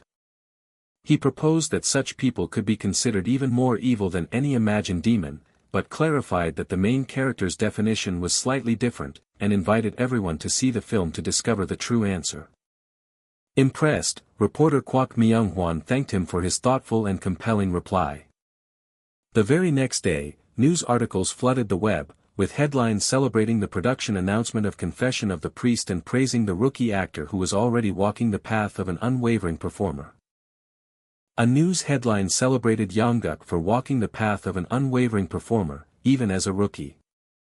Reading through the coverage, Young-guk's CEO noted with satisfaction that the articles were commendably written, especially those by Kwak Myung-hwan and other veteran reporters. He scoffed at a few negative pieces from unknown sources, dismissing them as shoddy work, before his eyes landed on a familiar face in another article, recognizing his old friend Jong-sik. The CEO's mind drifted back to a time when he had nothing, remembering Jong-sik as the friend who had generously provided him with white rice and a warm bed. He fondly recalled how Jong-sik, despite his own youth, had possessed a maturity and wisdom that far surpassed his own. It was Jong-sik who had guided him when he first dreamed of acting, for he intimately understood the taste of rice mixed with tears that came with such a struggle. A faint laugh escaped him as he remembered a feast from that time, and he mused at the photo, wondering how his friend found time for interviews amidst endless offers since his hit film. In the article, Jong-sik was quoted as simply paying back a favor from a past life, just as a sudden voice from behind made the CEO jump in his seat. His niece playfully chided him for ignoring her numerous calls to come down and eat, then excitedly pointed out how well reporter Kwak Myung-hwan had written about Young-guk. The CEO rubbed his lower back as he stood, asking if she knew the reporter before adding that there probably wasn't a single actor in the industry who didn't. She relayed a rumor she had heard, that a newspaper company had offered the reporter a high-ranking editor position, but he refused it to keep working in the field. The CEO's admiration for the journalist grew, and with newfound respect in his voice, he called for Young-guk to hurry and come downstairs. Down at the breakfast table, Jong-sik awkwardly explained to Young-guk that they had gotten a bit carried away celebrating his good news the night before and had a little too much to drink. Having finished the apology, Jong-sik then turned his full attention to the young actor and called out his name. He offered Young-guk a folded handkerchief, a gesture which the young man found puzzling since he had never carried one himself. Jong-sik explained that this particular handkerchief was a treasured possession he had carried with him to every single one of his movie sets. He then acknowledged the significance of the moment, noting that this new film was Young-guk's first leading role since his earlier independent work. With a warm smile, he presented the handkerchief as a good luck charm, prompting a deeply moved and grateful response from Young-guk. The CEO immediately interjected with a playful complaint, questioning why Jong-sik had never once offered him the lucky charm. Jong-sik laughed and retorted that the CEO would have surely lost it, before bidding them both farewell and heading out. Later that day, Young-guk arrived at a church still in his school uniform, where he was greeted and politely asked to set his bag down. A head priest complimented him, remarking that the soutane he wore at the press announcement suited him exceptionally well, before asking the purpose of his visit. The priest confessed that he had something he forgot to mention earlier, expressing a slight unease about the film's controversial subject of a priest being a murderer. Young-guk reassured him, explaining that the script had captivated him so much that he stayed up all night reading it, finding it as profound as a classic novel he'd read as a child. The priest then revealed his true anxiety. He was worried whether someone so young could truly handle and digest the script's dark and complex information. Young-guk understood that the priest's concern was not for the story's details but for him personally, given the main character's deeply introspective nature and the weight of his sins. The priest admitted he was worried that taking on the role of such a tormented person might have a negative psychological effect on his young brother. In response, Young-guk posed a thoughtful question of his own, asking the priest what the concept of evil meant to him. A quiet, contemplative silence filled the space between them as the priest considered the profound inquiry. Young-guk began his answer by stating that a person whose wicked acts mirror their wicked heart will inevitably lead a life filled with embarrassment and shame. He continued, clarifying that his own focus rarely lingered on the shameful evildoer themselves. Instead, he explained that his sympathy always lies with the victims of evil, a sentiment he felt was affirmed in the Book of Psalms. Hearing this wise and compassionate answer, the priest let out a relieved breath, realizing his worries had been entirely unfounded. Young-guk then voiced his own question, asking if the priest, as a leader of the church, wasn't concerned that the main character's actions might tarnish its reputation. The priest wisely explained that religion itself holds no definitive answers, and that believers must ultimately be the ones to decide what they believe. He continued by stating that in a society that values free speech, the portrayal in a single movie would not be enough to shake a person's deeply held faith. This inherent resilience, he concluded, was what he believed to be the true and enduring power of religion. Deeply moved and reassured by the priest's profound wisdom, Young-guk offered him his most sincere thanks. While Young-guk began his preparations for the new role with a peaceful heart, a far more chaotic scene was unfolding over at the SBC drama department. A document lay on a producer's desk, detailing the proposed plans for the closing party of the recently concluded drama, Youth. A senior producer erupted at his junior, Kim Jin, questioning the absurd plan to hold the party at a simple theater followed by a Hanwoo restaurant. He demanded to know Kim Jin's plan for handling the press with the deadline so close, only for the junior to casually insist they would proceed as he had planned. The exasperated senior reminded him that reporters, executives, and possibly even the vice president would be attending, insisting they change the venue to a proper hotel convention hall. He clutched his neck in disbelief, ranting about the illogical choice of a theater when funding wasn't an issue, which prompted Kim Jin to calmly call him old-fashioned. Kim Jin countered that a formal party would make the actors and crew uncomfortable, especially with reporters swarming them for interviews, which would even make a bad time for the director. He added that the vice president's presence would prevent anyone from being able to relax and drink in peace, an argument that left his superior momentarily stunned. As his second point, Kim Jin explained that since everyone had agreed to watch the final episode together, the theater's large screen was a perfect win-win situation. He then cheekily reminded the producer of his own past discomfort at such events, having rarely appeared on set during the actual filming. The junior producer argued that his senior, of all people, should understand how difficult it is to have to act pleasant and deferential in front of the higher-ups. He flippantly suggested they just ask for more money instead, which led the producer to accuse him of being a money grubber who thought he ran the show. Softening slightly, the senior producer conceded that he understood Kim Jin cared for the crew, but still advised him to be ready to play the game and climb the corporate ladder. Unfazed, Kim Jin confidently reported that he was fully prepared, and more importantly, the theater reservation was already confirmed. The producer sighed in defeat, telling his junior to leave and promising to put in a good word for him with the vice president, which earned a triumphant cheer from Kim Jin. Left alone in his office, the producer sighed again, admitting to himself that as annoying as Kim Jin was, he couldn't bring himself to truly hate the kid. His brief moment of fondness evaporated, however, as he suddenly remembered his planned trip to Phuket and screamed in frustration after his departed junior. Meanwhile, Young-guk arrived at his agency, having been summoned by his CEO to discuss the very same closing party. He stepped into the office and stopped short, bewildered by the racks of designer clothes, prompting the CEO to tiredly place all the blame on actress Beck.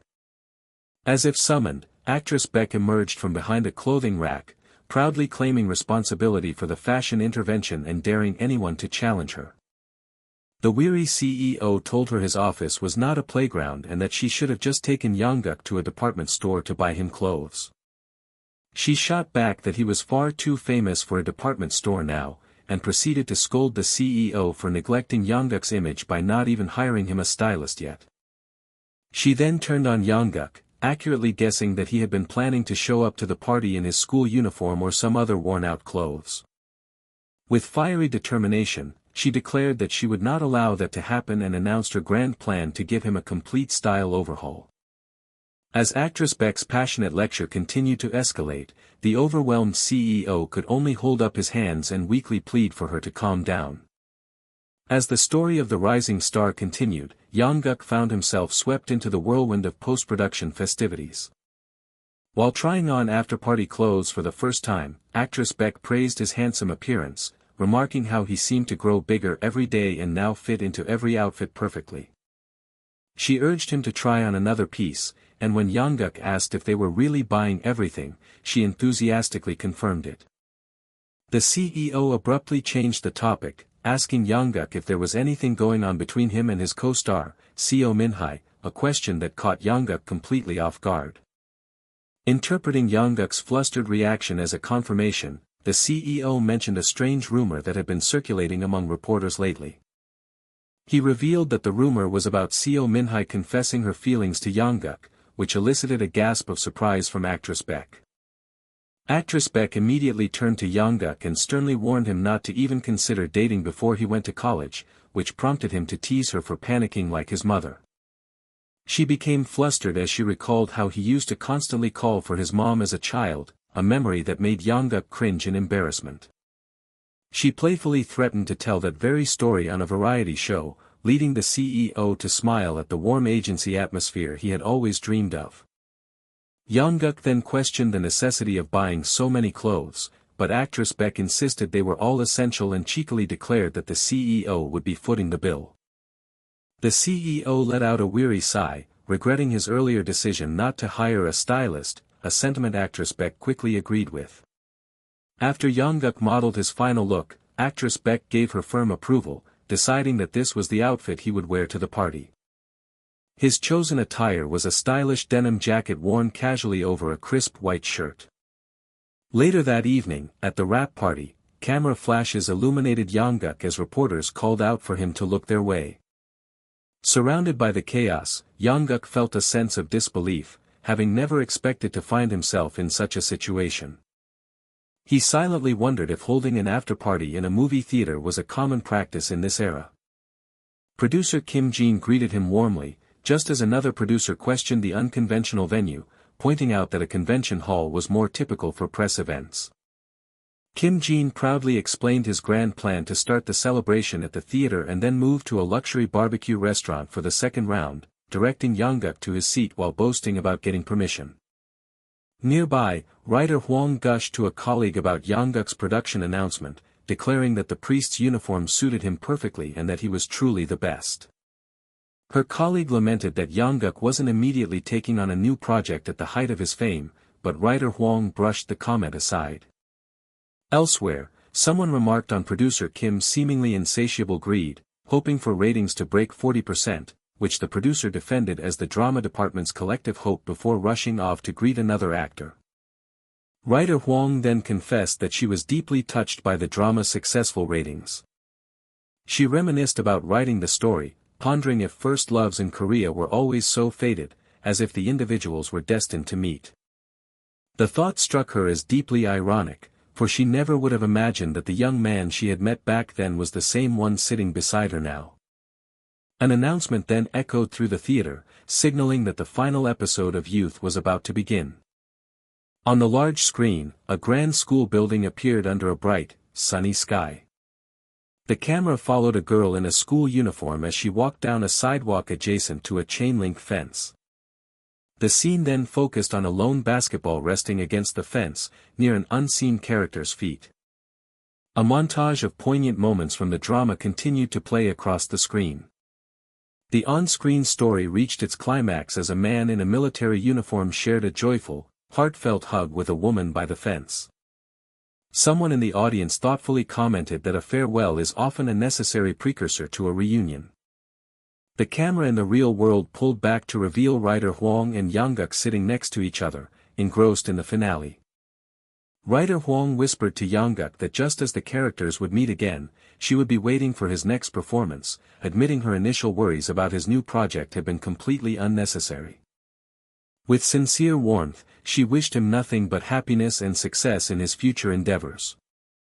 Young-guk turned to her and offered his genuine thanks for her encouragement. After the credits rolled, producer Kim took the stage and boisterously declared that such a happy occasion required a few words from the show's protagonist. He enthusiastically beckoned Young-guk to come down, who sighed before reluctantly making his way to the front. Young-guk began his speech by expressing his gratitude for all the happy memories from the shoot, specifically thanking the production staff and writer Hwang Suk-young for their immense help. He quoted a line from the drama, reflecting on the idea that every farewell is simply a promise of a future meeting. He concluded by hoping they could all meet again someday, emphasizing that the drama youth owed its existence to every single person in the room.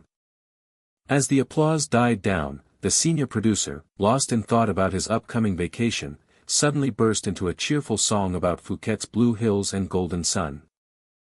He sang about heading to the wilderness and valleys of Phuket before turning to Young-guk and asking if he was also going on the reward vacation.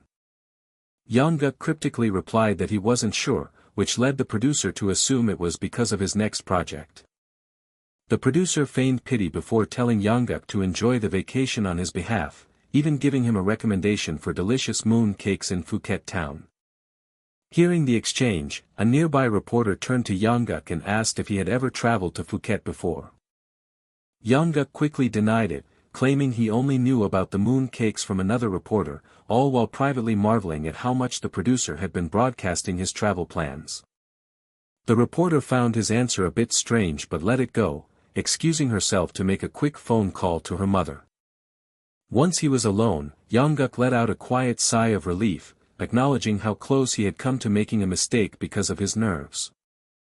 Just then, a familiar voice called out his name from behind. He turned to find a very drunk Seo Min-hai, who demanded to know why rumors about them were spreading when he hadn't said a word. Through teary eyes, she slurred that she hadn't confessed to him, before immediately contradicting herself by admitting that she did, in fact, like him. Young-guk had to suppress a laugh at her disheveled state, her smeared makeup making her look like a sad panda as she hiccuped. She struggled to form a coherent sentence, stumbling over her words as she tried to express her feelings. Before she could continue, Young-guk gently cut her off with a soft apology. At that very moment, another actor rushed to her side, calling out her name with concern.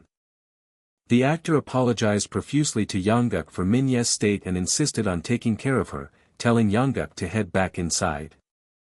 Her manager agreed, suggesting they take her directly to her lodge and offering to inform producer Kim on their behalf. The actor expressed his thanks and wished them a safe trip back. As Young-guk watched the pair leave, with the actor carrying a passed-out Min-hai on his back, a distant memory from his past life surfaced. He recalled that in the future he came from, those two were known throughout the entertainment industry as a famous celebrity couple. A wave of melancholy washed over him as he wondered if he, a person who had only ever known how to hate, would ever be capable of loving someone so deeply. He felt a pang of envy watching them, a feeling that marked the conclusion of this chapter of his life. Unseen by Young-guk, a man standing nearby casually reached a hand into his pocket. The man's voice cut through the noise of the party as he called out to actor Jang. He then asked Young-guk when he might be free to talk, proposing they meet the following day. A lone car traversed a winding road, cutting through vast, sun-drenched farm fields under an open sky. Behind the wheel, Young-guk maintained a serious expression, his focus fixed on the unfamiliar rural route ahead. The director remarked on the car's age and worried about the ride's comfort, but Young-guk assured him the vehicle was perfectly fine. The director wished all actors were as positive as Young-guk, expressing gratitude for his dedication, while Young-guk credited the director for providing so much help. Young-guk then steered the conversation, asking why they had driven so far into the countryside for an interview with an undertaker. The director explained that he wanted to show Young-guk the real person who had served as the role model for the main character's undertaker father. Young-guk was surprised to learn that the character was based on a real person. The director confirmed it with a smile, pointing ahead and announcing that they had arrived. The sound of a traditional wooden door sliding open echoed in the quiet air. It began to dawn on Young-guk that the role model for the film's central paternal figure was. The director made the quiet revelation that the man was his own father. The scene settled on a traditional house at dusk, its large clay pot silhouetted against a fading sunset. An elderly man began the conversation, inquiring if they had come to learn more about the work of an undertaker. He described undertaking as difficult work that one grows accustomed to, recalling how he trembled and wept when he first started. He explained that he had to suppress his fear for the grieving families, and after gritting his teeth through it several times, the process became more bearable. He shared that the act of washing and dressing the deceased led him to contemplate life, realizing death made everyone equal and evoking a deep sense of pity. The man noted that while there were many undertakers now, children in the past often had to take up the family trade as soon as they came of age. This prompted Young-guk to wonder if director Shin had done the same, but his father scoffed, exclaiming his son had too delicate a stomach for such work. The father then posed a rhetorical question, asking what might happen if a young child were to witness the grim realities of his profession.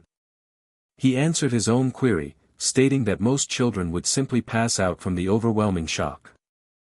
However, he continued, if a child kept watching without flinching, it could only signify one of two possibilities. The child either completely lacked emotion, or they possessed a profound and mature comprehension of life and death. Later, the night sky blanketed the countryside, filled with a brilliant canopy of stars above the dark silhouette of the trees.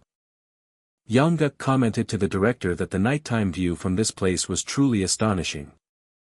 The director clarified that his film was not based on his own life, but that he drew inspiration from his father, whom he had once seen as devoid of emotion. But then, he revealed that he eventually learned this wasn't true and came to realize that his father harbored deep feelings. He recounted the painful memory of his mother's passing, when his own father had to perform the undertaking. The director paused, recalling the moment he went to his father's workplace to see his mother one last time.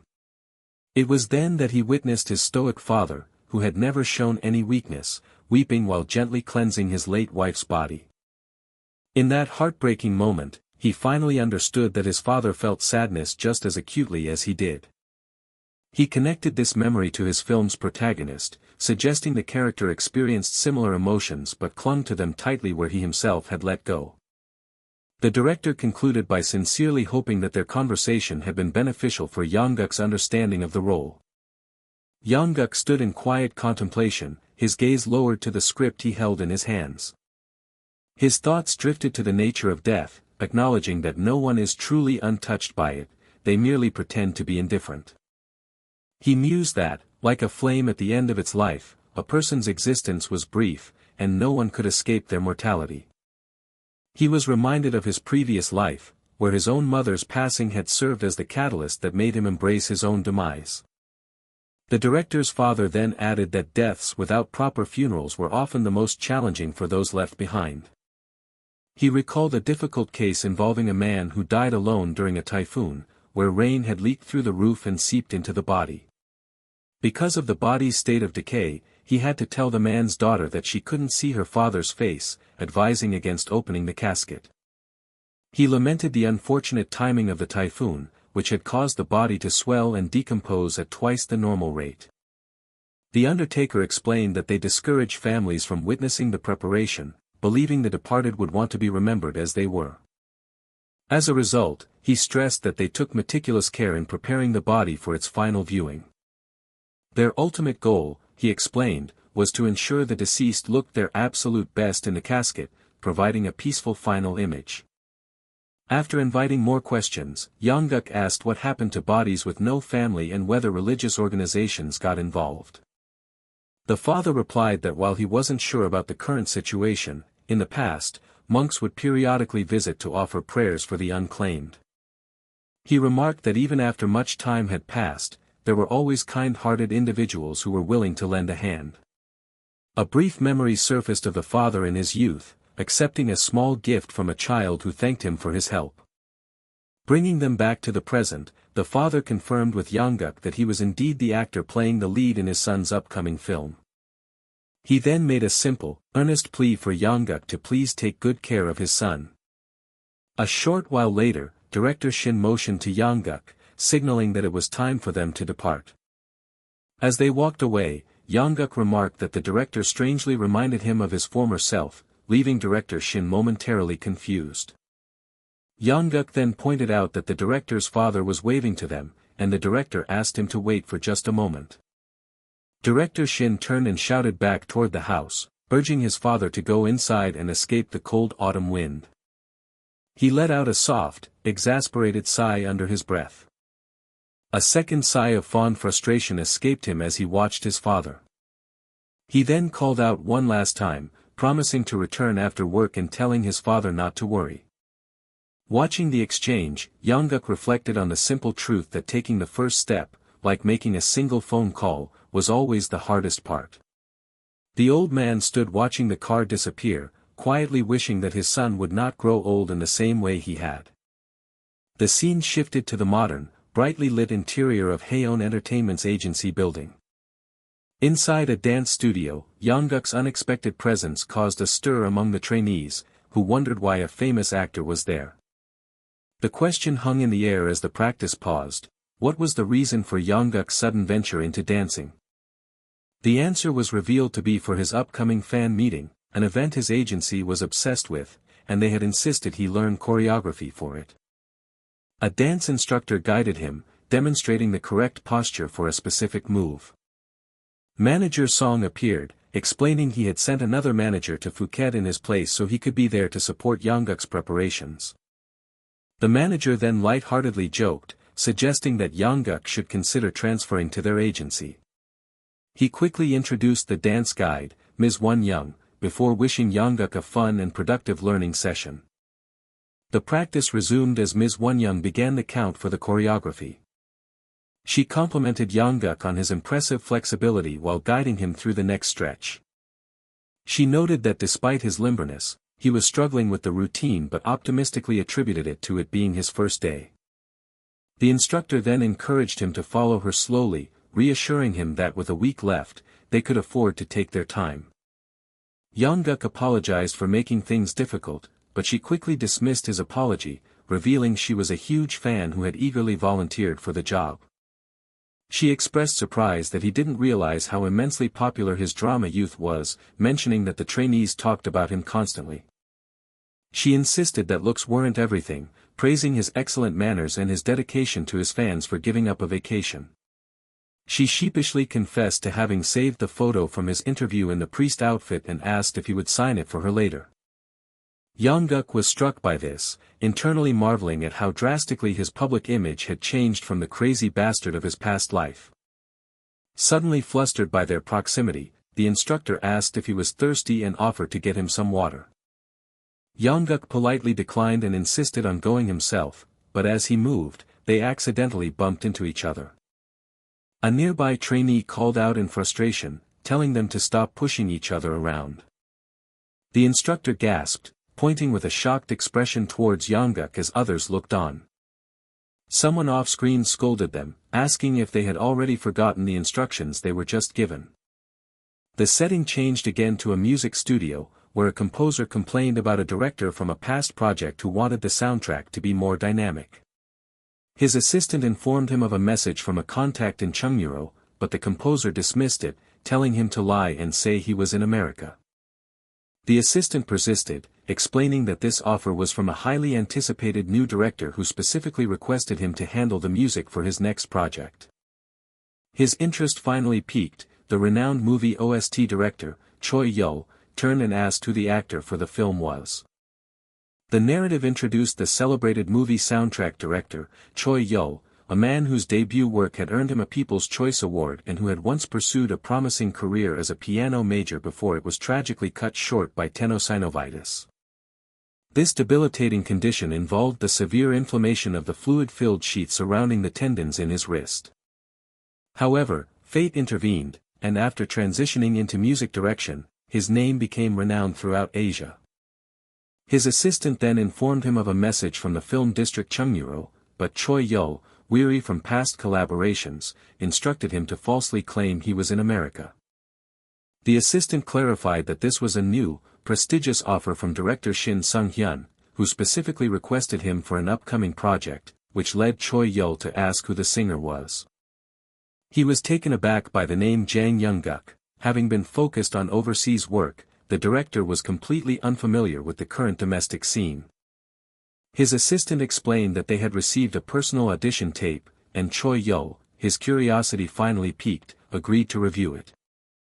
Elsewhere, Young-guk's hand gripped the edge of a table, his knuckles white with the stress of a long day.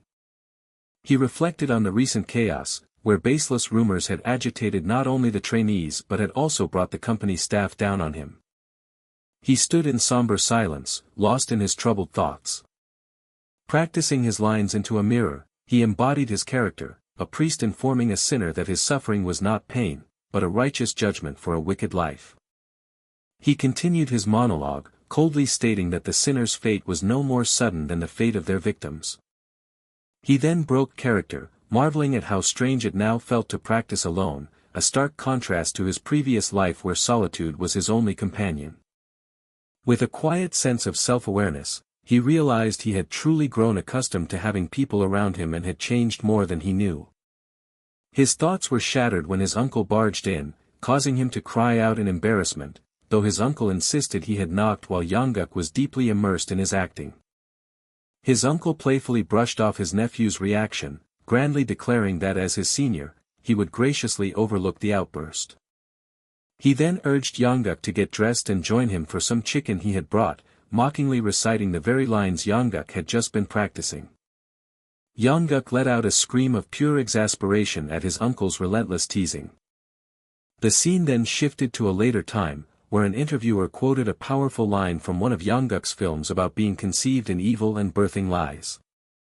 An interviewer named Hajin prepared to ask his next question. He inquired about the project's timeline, and while one person estimated about a week, another confidently declared they would finish it in just 2 days. A man with glasses, presumably an editor, looked down and to the side, deep in thought. The scene flashed back to the film, with Young-guk's character fervently praying for the Lord to punish a sinner. The prayer ended with a solemn request for the punishment to last for all eternity. 10 years later, an interviewer began a new line of questioning regarding actor Jang's film, Priest's Confession.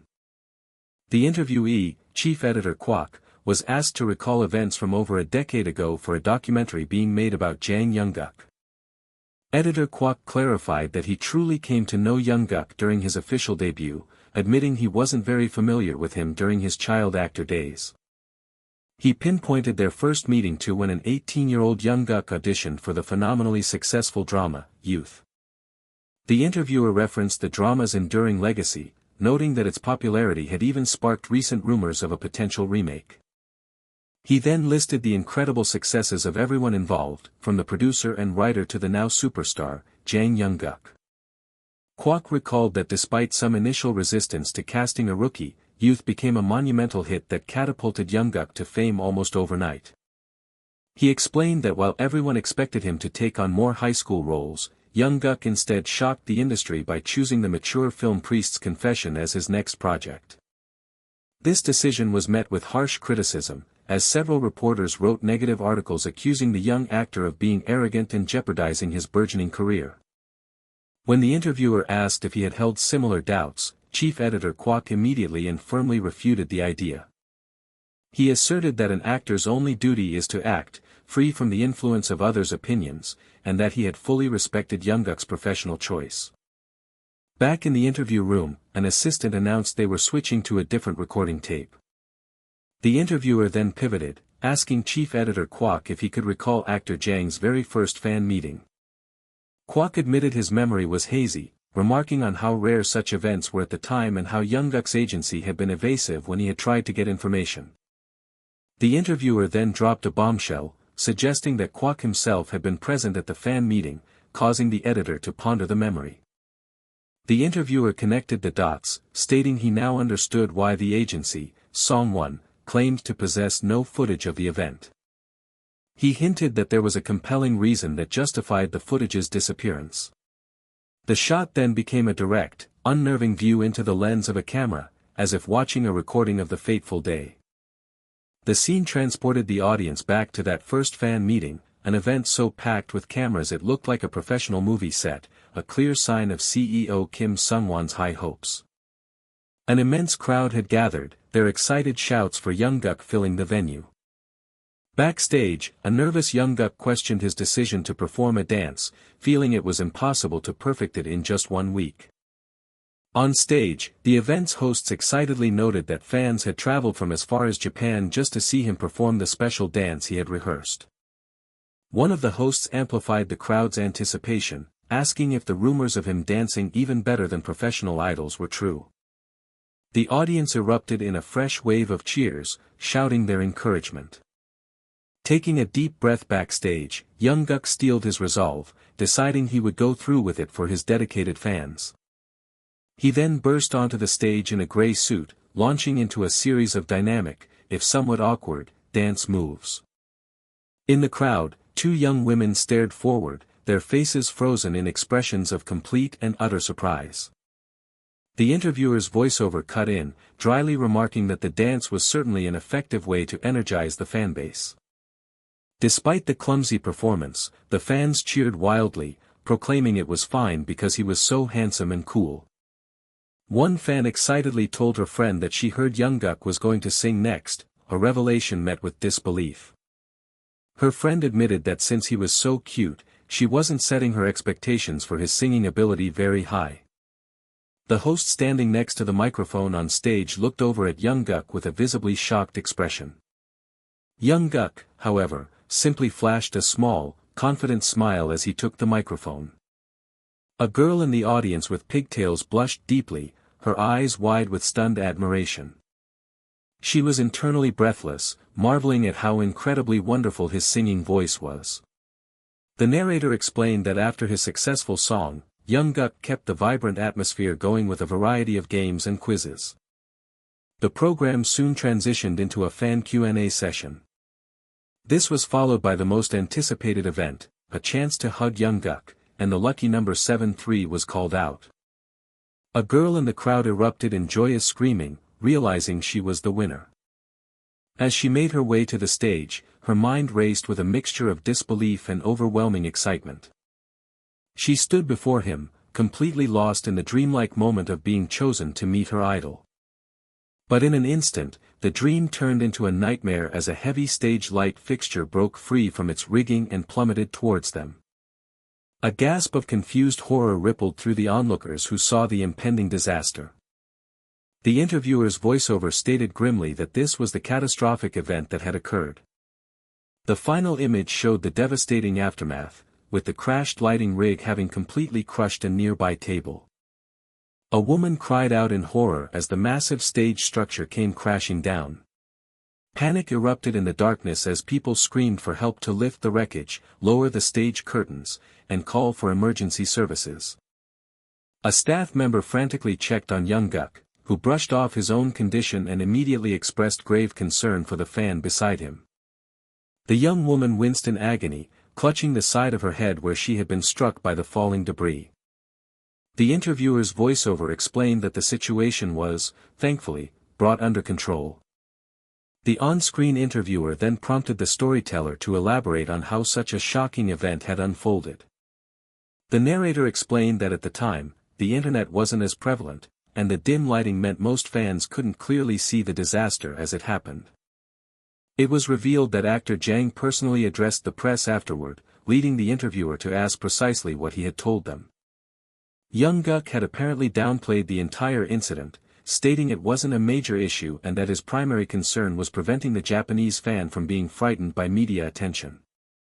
The storyteller noted the irony that the fan was completely unharmed while Young-guk suffered minor abrasions, yet he maintained his composure and saw the fan meeting through to the end. As a final, impressive detail, the narrator mentioned that this very fan was now the president of actor Jang's official fan club. The scene then shifted back to the present, where the young storyteller leaned in to whisper something to the smirking older man beside him. The older man, the interviewer, declared it was time to return to the main topic, citing their limited time. He refocused the conversation by reminding his guest that they were about to discuss actor Jang's major film debut, Priest's Confession. The interviewer reminisced that from his very first film, Young-guk displayed a unique quality, and the memory of his exceptional, chilling performance still gave him goosebumps. The story then flashed back to the very first day of shooting for the film, Priest's Confession. On the busy set, a crew member shouted orders for the props to be put in place and for the remaining chairs to be brought over. The director, Shin, was instructing his cameraman to accentuate the film's tone and prepare for a sudden upward camera shift between two key scenes. The cameraman, Park Hyung, confidently replied that he had everything prepared and had already reviewed the storyboard. Director Shin reiterated the importance of the first shoot and instructed another cameraman to capture a compelling close-up that would feel like an expanding ripple. One of the crew members quietly commented to his senior that everyone on set seemed a bit nervous, likely because it was the first day. A sudden, sharp gasp cut through the tense atmosphere of the set. The sound came from a young Jang Young-guk, who was formally introducing himself to a veteran actor, only to be told there was no need for such formality. The senior actor chuckled, pointing out that since Young-guk called another actor uncle, referring to him as Sunbae would make him feel quite old. Young-guk laughed and suggested calling him Hyung, which the middle-aged actor, Kim Hyung-sup, warmly agreed to as they shook hands. Young-guk reflected internally that Kim Hyung-sup, one of Korea's finest supporting actors, had been his role model in his previous life. He found that, just as he had always imagined, the man was an exceptionally cool person. An assistant then approached Young-guk, checking on his back injury from the fan meeting and cautioning him not to lean against the chair. The assistant urged him to rest with an ice pack, questioning his decision not to take time off to recover from his injury. Young-guk turned to director Shin and politely asked him to speak more comfortably, suggesting that the formal language created an unnecessary distance between them. He explained that it would be easier for the director to give him instructions if they were more at ease, a display of insight that clearly impressed director Shin. Young-guk further surprised the director by confirming he had already reviewed the script and was unconcerned by the upcoming lengthy take. Changing the subject, director Shin announced that there was someone important he wanted to introduce to his young star. He gestured toward a man he identified as the film's music director, who had just recently returned to the country. The music director, Choi Yul, looked at Young-guk with curiosity and asked if the young actor knew who he was. Young-guk responded with startling enthusiasm, exclaiming that he of course knew him and that the director's work had been a tremendous help to his own acting. In an internal monologue, Young-guk recalled that this man, while currently popular in Asia, was destined to become a world-class composer for major Hollywood films. A painful memory from his past life surfaced, where director Choi Yul had drunkenly complained a supporting actor's performance was so abysmal he couldn't compose a melody, which resulted in Young-guk being fired from the movie. Young-guk mentally pushed the traumatic memory away, noting the irony that had heard Choi Yul rarely ever had an actor cut from a film. He then voiced his genuine admiration for the director's past works and mentioned having watched an interview he gave after winning an award. This confused Choi Yul, who pointed out one of the films mentioned hadn't even been released, forcing a flustered Young-guk to apologize and blame his slip-up on nerves and a misleading article. Director Shin stepped in, formally introducing director Choi Yul as the man responsible for the original soundtrack of Priest's Confession. The film's director added that he was surprised Young-guk knew about the interview, as Choi Yul had literally just arrived from China the day before. Outwardly, Young-guk expressed what an honor it was to meet him, while inwardly he couldn't help but wonder why this prickly figure from his past was here. Pushing his apprehension aside, Young-guk declared with newfound resolve that he looked forward to working together and would show the music director a completely different side of himself this time. The assistant director snapped the clapperboard, officially marking the beginning of scene number 1, Confession of a Sinner. In the scene, an unseen interrogator's voice cut through the silence, confirming the suspect's name, Kim Moo-jin, and his occupation as a priest. The accused priest, played by Young-guk, sat in complete, defiant silence. The interrogator's voice boomed with rage, demanding an answer and accusing him of murdering 6 people. He furiously questioned how a man could commit such heinous acts and still have the audacity to call himself a priest. A much calmer voice then interrupted, asking the prosecutor if he could have a quick word with the prisoner.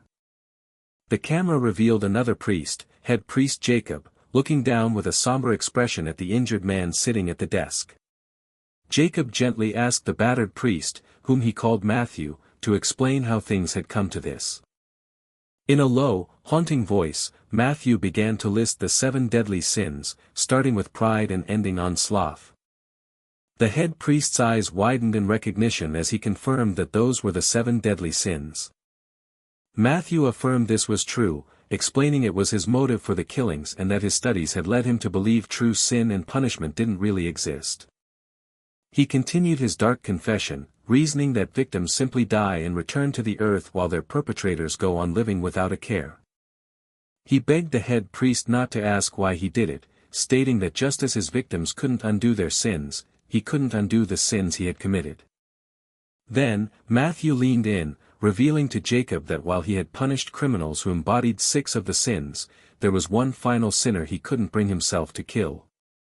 With chilling finality, he revealed that the last remaining sin was greed.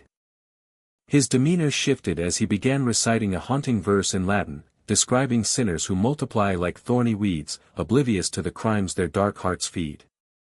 The poetic sermon continued, questioning how the supposedly righteous could be so greedy and well-fed while others suffered with their hopes hanging by a thread. He declared that the ledger of their sins had been forever sworn and their judgment was coming. A tight close-up focused on his blood-smeared face, his expression a mask of cold, righteous fury. His eyes locked onto the head priest as he concluded the verse, calling Jacob the very embodiment of sin's black hole and the final reckoning to be paid. The intense silence was shattered by director Shin yelling cut. Before he immediately turned to the music director, asking what he thought. Choi Yul appeared genuinely stunned, asking if it was normal for scenes to be perfected in a single take on the very first day of filming. Director Shin let out a laugh, admitting that he wasn't given the nickname Stubborn Bull for being easy to please and that this was highly unusual. As he watched the playback on the monitor, a powerful sense of certainty washed over the director. He turned to his crew and confidently proclaimed that he had a strong feeling this movie, with actor Jang at its center, was going to be a tremendous hit. And as he watched his young star, he was absolutely sure that his premonition was not wrong. The scene opened on the meticulously crafted set of a morgue, ready for filming. An actor cried out, recoiling from an overpowering smell, while another bluntly identified it as the stench of decay. One crew member remarked on the incredible potency of the odor, learning that the director insisted on stark realism for the best results. The importance of making the set as authentic as possible to achieve superior outcomes was a widely shared sentiment. An actor gagged, questioning how anyone could deliver a convincing performance when faced with what felt like a real cadaver, only to be reminded it was a prop. The director's call for action sliced through the chatter, beginning a scene centered on the main character, Kim Moo-jin, whose father had died in a hit-and-run. Showcasing his incredible range, Jang Young-guk, who had portrayed a murderer that morning, now fully embodied the role of a devout student at a religious school. In character, Moo-jin mourned his father, whose body had been so terribly mutilated that it could barely be pieced back together for the funeral. The story explained that Moo-jin, having assisted his undertaker father, possessed a chilling composure around death, even when faced with disfigured corpses from a young age. Moo-jin's inner monologue revealed that as a child he had mistakenly believed his father lacked emotions, a view he eventually came to realize was untrue. He continued this quiet reflection, admitting he once thought he was just like his father and therefore impervious to the emotional toll of death. Watching from the sidelines, a man in a suit was overcome with emotion, his face flushing as tears streamed down his cheeks. The manager felt an intense connection to the character's pain, believing that Mujin's feelings perfectly mirrored his own.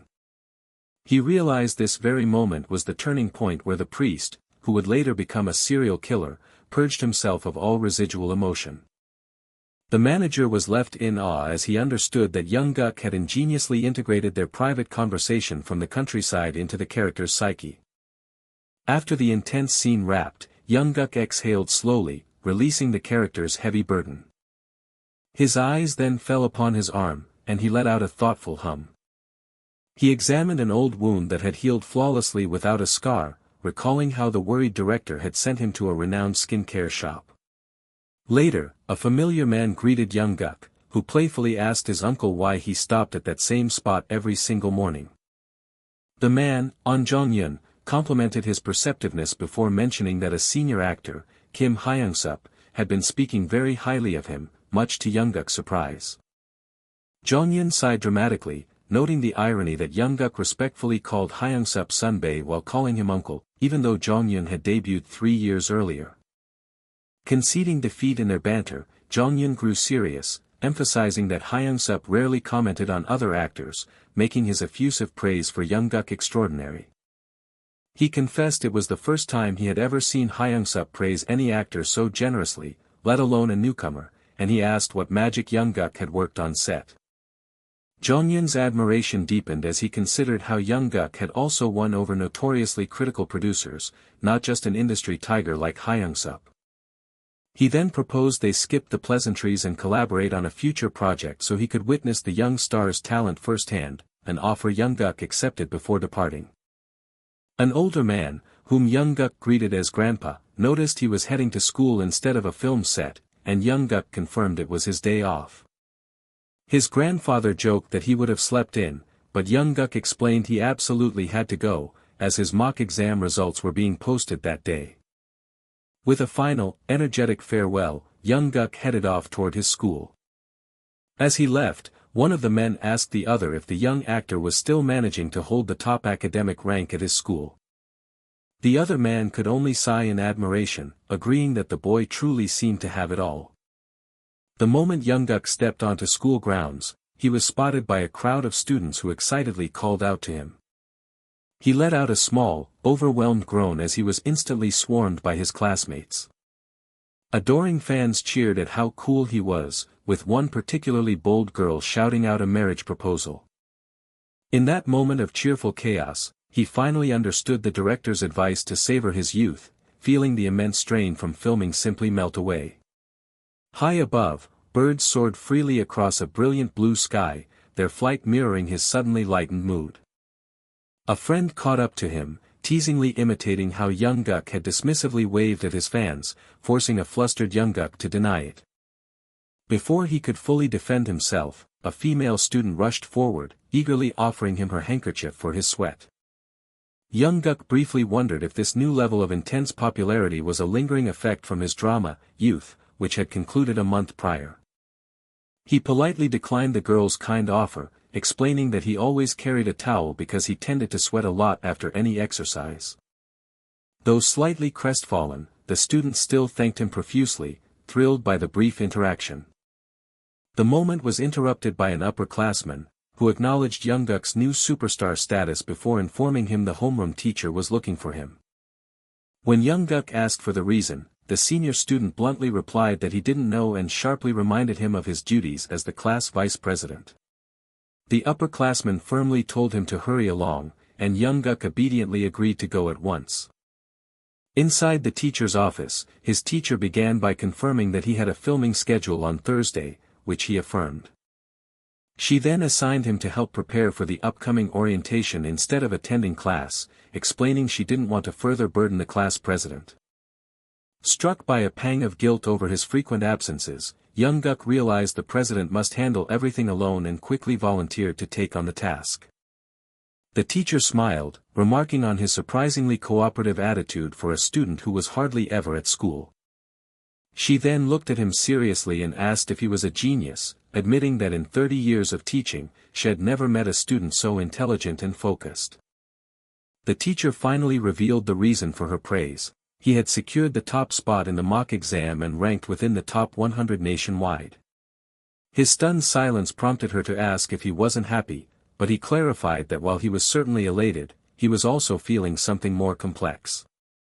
He explained his initial goal had been modest, but this incredible result had suddenly escalated his own aspirations, creating a new sense of pressure. Young-guk elaborated that he now felt a burden to live up to these loftier goals, meaning he could no longer afford to become complacent. He then self-consciously asked if he sounded arrogant, admitting it felt that way to him too, just before he noticed someone familiar nearby. The scene then shifted to a bustling historical drama film set where the director called for action. An actor in lavish robes knelt, addressing the man playing the crown prince with deep reverence. Another character bowed low before the prince, pleading with him to accept the humble prayers of the common people. The scene concluded as the crown prince's wife, played by an actress named Yeonsu, wished for him to become a just ruler, right before the director yelled for the cut. Back in the waiting room, Yinsu's manager found her studying inside, questioning why she was still there. He tried to usher her out, but a senior actress playfully defended Yeonsu, telling the manager to leave the girl alone. Yeonsu explained that she enjoyed studying on set because observing her seniors act helped her solve academic problems she had been stuck on. After sending her manager away, the senior actress turned to Yeonsu with a warm smile and asked how her studies were coming along. Yeonsu happily replied that she could concentrate better on set and also got to see her uni, which made the older actress comically lament her defeat. The senior actress then asked for feedback on her own performance, but Yeonsu insisted there was nothing to critique, blaming her own nerves for any mistakes. Yeonsu then shifted gears, excitedly telling her friend that the advice she had been given earlier was incredibly effective. She recounted following the strange instructions to close her eyes and think of the changing seasons, which miraculously helped them complete the scene in a single take. Her friend teased her when she vaguely attributed the advice to someone, playfully asking if the source was a secret. Changing the subject, she peeked at Yinsu's notes and saw that she was studying multiple languages, preparing for the possibility of their show airing internationally like Youth. The senior actress expressed doubt, suggesting that a historical drama airing in Japan was a rare occurrence and that Youth had been a special case. At the mention of the show, Yeonsu asked if her friend had seen it, and she enthusiastically confirmed, praising the male lead, Jang Young-guk, for his fantastic acting. She gossiped that many actresses at their agency were fans, prompting Yeonsu to point out their 10-year age difference, which earned her a playful rebuke. The actress clarified she just thought it was a shame such a handsome talent was still a minor, adding that their director believed he had the perfect face for historical dramas. Her curiosity piqued, she asked if Yinsu's diligent studying meant she was aiming for Korea University, but Yeonsu shook her head, stating her true goal was Seiwa High School. With unwavering determination in her eyes, Yeonsu declared that she would absolutely ensure she got in.